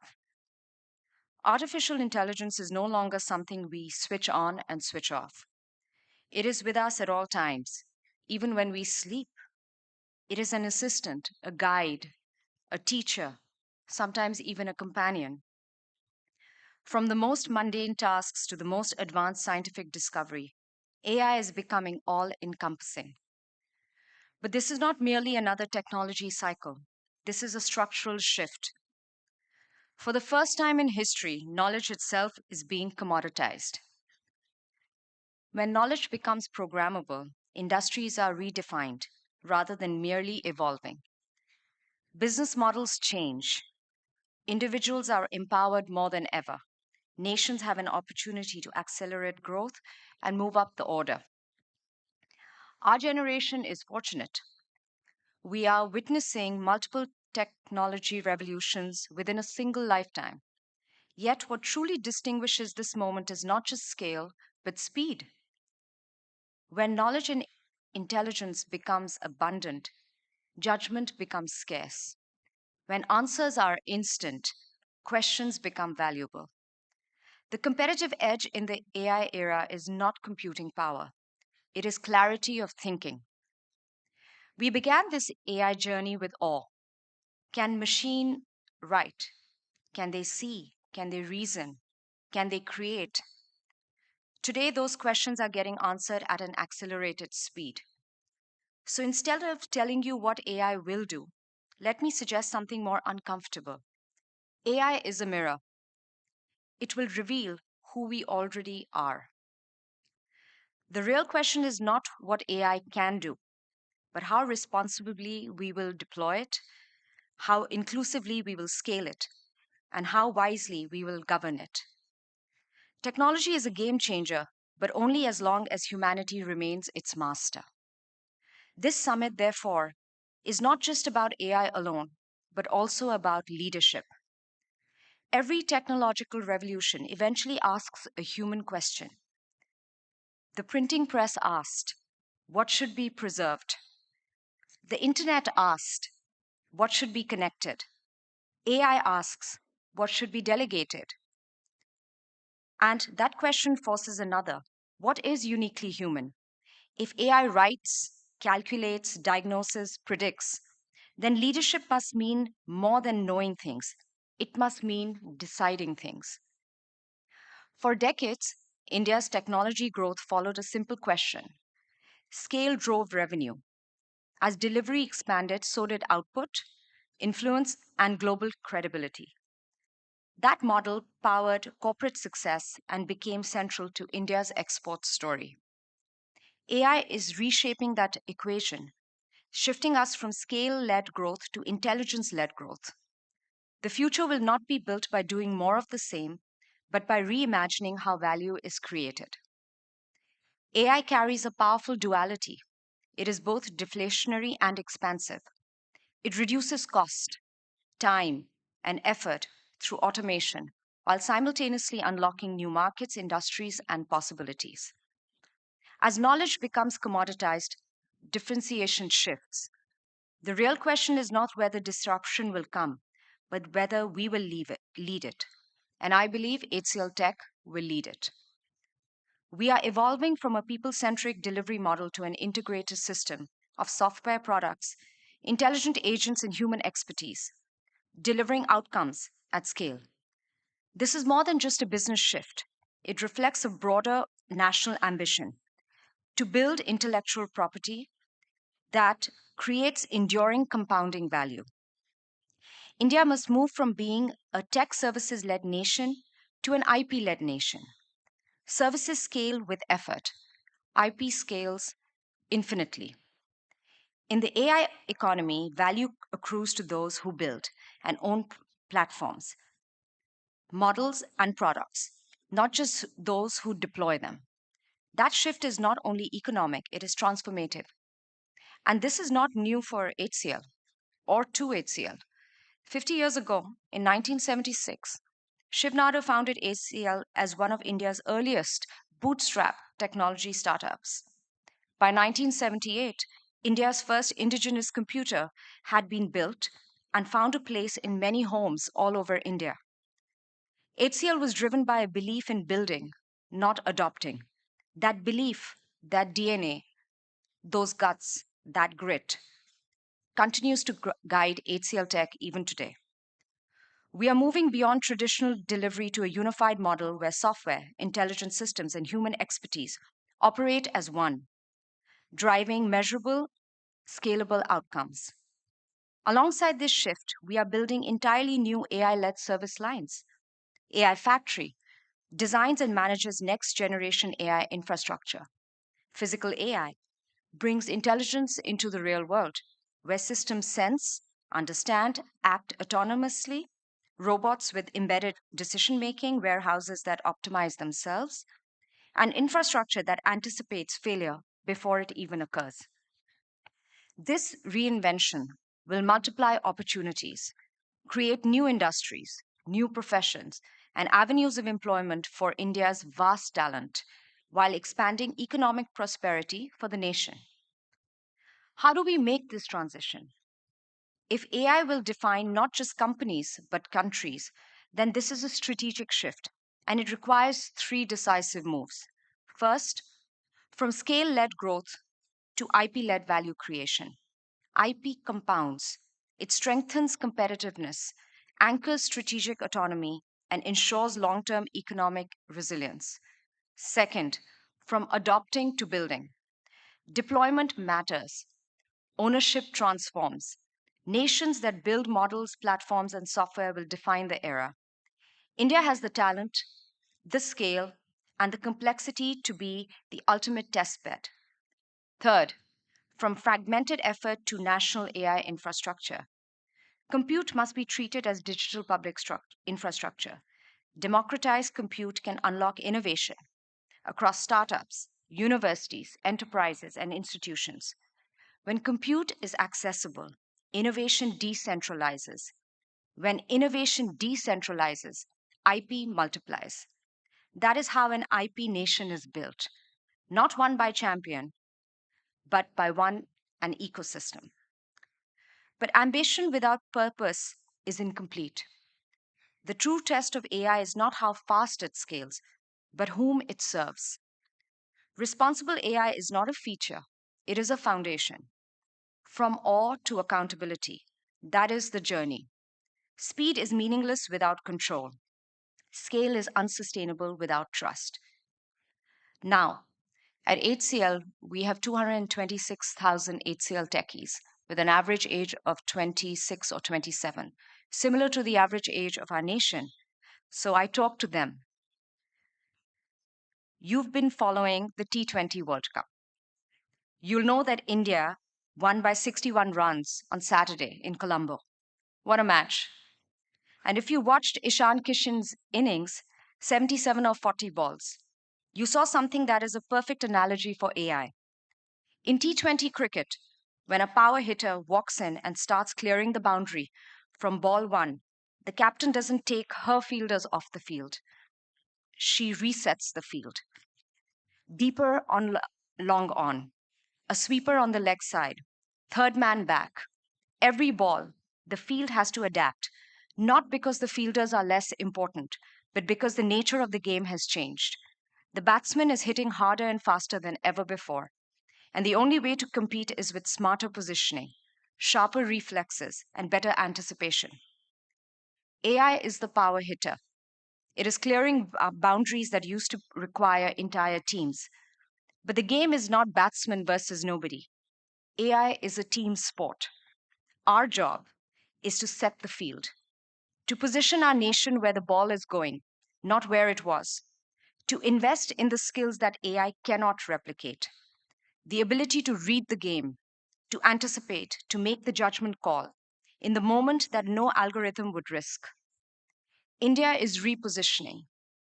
HCL Tech is repositioning. And the repositioning will be deliberate and it will be supported. Let us commit to building AI that serves people, protects the planet, and accelerates progress. I started with the sound of the decade. The hum of AI will define this decade. But what the world would remember for centuries is the leadership who shaped it responsibly, wisely, and with clarity. Thank you.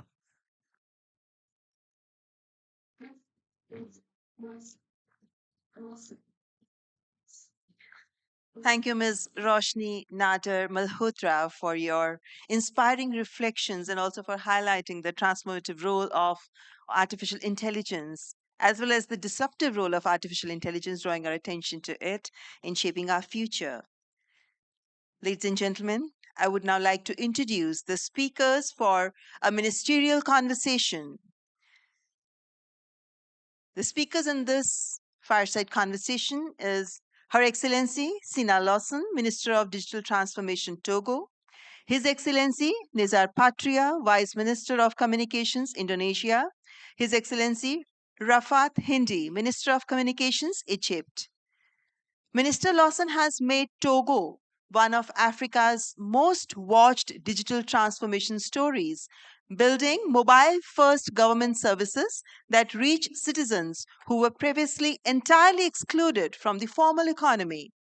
Her work is a reminder that AI's greatest opportunities may lie in the global south. Minister Patria, representing the world's fourth most populous nation and one of Southeast Asia's fastest growing digital economies. His Excellency is navigating the complex challenge of building AI policy for a country of 270 million people spread across 17,000 islands. Egypt is positioning itself as an AI hub for the Arab world and Africa, and Minister Hindi is leading that change.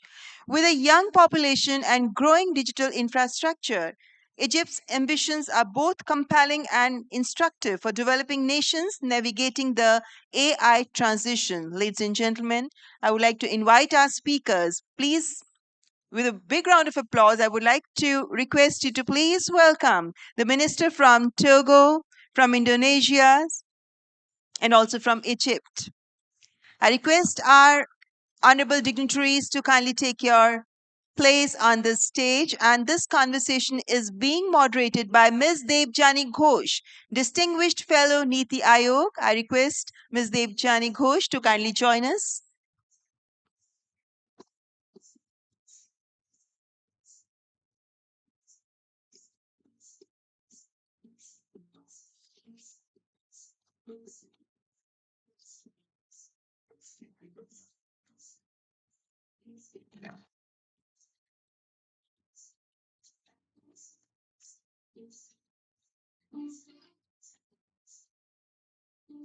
AI Summit is a place where everybody looks forward to such ministerial conversations. And this is one such conversation that everybody is looking forward to, because when we say that this is the first ever AI summit which is being organized in a country of global south, it makes a difference. And here we have very elite panel with us. Her Excellency Sina Lawson, Minister of Digital Transformation, Togo, is going to join us. His Excellency Nizar Patria, Vice Minister of Communications, Indonesia. His Excellency Rafat Hindi, Minister of Communications, Egypt. We are expecting our other guests to join us very soon, as Ms. Devjani Ghosh, Distinguished Fellow Niti Aayog, is going to moderate this conversation. And this will also give us an insight into the countries of global south, how they are adopting artificial intelligence, what are the challenges before them, and how the world has to come together. This global cooperation is needed so that nobody is left out of the touch of artificial intelligence, the benefits of artificial intelligence. And that's when Honorable Prime Minister says it's AI for all. This is what we mean, that it should reach each and every person of the continent, of the world. And AI should bring a change into the people of global south too. Only then we can say that we are moving ahead in the right direction. So keeping that in mind, ladies and gentlemen, this ministerial conversation is going to be of utmost importance when we talk of AI Impact Summit, because this conversation will also bring to the fore those points on the basis of which we can say that AI is making an impact into the lives of people, especially the people of global south. And when we talk of the challenges, the difficulties which face Indians, our countrymen, that is the time when we can say that if we are able to find low cost AI solutions to our problems, they will also be the solutions which can be adopted very, very easily by the other countries of the global south. So here we are bringing to you this ministerial conversation. Our guests are here, and this elite panel from these countries, from Congo, Egypt, and Indonesia, will bring before us those aspects on which they've already been working, the challenges which they think they need cooperation from other countries as well if they want to counter these challenges. Because when you talk of global south, ladies and gentlemen, unless global south develops, unless global south adopts artificial intelligence, it cannot bring a change in the world. And that is what this summit aims at, that we must impact the lives of common men. Nobody should be left behind. And when we say this, we say Sarvajan Hitai, Sarvajan Sukhai, which means it's AI for all. Everybody should be benefited. So, ladies and gentlemen, please welcome our elite panelists here. We have Her Excellency Sina Lawson, Minister of Digital Transformation, Togo. Please welcome her. His Excellency Nizar Patria, Vice Minister of Communications, Indonesia, and His Excellency Rafat Hindi, Minister of Communications, Egypt. It's over to you, Ms. Devjani Ghosh. Thank you. Thank you very much. And good afternoon, everyone. And thank you to all of those who are here. So we are all finally here. And as you can see, this is truly a very power-packed panel. So since this is about the Impact Summit, the AI Impact Summit, and since we are gathered from all over the world to talk about the creation of impact by AI, I want to first start with you, Mr. Petra. When you think about the journey that we've had till now, the global community has had till now with AI, a lot of the focus has been on building the infrastructure. So, how do you think we have really done on putting that infrastructure to work to create impact? If you had to rate it on a scale of 1 to 10, what would you give the world? What score would you give the world? Thank you, Jenny. This is really a challenging questions, actually. If I had to give a number, I would give 6 out of 10. Okay. Yeah. Why 6? Because, well, if we talk about the emerging technologies like artificial intelligence, it is the words like a buzz, like a mantra right now. Everyone talking about AI. And AI right now is here, is with us, and many people they don't scrutinize anymore about the useful of AI. They just use. But the problem is the level of adoption of this technology, this emerging technology, especially for the global south countries like Indonesia and maybe some of African countries, Asian countries. We still have a digital gap. Yes. Especially for Indonesia, we are an archipelago country. We are archipelagic. So we have 17,000 islands. We have a big, 5 big islands in Indonesia, and each island have a very unique characteristic, very unique people, culture, and so on. And the infrastructure is the telecommunication infrastructure is very, very important for our country that unite our country with this telecommunication infrastructure. We try to improve. We try to cover all of the archipelago by our telecommunications network, and now the internet penetration into the population is already about 80%. Um, our population right now is 250 million people. And now what we do with these infrastructures, digital infrastructure or telecommunication infrastructures, we want meaningful connectivity. Yeah, that's it. Meaningful connectivity, that means how we use this connectivity with the emerging technologies like artificial intelligence on top of this infrastructure to give benefit to the people. So government try to be the accelerator to build this meaningful connectivity ecosystem. Now, that's very well said. So, 6 out of 10. And the main gap or the main reason is we still have miles to go before everyone has access, and access has to be meaningful, right? I think that's very well said. Ms. Lawson, would you agree with that, or would you have a different take on that? Hi, hello everyone. Good afternoon. Yes, I do agree. Absolutely. I think that when we talk about AI, for us, at least Africans, it's not about the technology. It's about what we can do with it. And so few comments. Number one is that in terms of AI talent, the African continent represents less than 1% worldwide. In terms of infrastructure, we also have challenges. You know, a lot of countries don't have connected schools or hospitals, so we're still building our connectivity.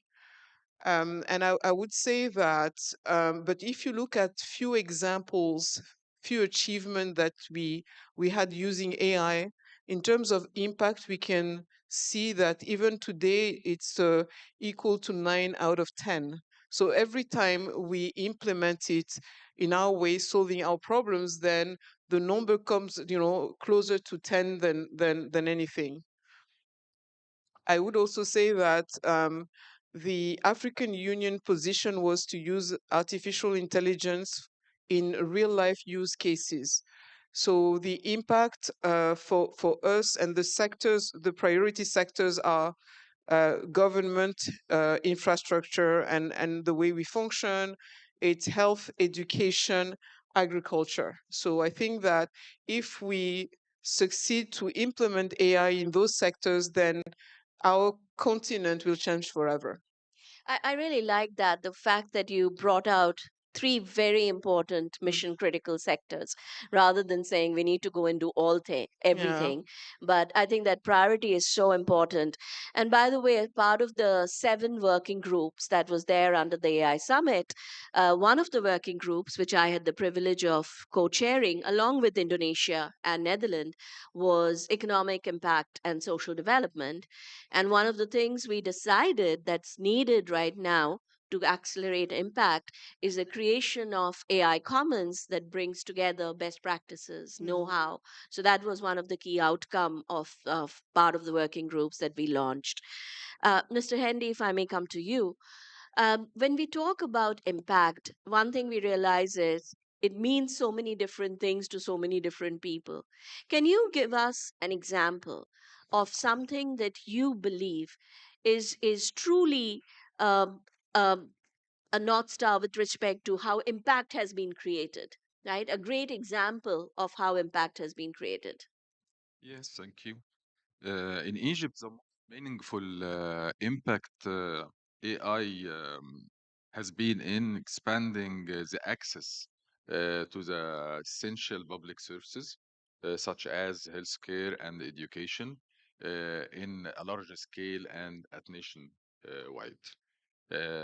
We are using AI tools for early detection for breast cancer and some diabetes-related conditions, and we are now launching a new tool, a powerful tool for AI powerful tool for education support to be used in high school with high school student and teacher across the country.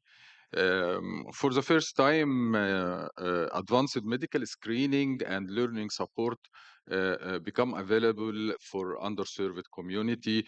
We usually have able to do it in big city and in elite institution, but now we are able to do it with underserved community. Three things made this possible in Egypt: a government first approach that put public interest first, and sovereignty AI capability that reflect our language and our local need. Also, the strong partnership happen between across the government and national AI ecosystem and the global partners. Thank you. Mr. Patria, any good example that you would like to share of impact creation in Indonesia or any other country that you think has done a really good job of it? Uh, well, uh, we yeah, I will share one example from Indonesia. Um, how this artificial intelligence can help. So because we are a very diverse nation and also archipelago country, so sometimes in the public services, for instance, healthcare, we need effective and efficient technology adoption to help these healthcare sectors. So now we try to encourage our young generation that build a startup, and we try to facilitate them in what we call is a AI innovation hub. And one of the product is try to help doctors in the remote area to diagnostic the tuberculosis, the tuberculosis or TBC um, is is coming on the stage, and it becomes very difficult for the doctors in the remote area to detect, because they have a very limited access on the modern equipment or sophisticated technology to detect these diseases. But with the artificial intelligence, so this startup try to gather all the big data from the uh, health center in the remote areas, and then make a simple program and give it to the doctors, and combine with the X-ray machine, and they can it can help doctors to identify whether this is TBC or this is just uh, ordinary lung problems. So I see these initiatives in the certain sectors already copied to other sectors. For the education, for the agriculture, many startups try to adopt this AI technology right now. And I can see and we can feel that the enthusiasm is really, really high. But the problem we need as a government, as a policymaker, we need to give the safeguard and to accelerate in building this healthy and fair ecosystem to boost the innovation on artificial intelligence. Fantastic. Ms. Lawson, any favorite impact story that you want to share? Yes, I have a great impact story. During the pandemic, we were able to use AI to prioritize the beneficiaries for our financial aid program. So at the height of the pandemic, we built a program to distribute cash using mobile phones, right? So the, uh, the question then was, how do you prioritize beneficiaries? We started in 2020, and in 2020 we didn't know if the pandemic was going to last for a long time. So we had one certainty, which was that we needed to be super efficient in prioritizing who needed the money the most. And so we used two AI algorithms. One applied to satellite imagery. We drew the poverty map of Togo. And then another based on machine learning with telecom metadata. We were able to isolate the phone numbers of people who were so that was really our first major experience using AI. And then after the pandemic, the question for us was, we want this to be sustainable, right? How do you, because it was during the pandemic, we had a partnership with Berkeley, so we were working, really figuring out things as they were coming. But afterwards, we wanted to build capabilities in-house. So we now have within the Ministry of Public Sector Efficiency a team of 25 people, data scientists, and we support other branches of government. Because when we talk, here we talk about AI and everybody really knows what AI is and the type of applications that, things we can do with AI, but a lot of people don't know. So it's very important to have a team of people who work, say, with the Ministry of Agriculture or the Ministry of Environment, and producing images and really data that can help these ministries improve policies. So I think this is a great learning experience for us. It's applying AI to improve policies. It's such a brilliant example because one, it impacts the grassroots, Yes. right? The people who need it the most. And second, it's, government has a lot of, I mean, especially in the global south, a lot of government usage is augmentation of services. Yeah. I think what you're doing is really enabling better development of policies. And that's Yes. that. I would, in fact, request you to Mm. please share this I case will. study so we can put it in the AI commons that we Okay. have built. So I would All right, really I will. request you to do that.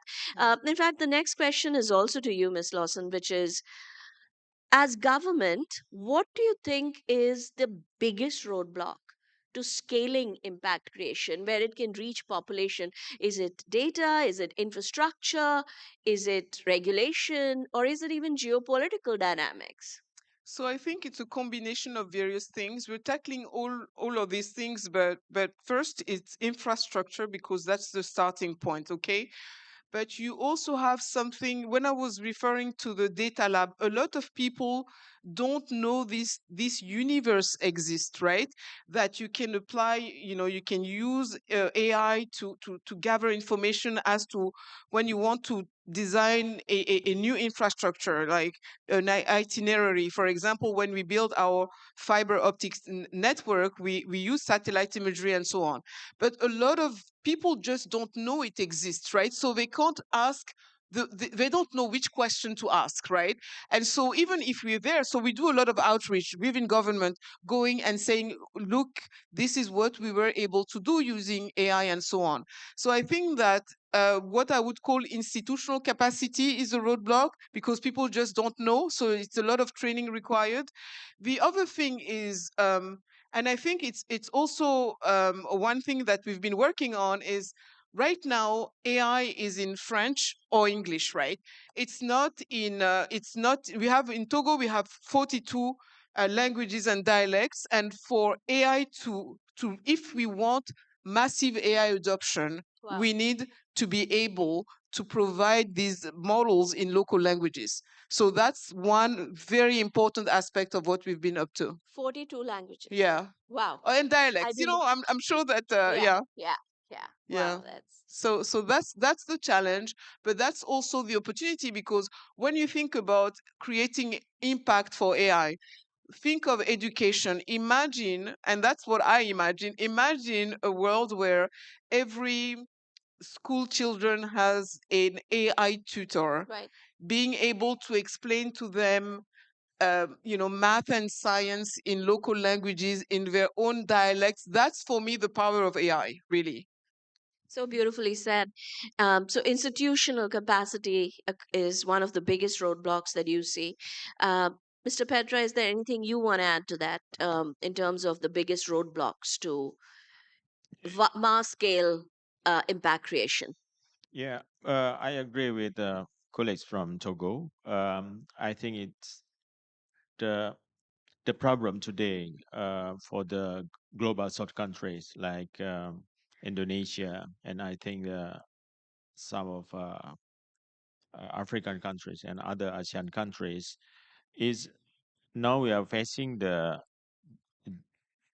geopolitical condition that you mentioned is really a challenging Yeah. times today. Yeah. Because we are facing the asymmetric Mhm. uh, conditions amongst the global south and global north, and that's one problem because the platformizations, yeah, the dominance of the platform is so important, yeah, Yes. to define or to determine the progress of the fair ecosystem in one countries. That's the first thing, and the second one, I think the infrastructure is one of the critical things that we need to pay attention. We need to improve. We need to heighten the standard of services on this infrastructure, and then regulations. I think regulation is also very important in this sense because Do we overregulate? no, we don't intend to heavily regulate this AI sectors Hmm. because we try to balance protections and also innovations. That most important, I think. If you heavily regulated, so no innovations at all. I cannot agree Yeah, more. yeah. So yeah, we try to balance. And the most important, the last thing that the most important, I think, we need to improve our research and development, and then attract the investment to support these innovations and to nurture our digital talent. That's the most important that we have uh, do in the short term. Extremely well said. And I think between the two of you, have really captured it. While infrastructure is always important and you want more compute, you want to build it out. But if you don't have institutional capacity, then investment in that infrastructure will not give you the returns. And regulation needs to help innovation, needs to help scale, and R&D is absolutely critical. So I think these are brilliant points. I know our time is up. So my last question, and I would request all three of you to answer, if we look at the next 5 years, the future, how should AI success be measured?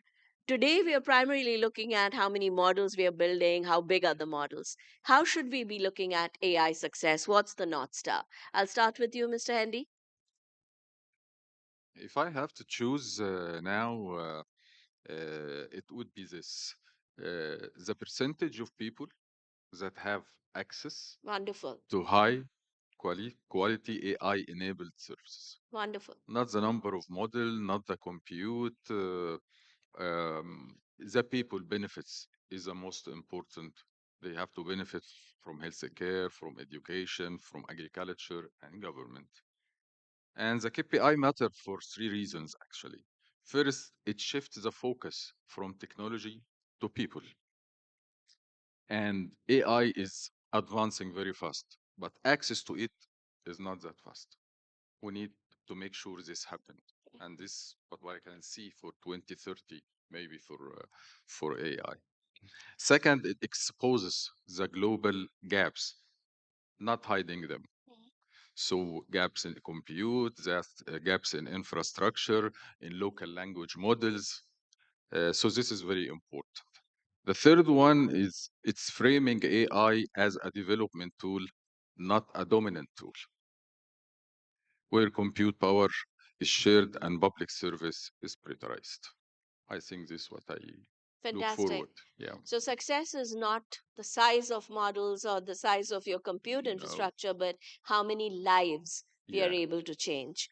And are we able to do that in a way that no one is left behind, right? It's Exactly. inclusive. Brilliant. Anything you all want to add? Any different thought, Mr. Petra, and then Ms. Lawson? Um, yeah, just a very short on this. I just want to add three more. Mm-hmm. But the first one I think is similar, like colleagues from Egypt. In the next 5 years, AI should be accessible. Mm-hmm. That's the first one. And the second one, for the global South countries, AI must solve the problem. That the most important. And the third one, I think AI need to be Yes. Yes. trusted. Yeah, need to be trusted. So it need to comply with the transparency and accountability standard. So no more AI deepfake can cheat people. Yeah. So because people have a good awareness on this AI product, especially generative AI, like AI deepfake or synthetic reality that produced by these AI machines. So I think that 3 points we can give mark whether this AI workable in the society or it's become a disaster to the society. I cannot agree more with you on all three, but I think the one that is most important is trust. Because if it's not trustworthy, it'll never be adopted, it'll never be used. So I think that is brilliant, brilliant point. Ms. Lawson, the last words to you. Um, I would echo what has been said, and for me, success would be if 5 years from now, every Togolese is one phone call away from to access any public services, right? And so that's how I'm going to measure success for with regards to AI in Togo, because then it talks to the people, right? Because so far we've been talking about digital transformation, which was really going from paper to screen. But what is going to be a real game changer is if I can talk to the machine and the machine can reply and so on. So that's one thing. And obviously the comment about trust is a very important one. We are a very young continent. Half of the African population is less than 18 years old, and 75% is less than 35. And so it's very important for us to have a trusted, AI infrastructure and so on. And so there's a lot of work that we need to do. We didn't mention to have also standards and platform for data exchange, which is going to be extremely crucial in our relationship with, the global north. So these are really important issues that we need to tackle if we want to be successful 5 years from now.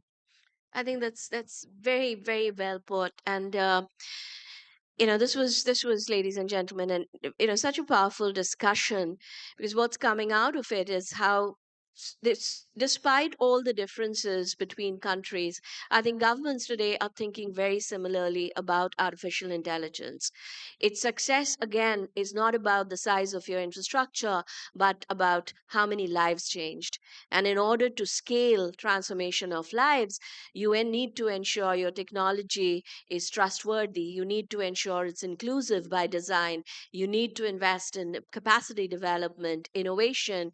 And it's fantastic to see everyone thinking along the same lines, because it really brings to fore the importance of collective action and collaboration. And I think that's what has come out of this summit. So, with that, thank you to all three of you. And please give them a huge round of applause. Thank you.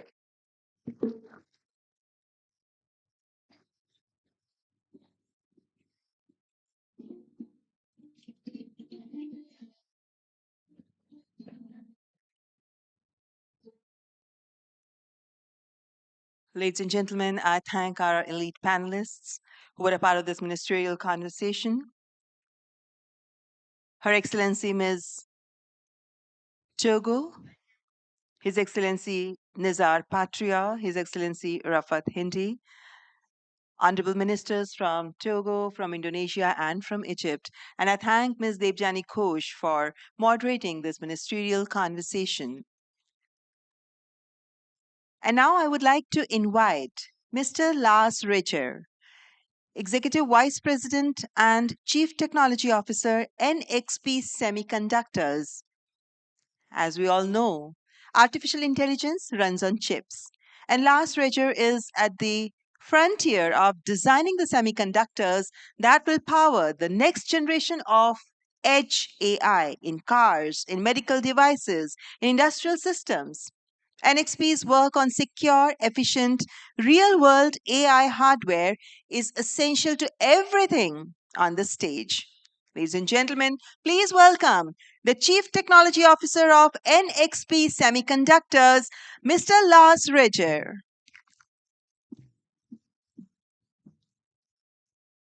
Namaste. Hello, everyone, and thanks for having me here. When we are talking about AI, at the moment, there is a lot of talk about how do we pump AI in big data centers, how are we energize these big data centers, but very honestly, there is a lot of questions. What is this AI for? What is this AI at all doing?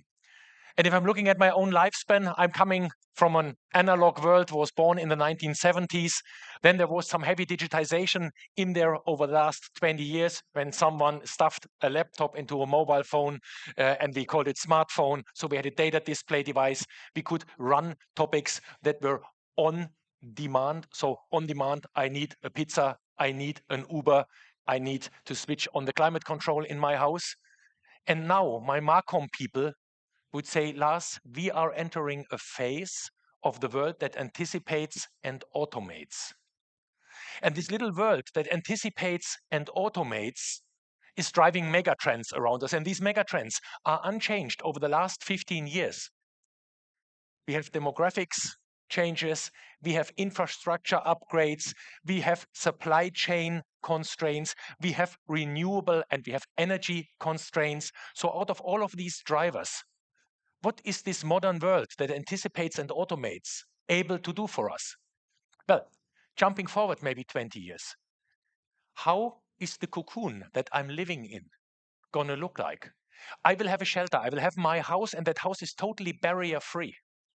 That house will check about my health, my wealth, will protect me. I can enter and I can leave without touching anything. No one else can do the same, and my property is protected very seamlessly. No barriers for me, but maximum safety and security. How will be my manufacturing landscape look like? Well, most of the manual tasks are gone. I need better education, and I may be the most advanced equipment operator in the world. Look at airplane pilots 70 years ago. There were guys my size, these type of muscles and arms were flying in thunderstorms, real heroes, mechanical pilots.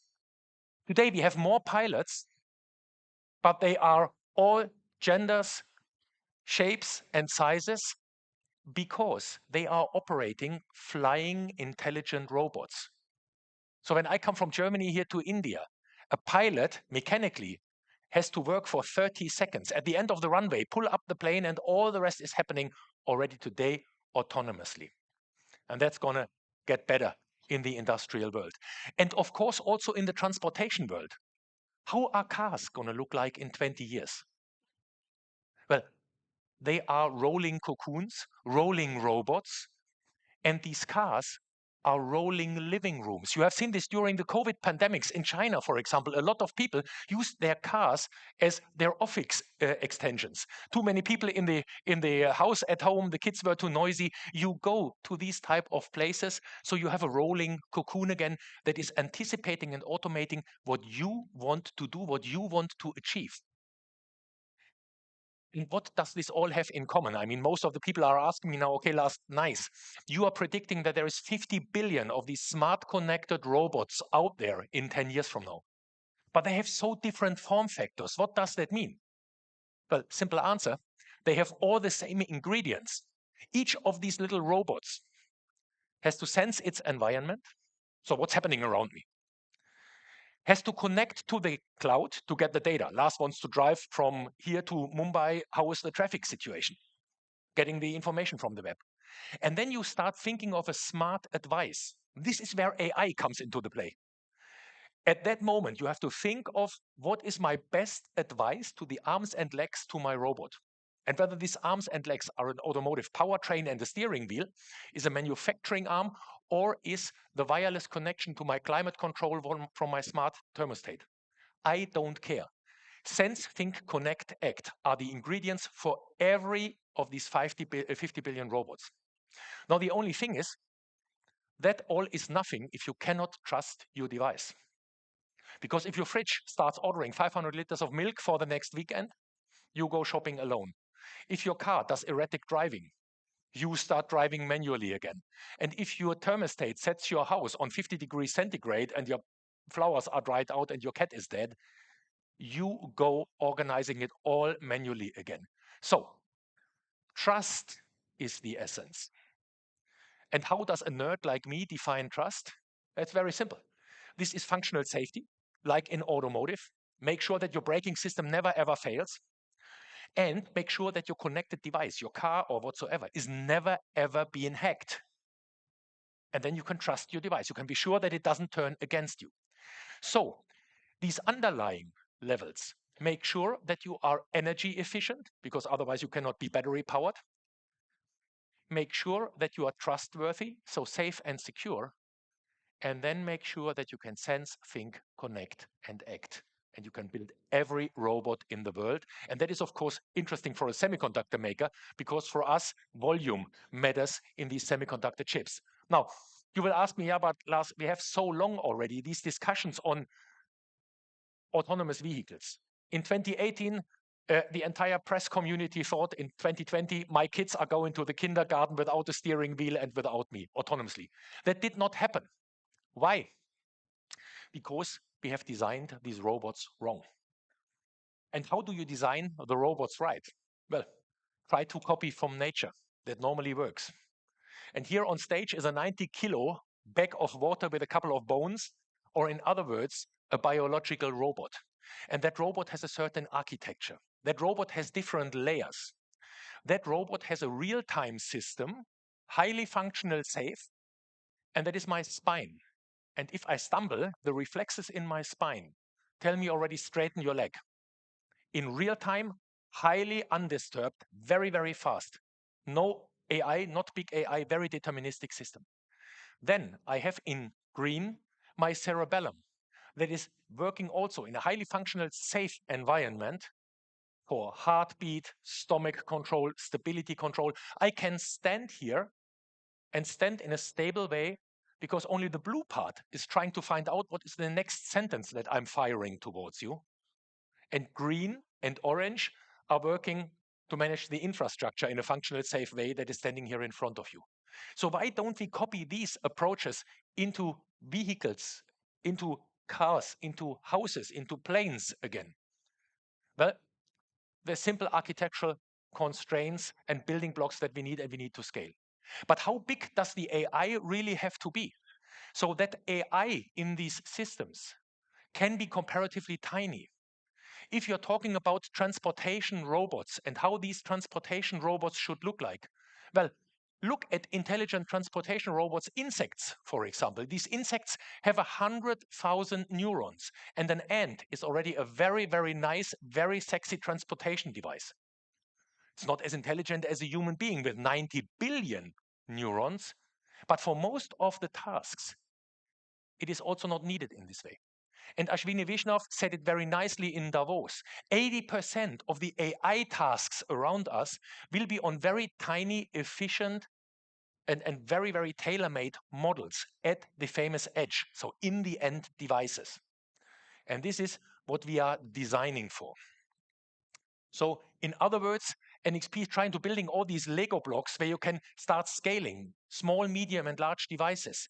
You have these devices here. This is, for example, the very small device. This is a complete drone control unit that also flies with AI, artificial intelligence, and reaches targets, not only remote controlled, but is operating the entire drone and is finding via the camera its way. What I have here is an India-made AI accelerator from Kinara in Hyderabad that NXP has acquired. This is carrying 10 billion parameters in a large language model. So it is not as big as ChatGPT, but the combination of those two systems carries a large language model and operates an intelligent system at the edge for a power consumption of 7 watts. So in other words, you can build these type of plug-in combinations, and you have a system, for example, at a computer tomograph, that is taking my entire X-ray pictures and is writing the doctoral report. That is operating at my fridge and tells me how many bottles of milk are missing. You do not have to have it always on and always operational. So these 7 watts are only consumed the moment where the fridge tries to find out what is missing. And then you can go to sleep again. That is the answer for this global quest of how many nuclear power plants do we need when we send one question to ChatGPT. And that is what the edge is going to solve for all of us.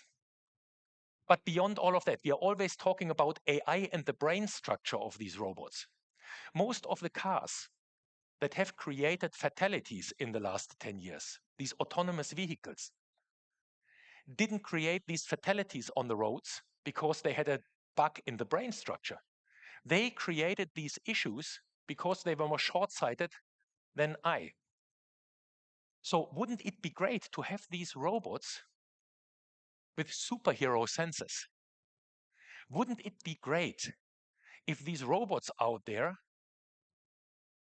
would have telepathic capabilities?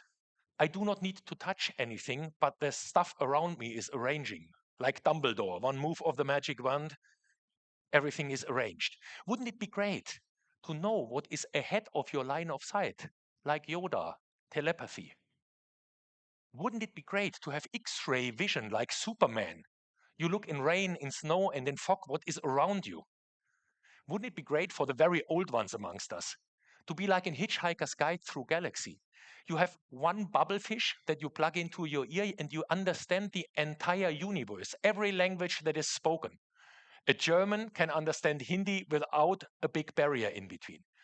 And wouldn't it be great if our robots would have better ears than Daredevil or an owl in real life and would be able to hear what is being spoken out there in the outer ranks? If we would have that, then the driving robot that replaces Lars is way better than Lars the driver himself. But I am the entry ticket for driving 250 kilometers an hour on the left lane of a German highway with my car. Now, you think we cannot have that for our robots next to this little bit of AI that we need? Well, let me tell you, we have it already. We have ultra-wideband technology that is opening gates and car keys from my watch to everything around me. I have car-to-car communication over more than 1 mile of distance in 3 milliseconds. I can immediately tell the device there is an ambulance rushing into the crossroads, switch the traffic lights to green for that ambulance and to red for me. Telepathy. We have radar systems over 300 meters that see two persons sitting like you next to each other, and we can detect them in rain, in snow, and in fog. We have meta standards. So the English for smart connected devices, where is a common language in place and all devices are talking to each other. The home gateway is talking to the window blinders, is talking to the solar cell management. This is the entry tickets for this democratization of AI functionality and for the entrance of these tiny devices here with a little bit of AI, a lot of functional, safe and secure architectures to building the right devices. And what we have done with a little bit of AI and a couple of microphones in cars, we can take with the in-car microphones the sound in a way that we hear a bicycle bell behind the cars, and we can easily detect whether there is vulnerable road users, for example, behind the cars. You can do this in any other settings as well, but automotive is there a very nice one. So in other words, where are we at the moment when I'm talking to my fellow nerds and the semiconductor researchers? It is not about AI alone. It is how you can build systems that you absolutely can trust. How can you go low power? And then the key question, how big does the brain has to be? And the answer is somewhere between 100,000 and 100 billion neurons. Beyond all of that, there is very, very interesting questions that we have to solve. And where India is deeply with the Europeans in research and in the activities, how do we make the wiring harnesses lighter? How do we battery operate all of that? How we are sensing in the right way? How do we think? So all of these separate topics, and to not make it too nerdy and too complex, all of these silicons here are driving then these form factors. A lot of people are only talking about humanoids. And sorry to say, humanoids are the tiny fraction of robots. Because why should a robot look like a human being? I mean, that only makes sense in a very human environment, climbing stairs or whatsoever. Otherwise, you have robots that looking like ultrasonic devices, that are looking like infant monitor devices on the neonatology stations in hospitals. There is no need to look like me. But all of this, we are equipping already with silicon in the 100,000s today, and the ingredients are always the same. And just to get this pitch here down on the runway, to say it in the drone language, what do you need to do? What do we need to work on? What does the industry do at the moment? Well, in a very simple way, we are working on safe and secure architectures that are ultra low power, ultra energy efficient. Again, otherwise, this dream of 50 billion smart connected devices will not work, because these 50 billion smart connected devices need 3 times the energy that Mother Earth can provide. So that is the absolute must for these markets to come into play. Then what we need to work on is we have to push the boundaries, the envelope of physics, and we are doing. We are sensing better than human beings in the meantime. And then what we need to do is just a simple game that semiconductors have done since 50 years now. We need to scale in the right way. So we need to build these little Lego bricks and say, okay, here is a complete drone control unit that you can fly autonomously. You want to fly with large language models and very, very smart AI slalom between the trees. Plug this little dongle in and you have everything on board that you can do. And the same you can do for building control systems with manuals. You can do this for any form factor that you like. And that is what we are doing at the moment, while the AI models are getting much, much more efficient, smaller, and we carry them here. So my pitch is, when PM Modi says he wants to bring AI to everyone, this is the answer. The answer is not data centers. They will exist. But the democratization of AI and equipping everyone in Togo, as we heard earlier, or in India or in Germany with the right levels of AI that create the world that anticipate and automates. The answer lies at the famous edge in the end device. Thank you.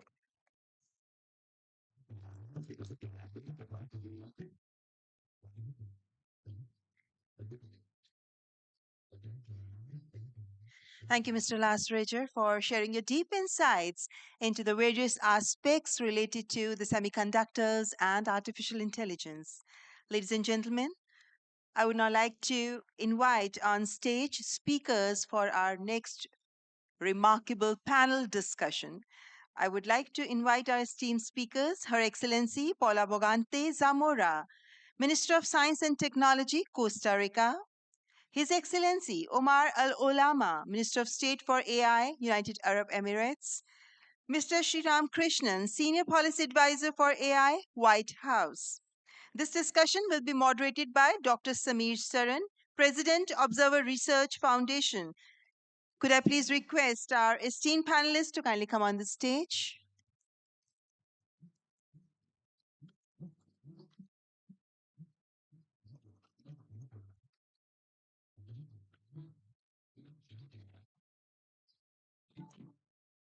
Good afternoon. We have 20 minutes and we have a fantastic panel here, so I'm going to dive straight into the conversations. Um, we've been here through the day and we've heard a few ideas and propositions, and I'm going to basically ask each one of you to elaborate from your vantage points on some of those propositions. The first, of course, would be, what does impact and diffusion mean where you sit?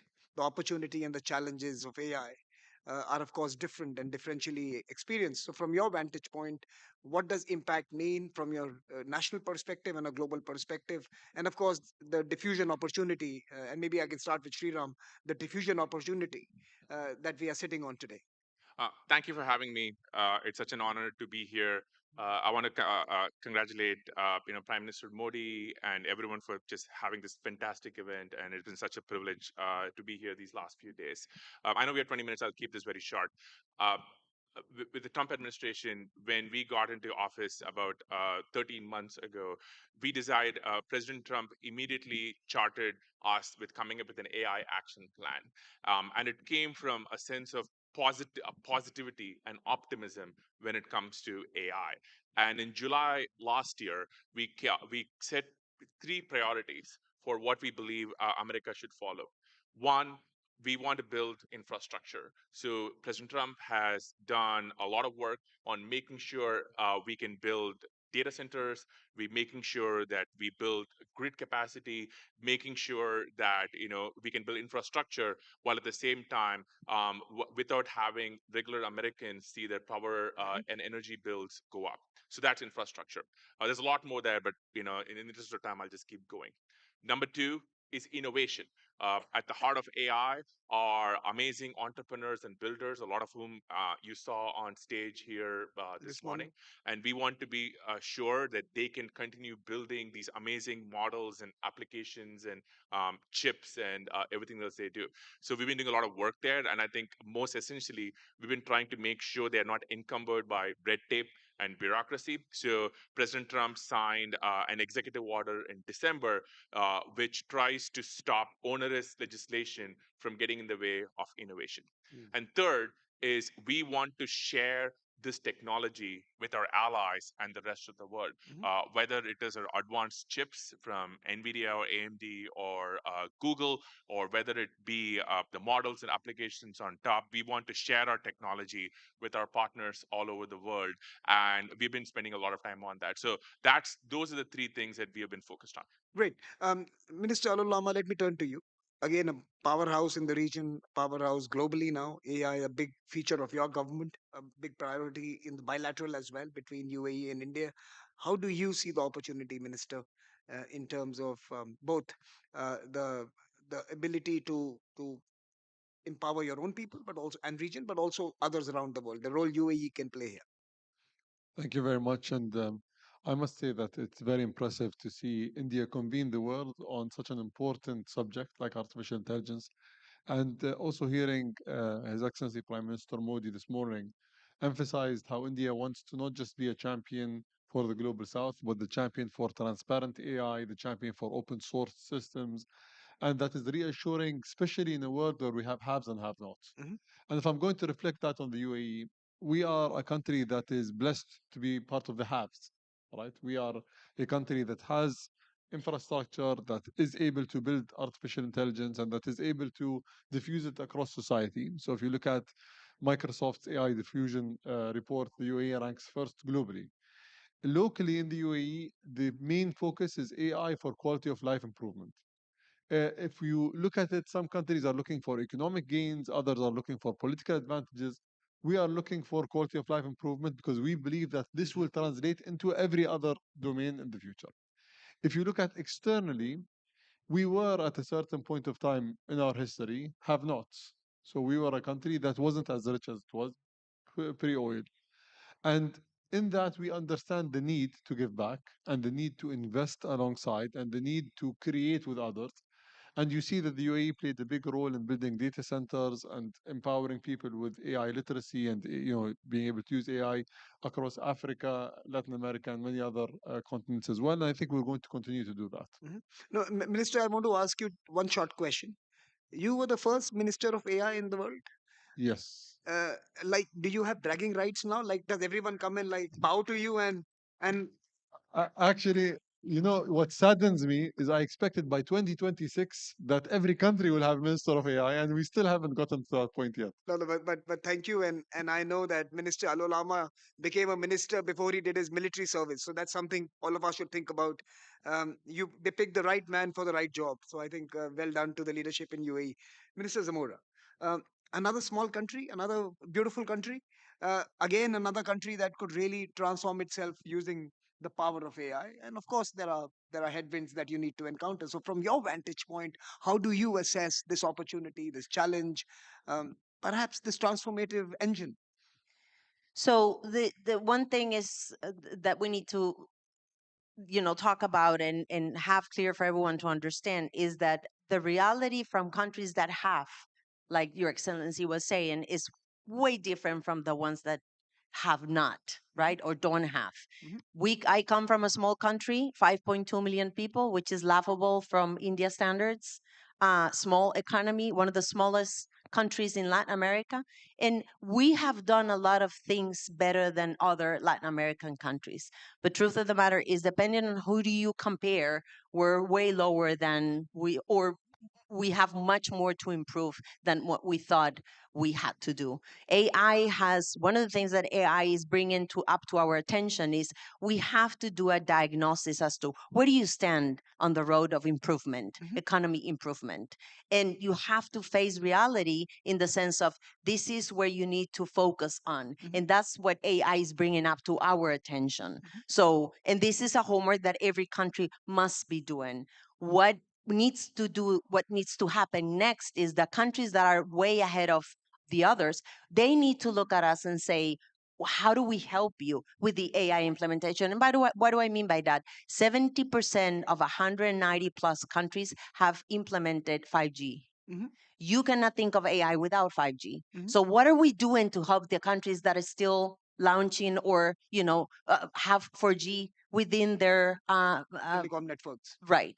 What are they doing? How can we help them? When we started working on an AI strategy, 4 countries out of 33 Latin American, Caribbean countries had an AI strategy. 4 out of 33. So what did we do? We spoke with the OECD. We're working on an AI toolkit to help every country understand where do they stand. So again, what is AI doing to us is bringing to our attention where do you stand in the AI race and what do you need to do to keep improving. But we're not going to be able to get to the ideal point unless the countries that are ahead of us look down and say, this is where we should be helping. More than just bringing AI solutions is how do you build the base to then start implementing AI solutions? You raise a very important point. How is global cooperation going to play out in this domain? How are partnerships going to serve humanity? I think that's one of the key uh, principal conversations we want at this forum, right? So let me ask you, let me start the second round with you on what is the kind of multilateralism that is likely to emerge and how can countries with 5 million population, but by the way, let me just tell you, Minister, between India and Costa Rica together, we are 1.5 billion people. So don't worry, it's big numbers. So we will negotiate together. Now, my question to you is, what kind of multilateralism is going to work for countries such as yourselves? Is it going to be through a regional grouping basis? Is it going to be through like-minded countries? How is the multilateral arrangement of the future going to look like? I think a little bit of both. You said India and Costa Rica. Let's talk about Latin America and the Caribbean. If we combine all 33 countries, we're talking 650 million people. Then the number sounds attractive, right? So I do think that we need to like-minded countries get together within regions and start negotiating or deciding what the path is going to be. And we can do it with countries from other regions, say Asia and Costa Rica, or Africa and Latin America, not Costa Rica. The truth of the matter is we're sharing some common problems. Some countries, small economies, for example. What do we need to do to make sure that we keep moving forward and we call the attention on the countries that are, in the upper floors, let's say? To catch their attention, right? Minister Alolama, you've been in this forever. So tell me, how is the World Government Summit and the big events that you host? How do you think partnerships are going to emerge in this particular technology domain, in this highly polarized world? People are being forced to choose. How do we retain the ability to be able to build bridges across? So this has evolved as a discussion, and things have changed drastically over the past 9 years since I was appointed. Historically, no one was talking about, um, you know, trying to confidentially keep what they have for themselves and not discuss it with others, or trying to create groups of, influence, whether it's on the left or on the right.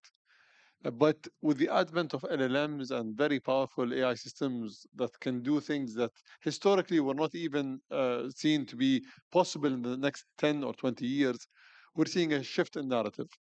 The UAE's approach has always been the world needs a convener, the world needs a place where you can have dialogue. And I think what is going to harm the world is ensuring that there isn't dialogue and there are silos. Even at the height of the Cold War, there were dialogues on nuclear proliferation. There were dialogues on the dangers of nuclear weapons. And there were countries like Switzerland at the time where the world could come and talk about what is acceptable and what is unacceptable. And we believe that the UAE can play that role. It can convene the world. It can come and put the topics of importance. And it can ensure as well that we can magnify the voices, not just of the countries in our region, but as Her Excellency the Minister said, countries in Latin America and the Caribbean, countries that today are unrepresented in this dialogue. We attend the G20 meetings. And there was a process on the Hiroshima Accords on AI. And in that, you can see it was only the 20 countries or 25 countries that were there. The AI dialogue needs to be a global one. It cannot be one that is limited to one geography or one set of countries. Sriram, let me take from a US perspective, from a Trump administration perspective, you are investing in building partnerships, whether it is a critical minerals group or the Pax Silica that's gained much currency in recent conversations. how is multilateralism of the future for you? Before I get to that, I think I want to emphasize something which His Excellency the Minister mentioned a moment ago, which is Prime Minister Modi just outlined a totally compelling vision for what AI can mean to all of humanity, and I think it was so compelling in so many themes. And I also want to particularly congratulate the Sarvam team for their launch yesterday. I think it is quite inspirational in terms of what a small team of entrepreneurs have accomplished in such a short time. And as somebody who kind of nerds out on these things, I found that very, very impressive. Um, I think speaking for us in the administration, we approach this from a spirit of partnership. We want to see the world leverage and use our technologies.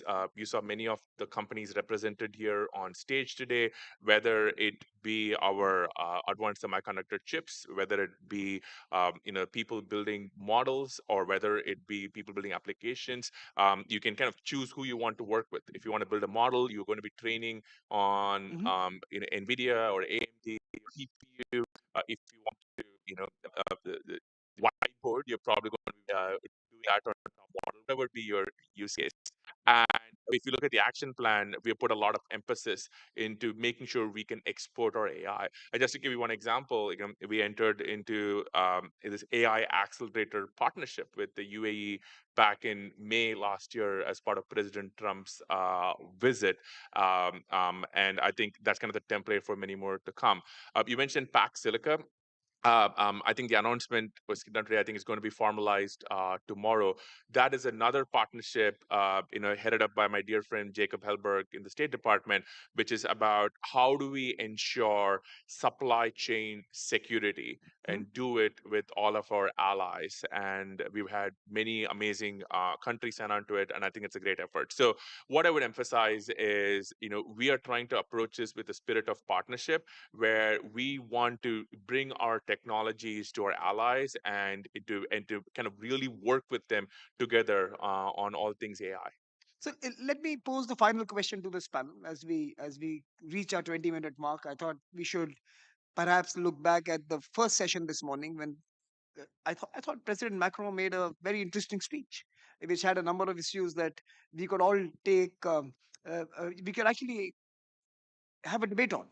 For example, it's one of the questions he raised was the nature of regulation, and I think the implicit in his speech was the question of the balance between innovation and restraint in some sense, right? So maybe as we conclude this conversation, from all of the panelists, we could start with how do we see the future of AI regulation, and maybe Minister Alolama, I could start with you this time, then come to you, Minister Zamora, and end with you, Sriram, on regulation and what do you think about it. So let me start with you.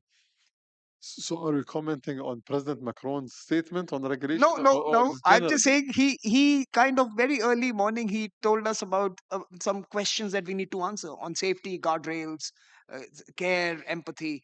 That's the question, right? So what are we designing it for? So there isn't a one model fits all when it comes to regulating technology. And I think as well, there isn't a country that's going to get it right from the get go because they are all knowing. And we've seen that through many iterations of different regulations that were put in place and then revoked and removed. In the UAE, our view is simple. First, we actually like to engage. So we engage aggressively with the different partners, whether it's from the private sector or other countries as well. Second is we like to build up gradually rather than go from extreme to extreme. And I'll give you a simple example. You're going to realize that when ChatGPT came out, in a short period of time, there was a country in Europe, I'm not going to mention the country, who announced that they're banning ChatGPT. In the same month, the cabinet in the UAE announced that we are going to be embracing LLMs and ChatGPT completely and getting as many people in the country to use these tools as possible. And this sounded counterintuitive. Why are they banning it and these guys are jumping on board? Our assessment was that this tool is going to be a net positive for the society. Now, with that, if there are negative ramifications, the way that we're going to approach it is gradual restriction rather than going from 0 to 100. That's how the UAE approached it. And we typically like to work with others to ensure that our regulation as well are compatible with other, whether it's blocks or countries. So you see that there are certain regulations that are compatible with India, many regulations are compatible with the US. And maybe Her Excellency the Minister will say this, for countries of our size, we can't bully large companies. And I don't think we can afford, and it's true, we can't afford to swing left and right on the pendulum just because we're trying to threaten them. Our approach should always be approaches of cooperation, of collaboration, and also of continuous proactive assessment of the impact on our citizens. I'm just going to end with one final example. Go ahead. Today, the conversation that social media is bad, right? So this is one of the things that we are hearing. And my question is, it took social media, so we've had social media for 15 years now. It took us 15 years to reach to that point. And today, the only answer is that we restrict. There has to be constant assessment and proactive engagement with the private sector, while at the same time putting constant restrictions, slowly but continuously, to ensure that you don't have to go to the extreme. I know that Europe is very wise when it comes to them putting the regulations for themselves. Our approach in the UAE is to try to engage and to see what comes out of it. Very diplomatic, but I think your point is well taken. Regulation is an art form and not necessarily the exercise of a hammersmith a policy option for the government. So it's very well taken. Minister Zamora, your view. So regulation, the way I see it is depends on the view of the beholder. Who are we talking about? Because I hear regulation on innovation. Sure, how much money the 5 big tech companies invested last year on innovation? Over $200 billion, which is also the amount of money India is planning on invest for the next 2 years. Costa Rica's GDP is $100 billion. So that gives you a perspective. Innovation, what's the average percentage invested on innovation per GDP for OECD members? 2.7% of the GDP. Costa Rica, 0.30%. Latin America, 0.65%. We're not even at 1%. So we say, let's regulate innovation. Let's start innovating first, and let's then regulate it. So as His Excellency was saying, it's not a one-fits-all sort of formula. So, and then I go back to, we have to think when talking about regulation, what is each country's reality? How about data? Let's talk about data. Data privacy, data governance. How about the value of data? Because some of the countries, that's all we can provide. Because we have to still, again, we're working on building blocks. How about the value of data, which at the end of the day, it's what algorithms need to become better. How about talking about regulating data and the value of data? Those are things, again, it depends on the perspective of each country and what is it that what value can we provide, can we put on the table? And let's discuss that, because we can talk about ethics, we can talk about governance, we can talk about the goal of AI, which should always be the improving of humans' lives. But what is the reality of each country nowadays when thinking about data? Of AI. Sriram, let me turn to you for the final word. The Prime Minister this morning, Indian Prime Minister this morning, said very eloquently that AI is India's destiny. And in some sense, that would define the governance approach for the opportunity that it offers us, right? So now, in that backdrop, in the American tradition of building entrepreneurial value, where do you tilt on this debate? Well, I think I think for us, we always sort of seen AI through a lens of optimism and positivity in terms of what it can do for American citizens and the world at large. When it comes to regulation, there are some things which we absolutely do care about. We care about protecting children.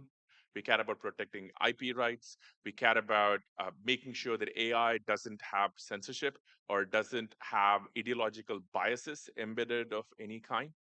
But having said that, what we are trying to battle right now with this executive order is we don't want a patchwork of regulation. we are still very, very early when it comes to AI, and we don't want to hinder innovation by having bureaucratic red tape or having in America 50 different states with 50 different rules that entrepreneurs have to deal with before they launch something. So that's been our approach. So it's more about coherence and predictability and certainty that allows innovation. Yes, we need clarity in regulation so that entrepreneurs can do what they do best. I think this has been a fantastic conversation, 20 minutes of pure content. So thank you very much to all three of you for coming to India, for sharing your wisdom with us. And of course, best of luck for your AI journeys. And hopefully our paths will intersect and we will build a prosperous future together. Thank you very much. Please join me in applauding this man. Thank you.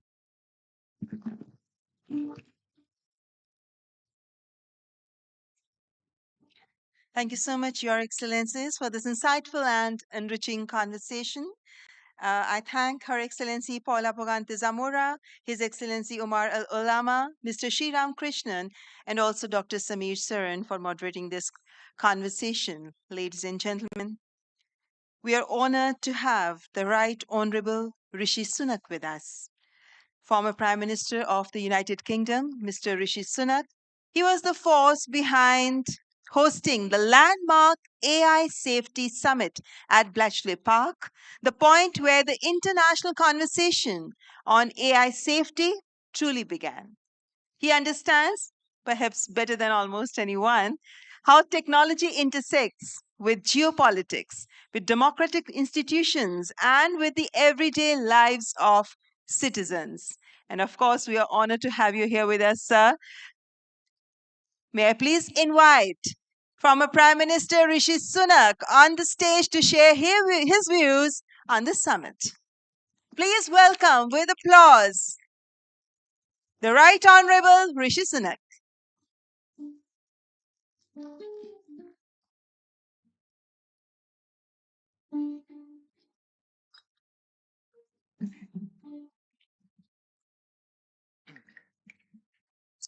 Namaste. Thank you. It's such a privilege and indeed a pleasure to be with you today. Now, as we've been hearing all week in Delhi, artificial intelligence can do many things, but it will never replicate that sense of wonder that you feel seeing the Red Fort. The pleasure that you get from biting into a sweet laddu, or if I can say this here in Delhi, the joy you get from watching RCB's Smriti Mandana hit the perfect drive. Now, when I launched the first AI Leaders Summit in 2023, I created that summit to be a forum where we could all, from presidents and prime ministers, to CEOs and CTOs, to developers and development specialists, come together, share the latest advances, and work out how to ensure that we tip the balance of this technology in favor of humanity. So I'm grateful that South Korea, France, and now India have taken up the baton. Back at Bletchley, we committed ourselves to an AI future that worked for humanity. And that is why the first summit began with safety. There were risks, new risks, that we knew that we must avoid. And I'm proud that the frontier labs today are working with our AI Security Institute to test models before they are deployed, ensuring their safety. But I also knew that AI progress and AI safety went hand in hand. It is by showing the world that this technology is safe that we will be able to fully reap the benefits of it. And the public sector is where trust in AI will really be won or lost.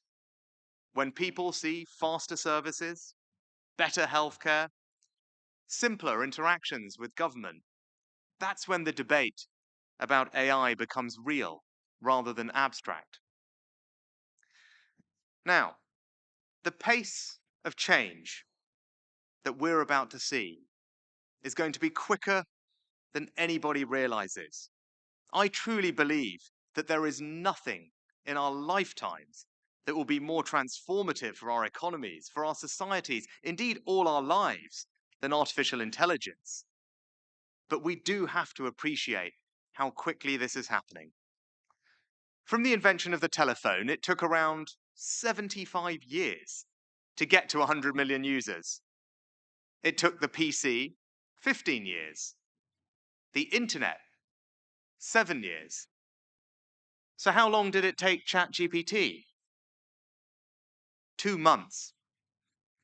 So we do need a regular forum where we can all meet and discuss this technology. And that is what this summit provides. Under Prime Minister Modi's leadership, this summit will deliver impact. It will show us how we can make AI work not just for the developed world, but for the developing world too. How it can improve health and education in every corner of the globe. How it can enhance human dignity. How it can raise the floor for humanity. And there is no better place to discuss this AI transformation than India. The AI debate is moving from technology to strategy, from what these tools can do to what countries choose to do with them. Indians are among the world's most prolific users of both mobile data and AI tools. You are the second largest contributor to AI projects on GitHub anywhere. The India Stack has shown people how technology can benefit them in their everyday lives. This digital public infrastructure, Aadhaar, UPI, and now Ayushman Bharat health accounts provide universal digitally verified foundations on which AI applications can now reach 1.4 billion people. The energy that I've seen this week, the young people that I've spoken to, are testament to the vibrant startup ecosystem here in India, which has produced over 125 unicorns, with new fantastic businesses like Sarvam AI leading the way. A remarkable culture of frugal innovation is why India could send Chandrayaan to the moon for less than the cost of making the movie Interstellar. And no country will realize the benefits of AI if its citizens are fearful of it. Because people don't adopt a technology that they are scared of. Again, India has huge advantages here. At a time of mounting AI pessimism in the West, this nation stands out for the fact that almost 9 out of 10 Indians are optimistic about AI. And all of this is why, in the latest Stanford University ranking of global AI powers, India has overtaken the UK into the medal places. Although I should say, England remain just ahead in the ICC test rankings. Now, the sprint to be the first company, and indeed the first country to achieve AGI, dominates our headlines. But what India shows is that the real race is the race for everyday AI, to spread this technology throughout your economy and society. Now, history teaches us that leadership in technology does not only depend on who invents it, but on how effectively it is deployed and adopted in your country. Take the printing press, invented in 1440 in Mainz in Germany, but, as Jeffrey Ding shows in his book, Technology and the Great Powers, it was the Dutch Republic that extracted the most value from it, and in turn became the publishing powerhouse of the world. Now, San Francisco may be today's Mainz, but it is increasingly India that is doing what the Dutch Republic did so effectively and maximizing the benefits of this new technology. Because when it comes to AI, adoption is all. It will be those countries and those companies that adopt who will be the biggest winners. Now, India can also lead the way on showing how AI can address the great challenges of our time and raise the floor for humanity. If we are to feed a global population of 10 billion people in 2050, food production must increase by 70%. By 2030, we will have a global shortage of 11 million health workers and 44 million teachers, meaning hundreds of millions won't get the care or education they need. And there is already a $4 trillion funding gap for achieving the Sustainable Development Goals. These problems threaten to cause famine and hardship, to destroy the human potential of billions, and to make the world an ever more unequal place. But AI can and is helping us solve these problems, and at a fraction of the cost. Look at how AgroSmart is enabling farmers in Latin America to access on their phones, in their fields, the kind of up-to-date weather and soil information that up to now has been the preserve of the largest commercial producers. And the results have been sensational. It is boosting crop yields by a fifth while halving water and energy use. Now, this technology offers the chance to achieve a breakthrough in agricultural productivity on the scale of India's green revolution. And if AI helps us achieve this, we truly can feed the world. Now, for most of human history, the most dangerous thing a woman could do is give birth. 1 in 18 married women died from childbirth in 17th century England. Now, that number has fallen by 99% today, but in sub-Saharan Africa, maternal mortality is comparable to what it was in England 4 centuries ago. And AI can help us tackle this inequality. Take the prompt service in Kenya, which offers 3 million pregnant women health advice by text message in their own language. The AI can flag high-risk cases and ensure that they quickly get the healthcare and medical care they need. For 74 cents a patient, this technology is saving lives and tackling one of the great injustices of our time.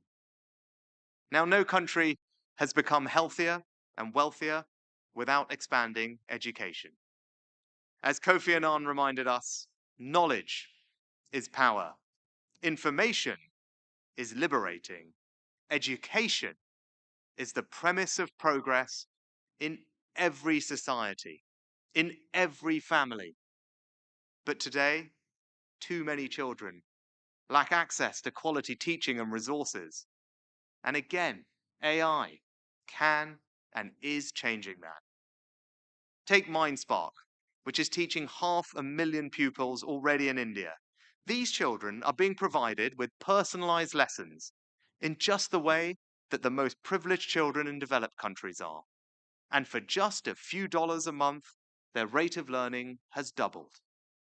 The genius of this technology is that it doesn't require super fast broadband and a fancy laptop, but just a simple tablet with preloaded content that draws on 20 years of research and 5 billion student interactions.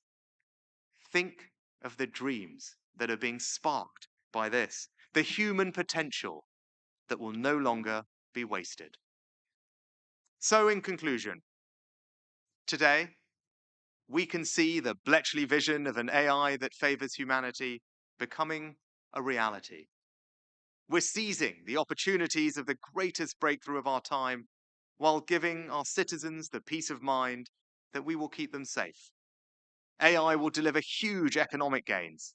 It will have twice the impact of the Industrial Revolution in just half the time. But what we are seeing here at this summit is how AI will raise the floor for humanity.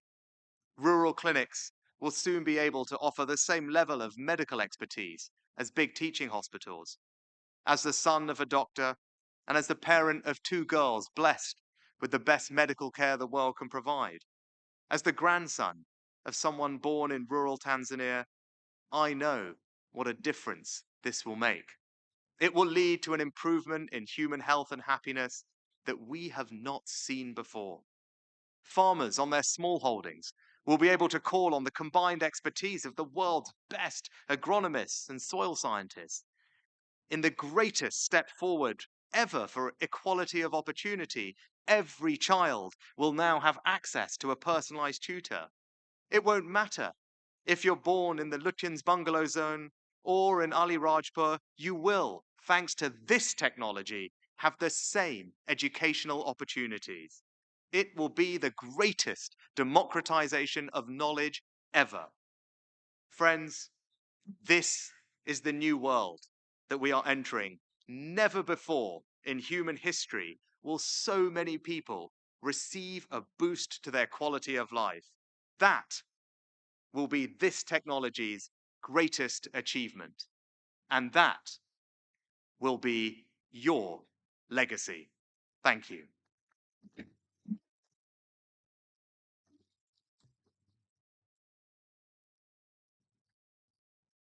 Thank you so much, sir. Your reflections on artificial intelligence and its use in overcoming the global challenges has really elevated this summit. Thank you so much. We are deeply grateful for your valuable contribution.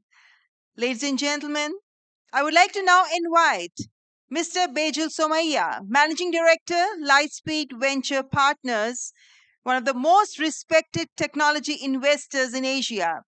Mr. Somaiya has backed some of India's most consequential startups from the earliest stages. His view of where AI investment is going and which bets are likely to pay off is one of the most grounded in the room. Please welcome the Managing Director of Lightspeed Venture Partners, Mr. Bejul Somaiya.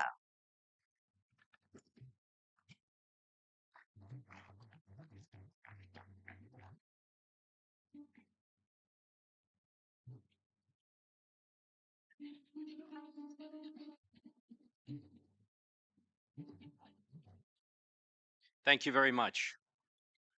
For the founders in the audience and live streaming, I want to take you back to 2008. If you were involved with the innovation economy in India at that time, you were living in a strange kind of tension. On one hand, there was a sense of inevitability around the arrival of the internet and the creation of the digital economy in India. On the other hand, if you focus solely on what was happening in that moment, there was very little evidence that we could all point to. Internet penetration was in the low single digits. Smartphones were a luxury. Broadband was a distant promise. And the main question anyone was asking was whether India would ever be more than a services economy for the rest of the world. And yet, within 15 years, India became the world's third largest digital economy. Not by copying what happened elsewhere, but by inventing something entirely of its own: a digital stack, a payments infrastructure, and a consumer internet economy that served 1 billion people at price points the world had never seen before. The companies that emerged were not just Indian versions of American ideas. They were fundamentally different companies built for a fundamentally different context. At Lightspeed, we think about that moment often because we are sitting inside a very similar moment right now, except that the technology is AI, not the internet. The window of opportunity is shorter, and the stakes are much higher. So let me ask you all a question. In 2008, if you had known with certainty that the internet was coming to India, not if, but when, what would you have done differently? What companies would you have started? What investments would you have made? Because here is what I believe with real conviction. The arrival of AI in India is not a question of if, it is a question of how and how fast. One of the most important mental shifts in the innovation economy, and it took me many years to fully understand this, is that what matters is not where you are, but how fast you are moving. Scale is a snapshot, but the slope or the trajectory is the story. When people talk about India and AI today, the conversation often gravitates towards infrastructure gaps, compute access, data quality, language diversity. These are real challenges, but they are the current state, not the destiny. And in technology, the current state is almost always a misleading guide to the future. India's slope right now is incredibly exciting. The pace of AI adoption among developers, the sophistication of the startup ecosystem, the depth of engineering talent, the hunger to solve hard problems, these are indicators of the trajectory that lies ahead. And trajectory, not position, is what creates value in the innovation economy. Now, two areas where AI has the greatest potential to be transformative for India, and you just heard this from the former Prime Minister, are healthcare and education. World-class healthcare requires specialists who are available, reachable, and affordable, requires follow-up, monitoring, personalization. In most of the world, and certainly in most of India, these things are rationed by geography and by income. The quality of healthcare you receive is a function of where you were born and what you can afford. AI will break that equation, not by replacing doctors, but by making the intelligence of the best diagnosticians in the world accessible to a primary care provider in a third-tier city. By making a first-level triage conversation available to anyone with a smartphone.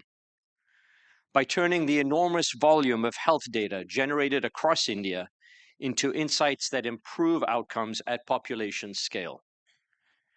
The opportunity is not just to digitize an existing system. It is to reimagine what healthcare delivery looks like when intelligence is abundant and geography is irrelevant. Education is the same story. For decades, the highest quality education in India has been rationed by examination performance and proximity. For every student who made it through, there were thousands who didn't, not because they lacked potential, but because they lacked access. A truly intelligent tutoring system has never existed at scale anywhere in the world. Building it for India, in India's languages, for India's learners, is one of the most important things our current generation of entrepreneurs could do. And it is now within reach in a way that has never been possible before. The impact of getting these two things right is not just economic, it is civilizational. A country where every child has access to a genuinely excellent education and every person has access to the best personalized healthcare. That is a different country and a different India than the one that exists today. Now, there is an absolutely profound change underway, the impact of which deserves more attention than it currently receives. And that change is that the cost of intelligence has collapsed. It hasn't declined, it has collapsed. The cost of running sophisticated AI inference has dropped by orders of magnitude, and it continues to drop. What cost hundreds of dollars per query 2 years ago costs fractions of a cent today. And the models are getting dramatically more capable, not less. Why does this matter for India specifically? Because price has always been the friction point in this country. Every technology wave that came before, smartphones, broadband, software, had to solve the affordability problem to unlock the India market. Sometimes it took a decade. Sometimes it required entirely new business models. Sometimes, like in healthcare and education, it led to haves and have-nots. AI is different. The underlying cost structure is compressing so rapidly that the question of whether AI will be affordable for Indian consumers and Indian businesses has already been answered. The question is not whether the economics can work. The question is simply who will be fast enough to build the right applications before this window closes. For the first time in the history of technology, a person in a village in Rajasthan with a smartphone will have access to the same underlying intelligence as a knowledge worker in Manhattan.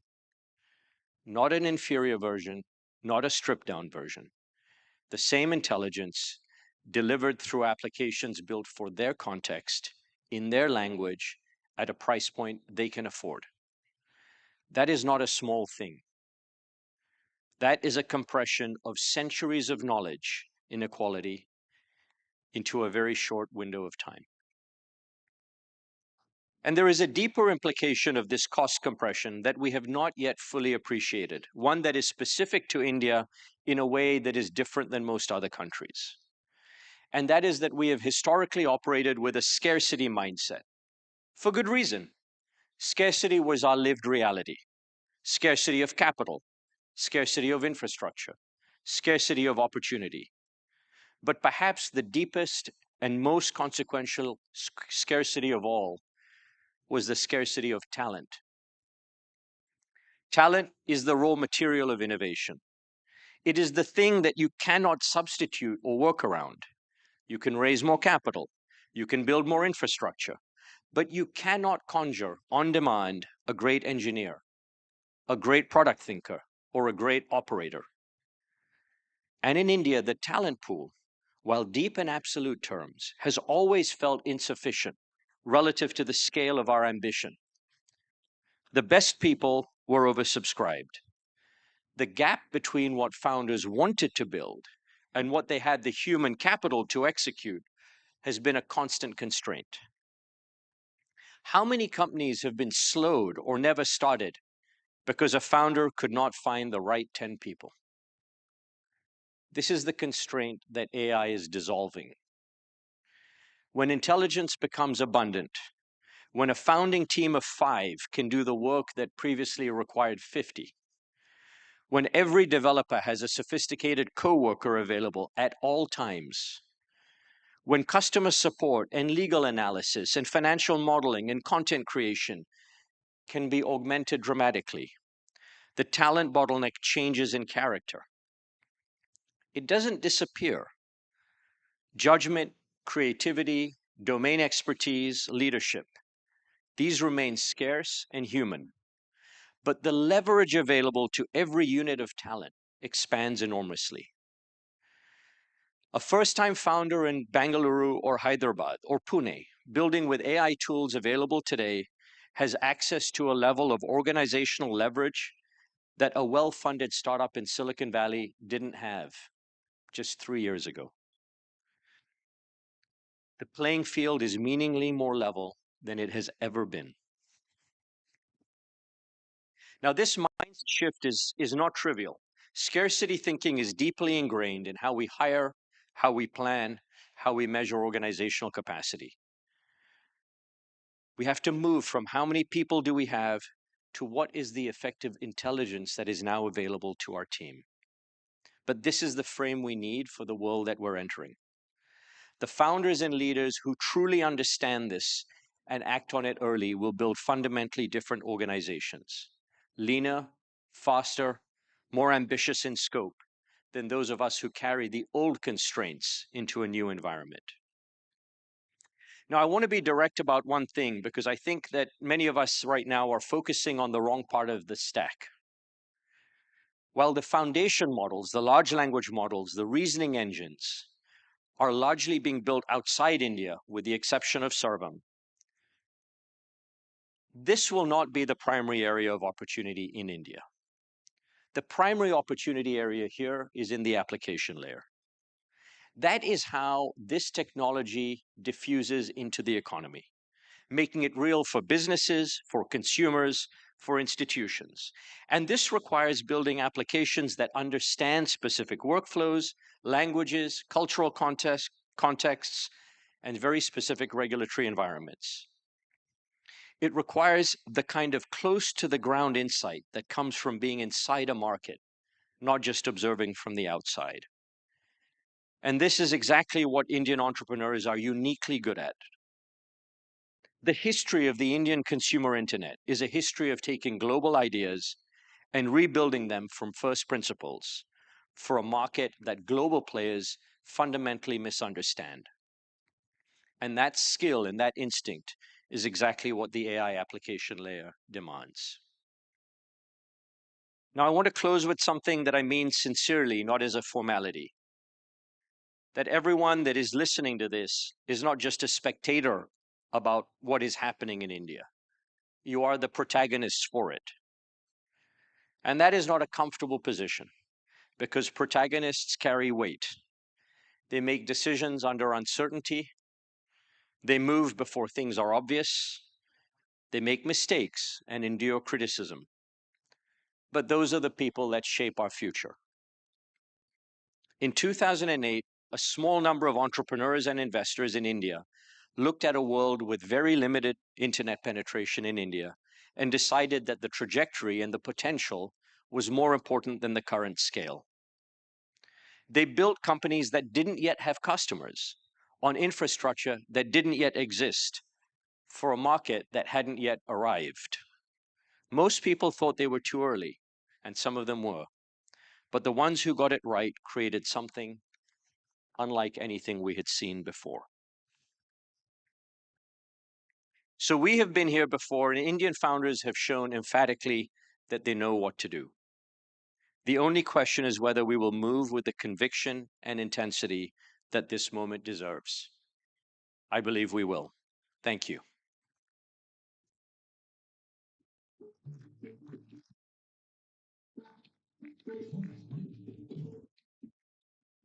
Thank you so much, Mr. Bejal Somaya, for your enlightening address and also for contributing your expertise to this summit. Ladies and gentlemen, I now take this opportunity to invite Professor Surya Ganguly, Professor of AI, Neuroscience and Physics, Stanford University. Professor Ganguly's research sits at one of the most intellectually fertile intersections in science today, using the mathematics of physics and the insights of neuroscience to understand how intelligence, biological and artificial intelligence, actually works. His work is helping build the theoretical foundations that practice so urgently needs. Please welcome Professor Surya Ganguly from Stanford University.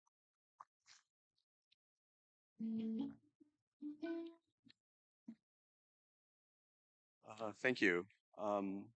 Great, so we got the slides. So we went from a world leader to a VC to no professor now. So we're gonna have a little bit of a change of pace. It's gonna get a little bit more technical. And because I'm a professor, there's gonna be an exam at the end, right? So pay attention. All right, so I'm gonna talk about advancing the science and engineering of intelligence. So the last decade of AI research has led to stunning advances in the engineering of intelligence, yielding AI systems that stand poised to transform our society. Yet alarmingly, we understand almost nothing about how they work, and we desperately need to. At the same time, our brain is the product of 500 million years of vertebrate brain evolution, and it is still orders of magnitude better than AI along several axes, and we also need to understand why. So I work in a unified science of intelligence across both brains and machines that seeks to both understand biological and artificial intelligence and create more efficient, explainable, and powerful AI. Today, I'll work on understanding and improving intelligence along three axes: data efficiency, energy efficiency, and melding brains and machines. First, data efficiency. So AI is vastly more data hungry than humans. We get about 100 million words of language experience. AI gets 10 trillion. It would take us 240,000 years to read everything that AI read. So why is AI so data hungry? Well, in AI, error falls off as a power law, falls off very slowly as a power law with the amount of data. This is an example of a famous neural scaling law, which captured the imagination of industry and motivated significant societal investments in data collection, compute, and energy. But despite the importance of these neural scaling laws, discovered over half a decade ago, we lack any scientific theory for why they exist for any modern large language model, and why they are so slow. Just last week, we posted the first theory to do so. From first principles, we could analytically predict the slope of these neural scaling laws, and we connected their shallow slope to the weak surface statistical structure of natural language itself. The black line is our theory, and the colored lines are experiments in modern LLMs, and you can see there's a good match. But can we make the scaling laws better? We actually can. We actually showed, both in theory and practice, that we can bend the slow power law down to a much faster exponential drop. The key idea is that large random data sets are extremely redundant. If you already have 1 billion random sentences, it's unlikely that the next sentence is going to tell you very much that's new. But what if you could find a non-redundant training set in which each new data point is carefully chosen to tell you something new compared to all the other data points? We developed theory and algorithms to do just this, and that's what got us the better exponential. In a completely different line of work, we asked if the process of evolution itself could speed up learning. And we showed it actually can. We evolved robot morphologies, shapes of bodies, from generation to generation, and we showed that successive generations could learn faster. They did so by designing the body to be easier to learn to control. This is an example of something called the morphological Baldwin effect. It's an effect that has long been conjectured in evolutionary theory, but hard to test in the real world. We demonstrated it for the first time in our simulations. Okay, let's go on to energy efficiency. AI is vastly more energy hungry than humans. Our brain only spends 20 watts of power, but modern AI can consume 10 million watts. So why is AI so energy hungry? Well, the fault lies in the choice of digital computation itself, where we use very fast and reliable bit flips at every intermediate step of the computation. Now, the laws of thermodynamics demand that every fast and reliable bit flip must consume a lot of energy. Biology chose a very different route. It gets the right answer just in time using the slowest, most unreliable intermediate steps possible. Biology does not rev its engine any more than it needs to. It also co-designs computation and physics much better. For example, it directly uses Maxwell's equations of electromagnetism to do addition instead of using complex energy-hungry transistor circuits. So biology matches its computation directly to the native physics of the universe. So to bridge the vast energy gap between brains and machines, we need to rethink our entire technology stack from electrons to algorithms and optimally match computational dynamics to physical dynamics. For example, given a particular computation, what are the fundamental limits on its speed and accuracy under energy constraints? We recently solved this question for the computation of sensing, which every cell has to do. We found fundamental limits on the lowest achievable error achieved by any chemical computer whatsoever. That's the red curve. And we also found the family of optimal computers that hug this curve. And we showed remarkably that these optimal chemical computers behave a lot like something called G-protein coupled receptors, which hide in every single cell, and they do sensing. So this yields a connection between what neurons do and what optimal physical sensors would do. Popping up a level, in neuroscience, we can now measure not only neural activity, but also energy consumption in the form of ATP usage, the fundamental chemical fuel that powers all life's processes. We can do this across the entire fly brain. So by analyzing the coupled dynamics of neural computation and energy consumption, we discovered that the brain actually works like a smart energy grid, remarkably. The brain can predict where and when energy will be needed in the future, and it produces just the right amount of energy at just the right time, at just the right location. So in summary, we still have a lot to learn from evolution in our quest to build more energy efficient AI, but we don't have to be limited by evolution. We can go beyond evolution to instantiate neural algorithms in quantum hardware that evolution could not discover. For example, we can replace individual neurons with individual atoms. A neuron in different states of firing correspond to atoms in different excited electronic states. We can also replace individual synapses between neurons with photons, quanta of light. Just as synapses allow two neurons to communicate, photons allow electronic states of atoms to communicate through photon emission and absorption. So what can we build with this? As one example, we could build a Hopfield associative memory network. This is the same network that recently won John Hopfield the Nobel Prize in Physics. But this is a quantum version this time that can be built with atoms and photons. And we can show that the quantum dynamics endows the memory with superior capacity, robustness, and recall. We can also go beyond this to build quantum optimizers made entirely out of photons. These photonic computers solve optimization problems in interesting new ways, and we can analyze their energy landscape. So the marriage of neural algorithms with quantum hardware leads to an entirely new field that I like to call quantum neuromorphic computing. Okay, now returning to the brain, the marriage of neuroscience and AI enables a powerful new path forward by melding minds and machines as follows. Imagine a scenario where we read lots and lots of neural activity from the brain. Then we use AI to build a model or a digital twin of brain circuits. Then we can do rapid in silico experiments on the digital twin and use explainable AI to understand how it works. But we don't have to stop there. We can control the brain too. We can use control theory to learn specific neural patterns that we can write into the digital twin to control it. Then we can transfer these same neural patterns into the actual brain to write into the brain and control the brain. In essence, we can learn the language of the brain and then speak directly back to it in its own neural language. So as one example of this program, we recently developed the world's most accurate digital twin of the biological retina, and we used explainable AI to understand it.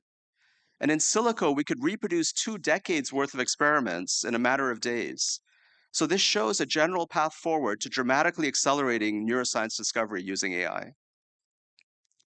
We also carried out this program in mice where we were able to use AI to read the mind of a mouse.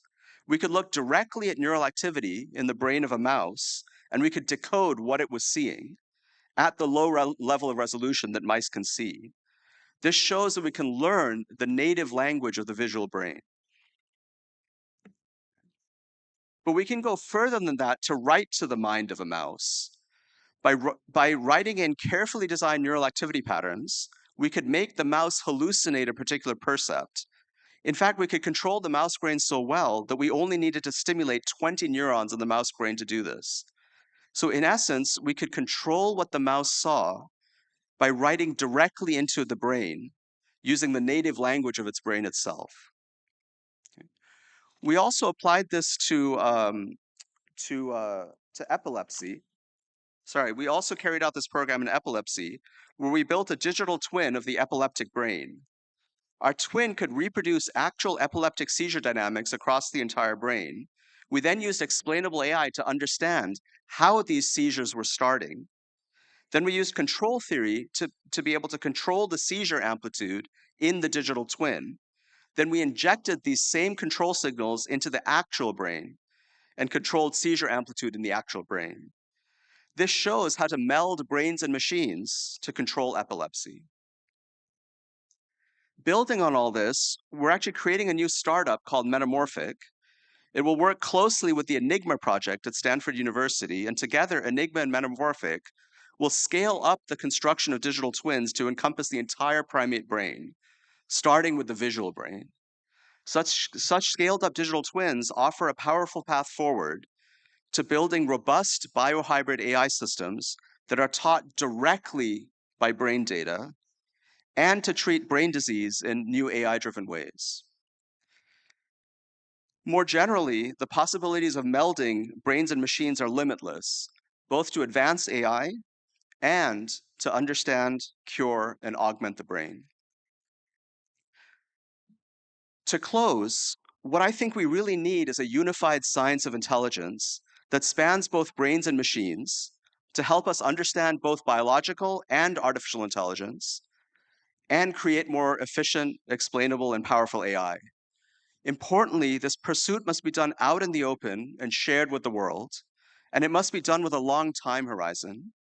This makes academia an ideal place to pursue a science of intelligence, and I believe it's imperative to expand public investment in the academic study of intelligence, because the academic studies of yesterday laid the strong foundation for today's AI technology, and it will be the academic studies of today that lay the foundation for tomorrow's technology, enabling us to go beyond large language models and diffusion models and so forth. Despite the huge and exciting advances happening now increasingly, unfortunately, behind closed doors at companies, I'm extremely excited about what the science of intelligence can achieve out in the open for the public benefit of all. Thank you.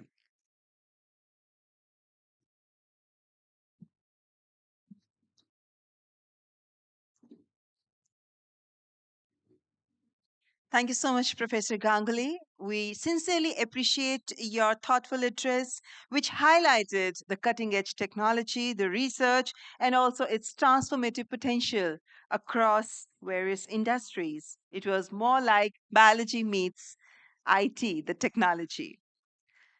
Ladies and gentlemen, and now I have the privilege of inviting our last speaker for the day, Mr. Amit Zaveri, President and Chief Product Officer, ServiceNow. Mr. Zaveri has spent his career at the intersection of enterprise software and AI, most recently leading ServiceNow's push to embed AI agents into every corner of enterprise workflow. His perspective on agentic AI, what it actually delivers versus what it promises, is grounded in millions of enterprise deployments. He'll be in conversation with Arjun Kharpal, CNBC senior tech correspondent. Please welcome our guest and the moderator. All right. Hello, everyone. Hi. Thanks so much for joining us. And if you're watching online, thank you so much. Amit, let's just kick off. You've got this view that trust is the new infrastructure in this age of AI. Can you just unpack what that means? Yeah, no, thank you, Arjun. So I think if you look at what's going on in the AI space, there's huge amount of interest in terms of using it in enterprise use cases as well, right? And without understanding what it'll do for you and having any idea of what it landed up implementing inside your system, it becomes very hard to really depend on it.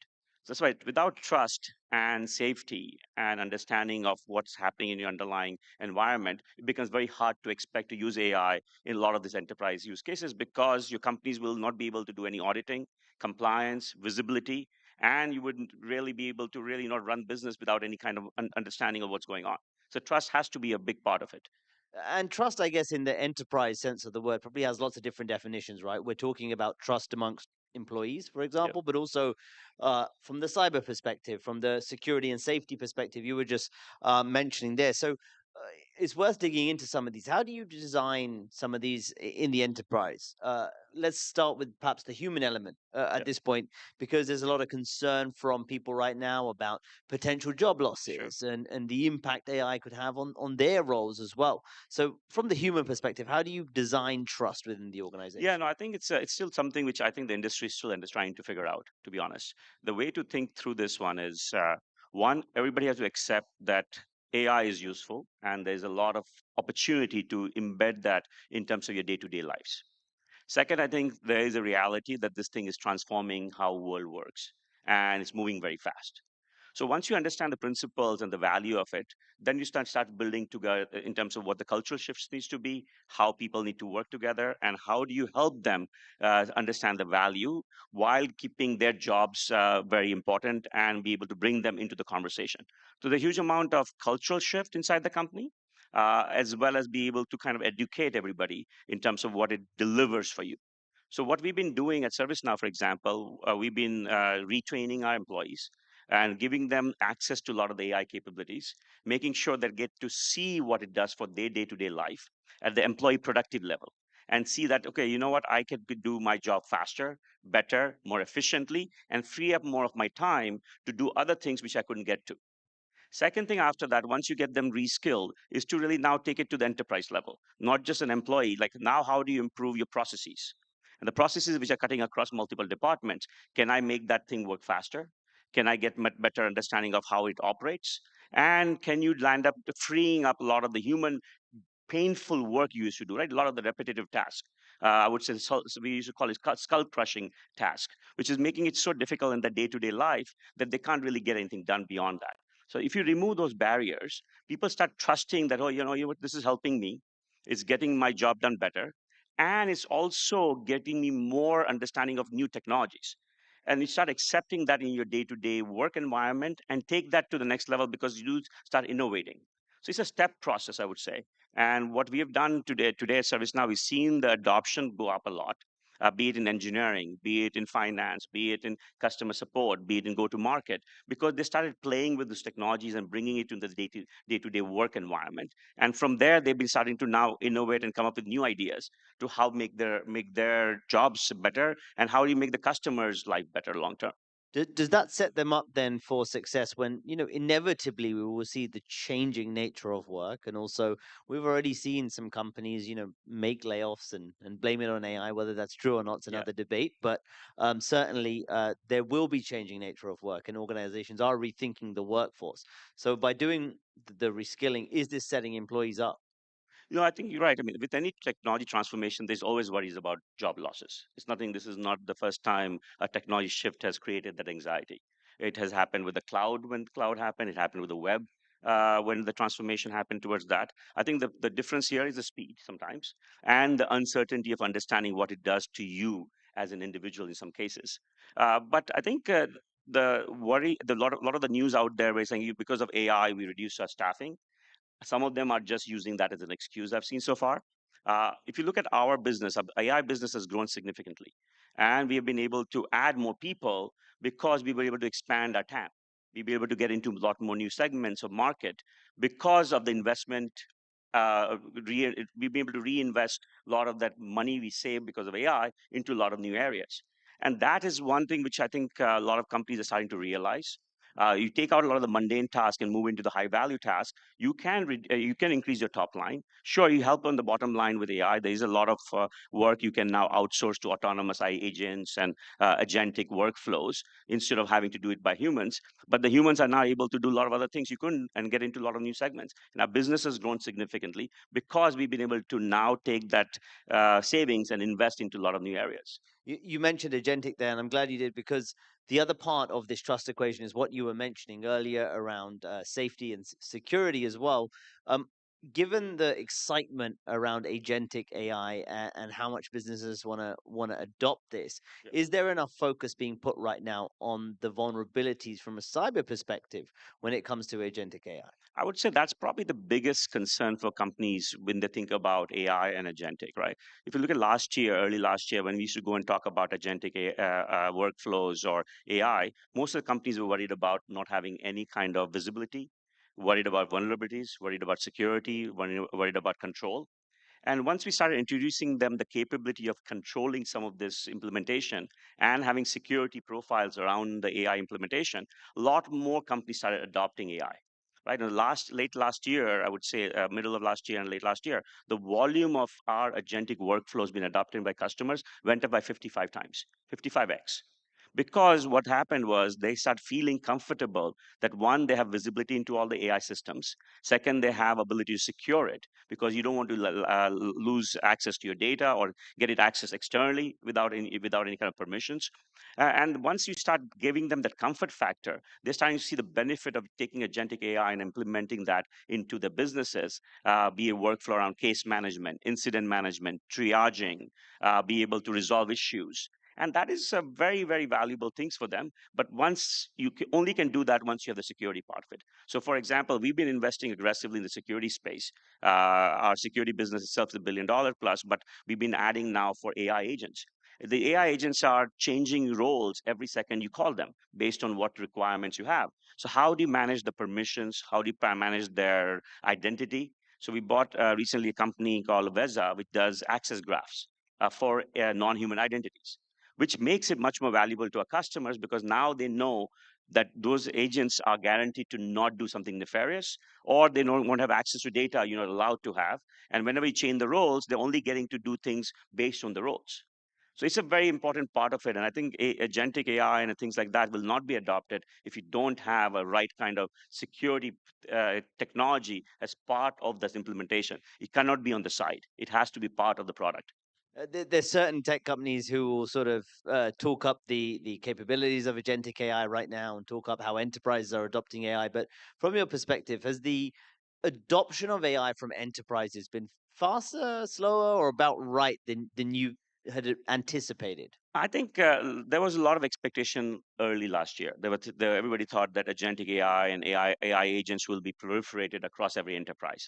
I thought that was probably a little more optimistic and unrealistic because there were a lot of technologies which are missing to really provide you a platform which guarantees everything before you go and adopt it.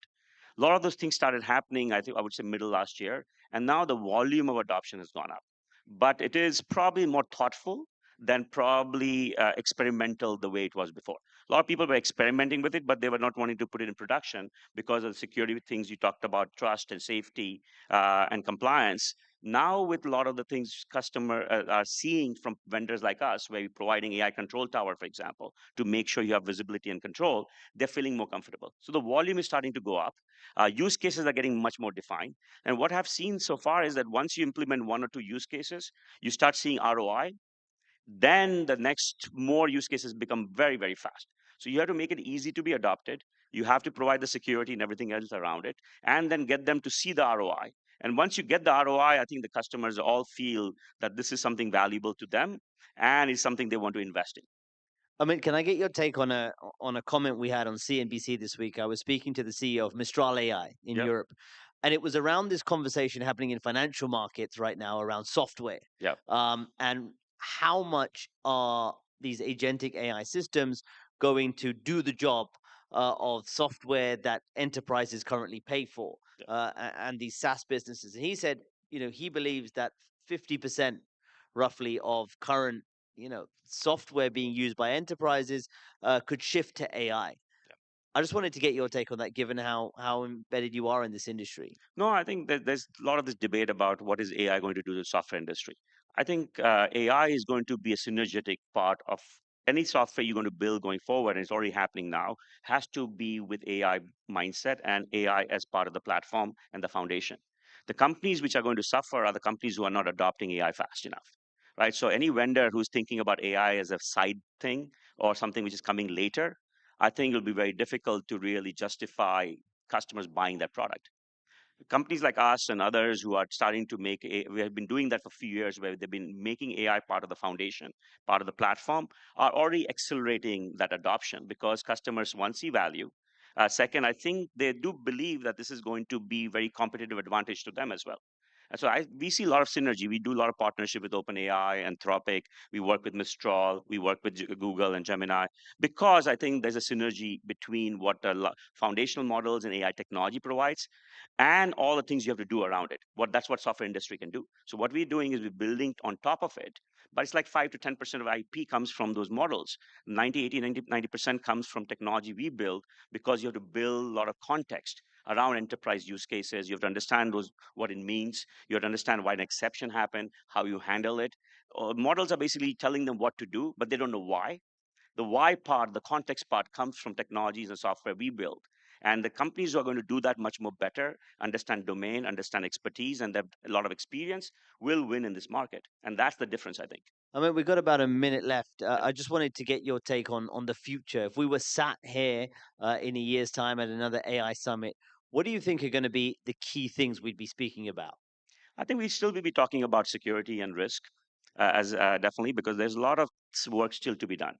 Regulations, every every country is now thinking about what AI means to them, what kind of regulation they want to put in for privacy, security, and other things like that. I think the other one which is starting to come up a lot is physical AI. So we're doing a lot of work in OT, operational technology, because a lot of the shop factories are changing with physical AI, with humanoids and droids and things like that, because they are going to be the next generational way of manufacturing. So how do you now secure that? How do you bring them as part of the processes? How you integrate that into your environment is going to be critical discussion as well.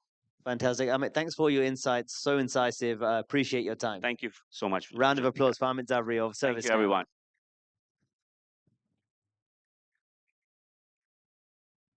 Mr. Amit Zaveri, and thanks Arjun Kharpal for moderating this conversation. Ladies and gentlemen, with this we end today's session of addresses, but I must let everyone know that tomorrow we are again gathering here, and the first session we're going to have at 9:45 a.m.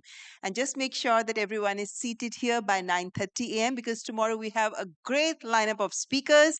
The opening keynote address will be by Mr. Sundar Pichai, CEO of Google and Alphabet, and that would be followed by a signing of Pax Silica agreement between India and US. Then we also have very exciting lineup of speakers, including CEO of Qualcomm, President Cisco, and speakers from Servam AI, General Catalyst, World Trade Organization, ILO, as well as various other sessions. So we look forward to seeing everybody here tonight for tomorrow for all the interesting sessions and listening to all the keynote speakers. This is AI Impact Summit 2026, which is bringing to us this great opportunity to listen to these faces and these personalities, the stalwarts who are working in the field of artificial intelligence. So I'm Mamta Chopra. Take your leave, and I'll see you all tomorrow morning, 9:30. Thank you. Have a great evening.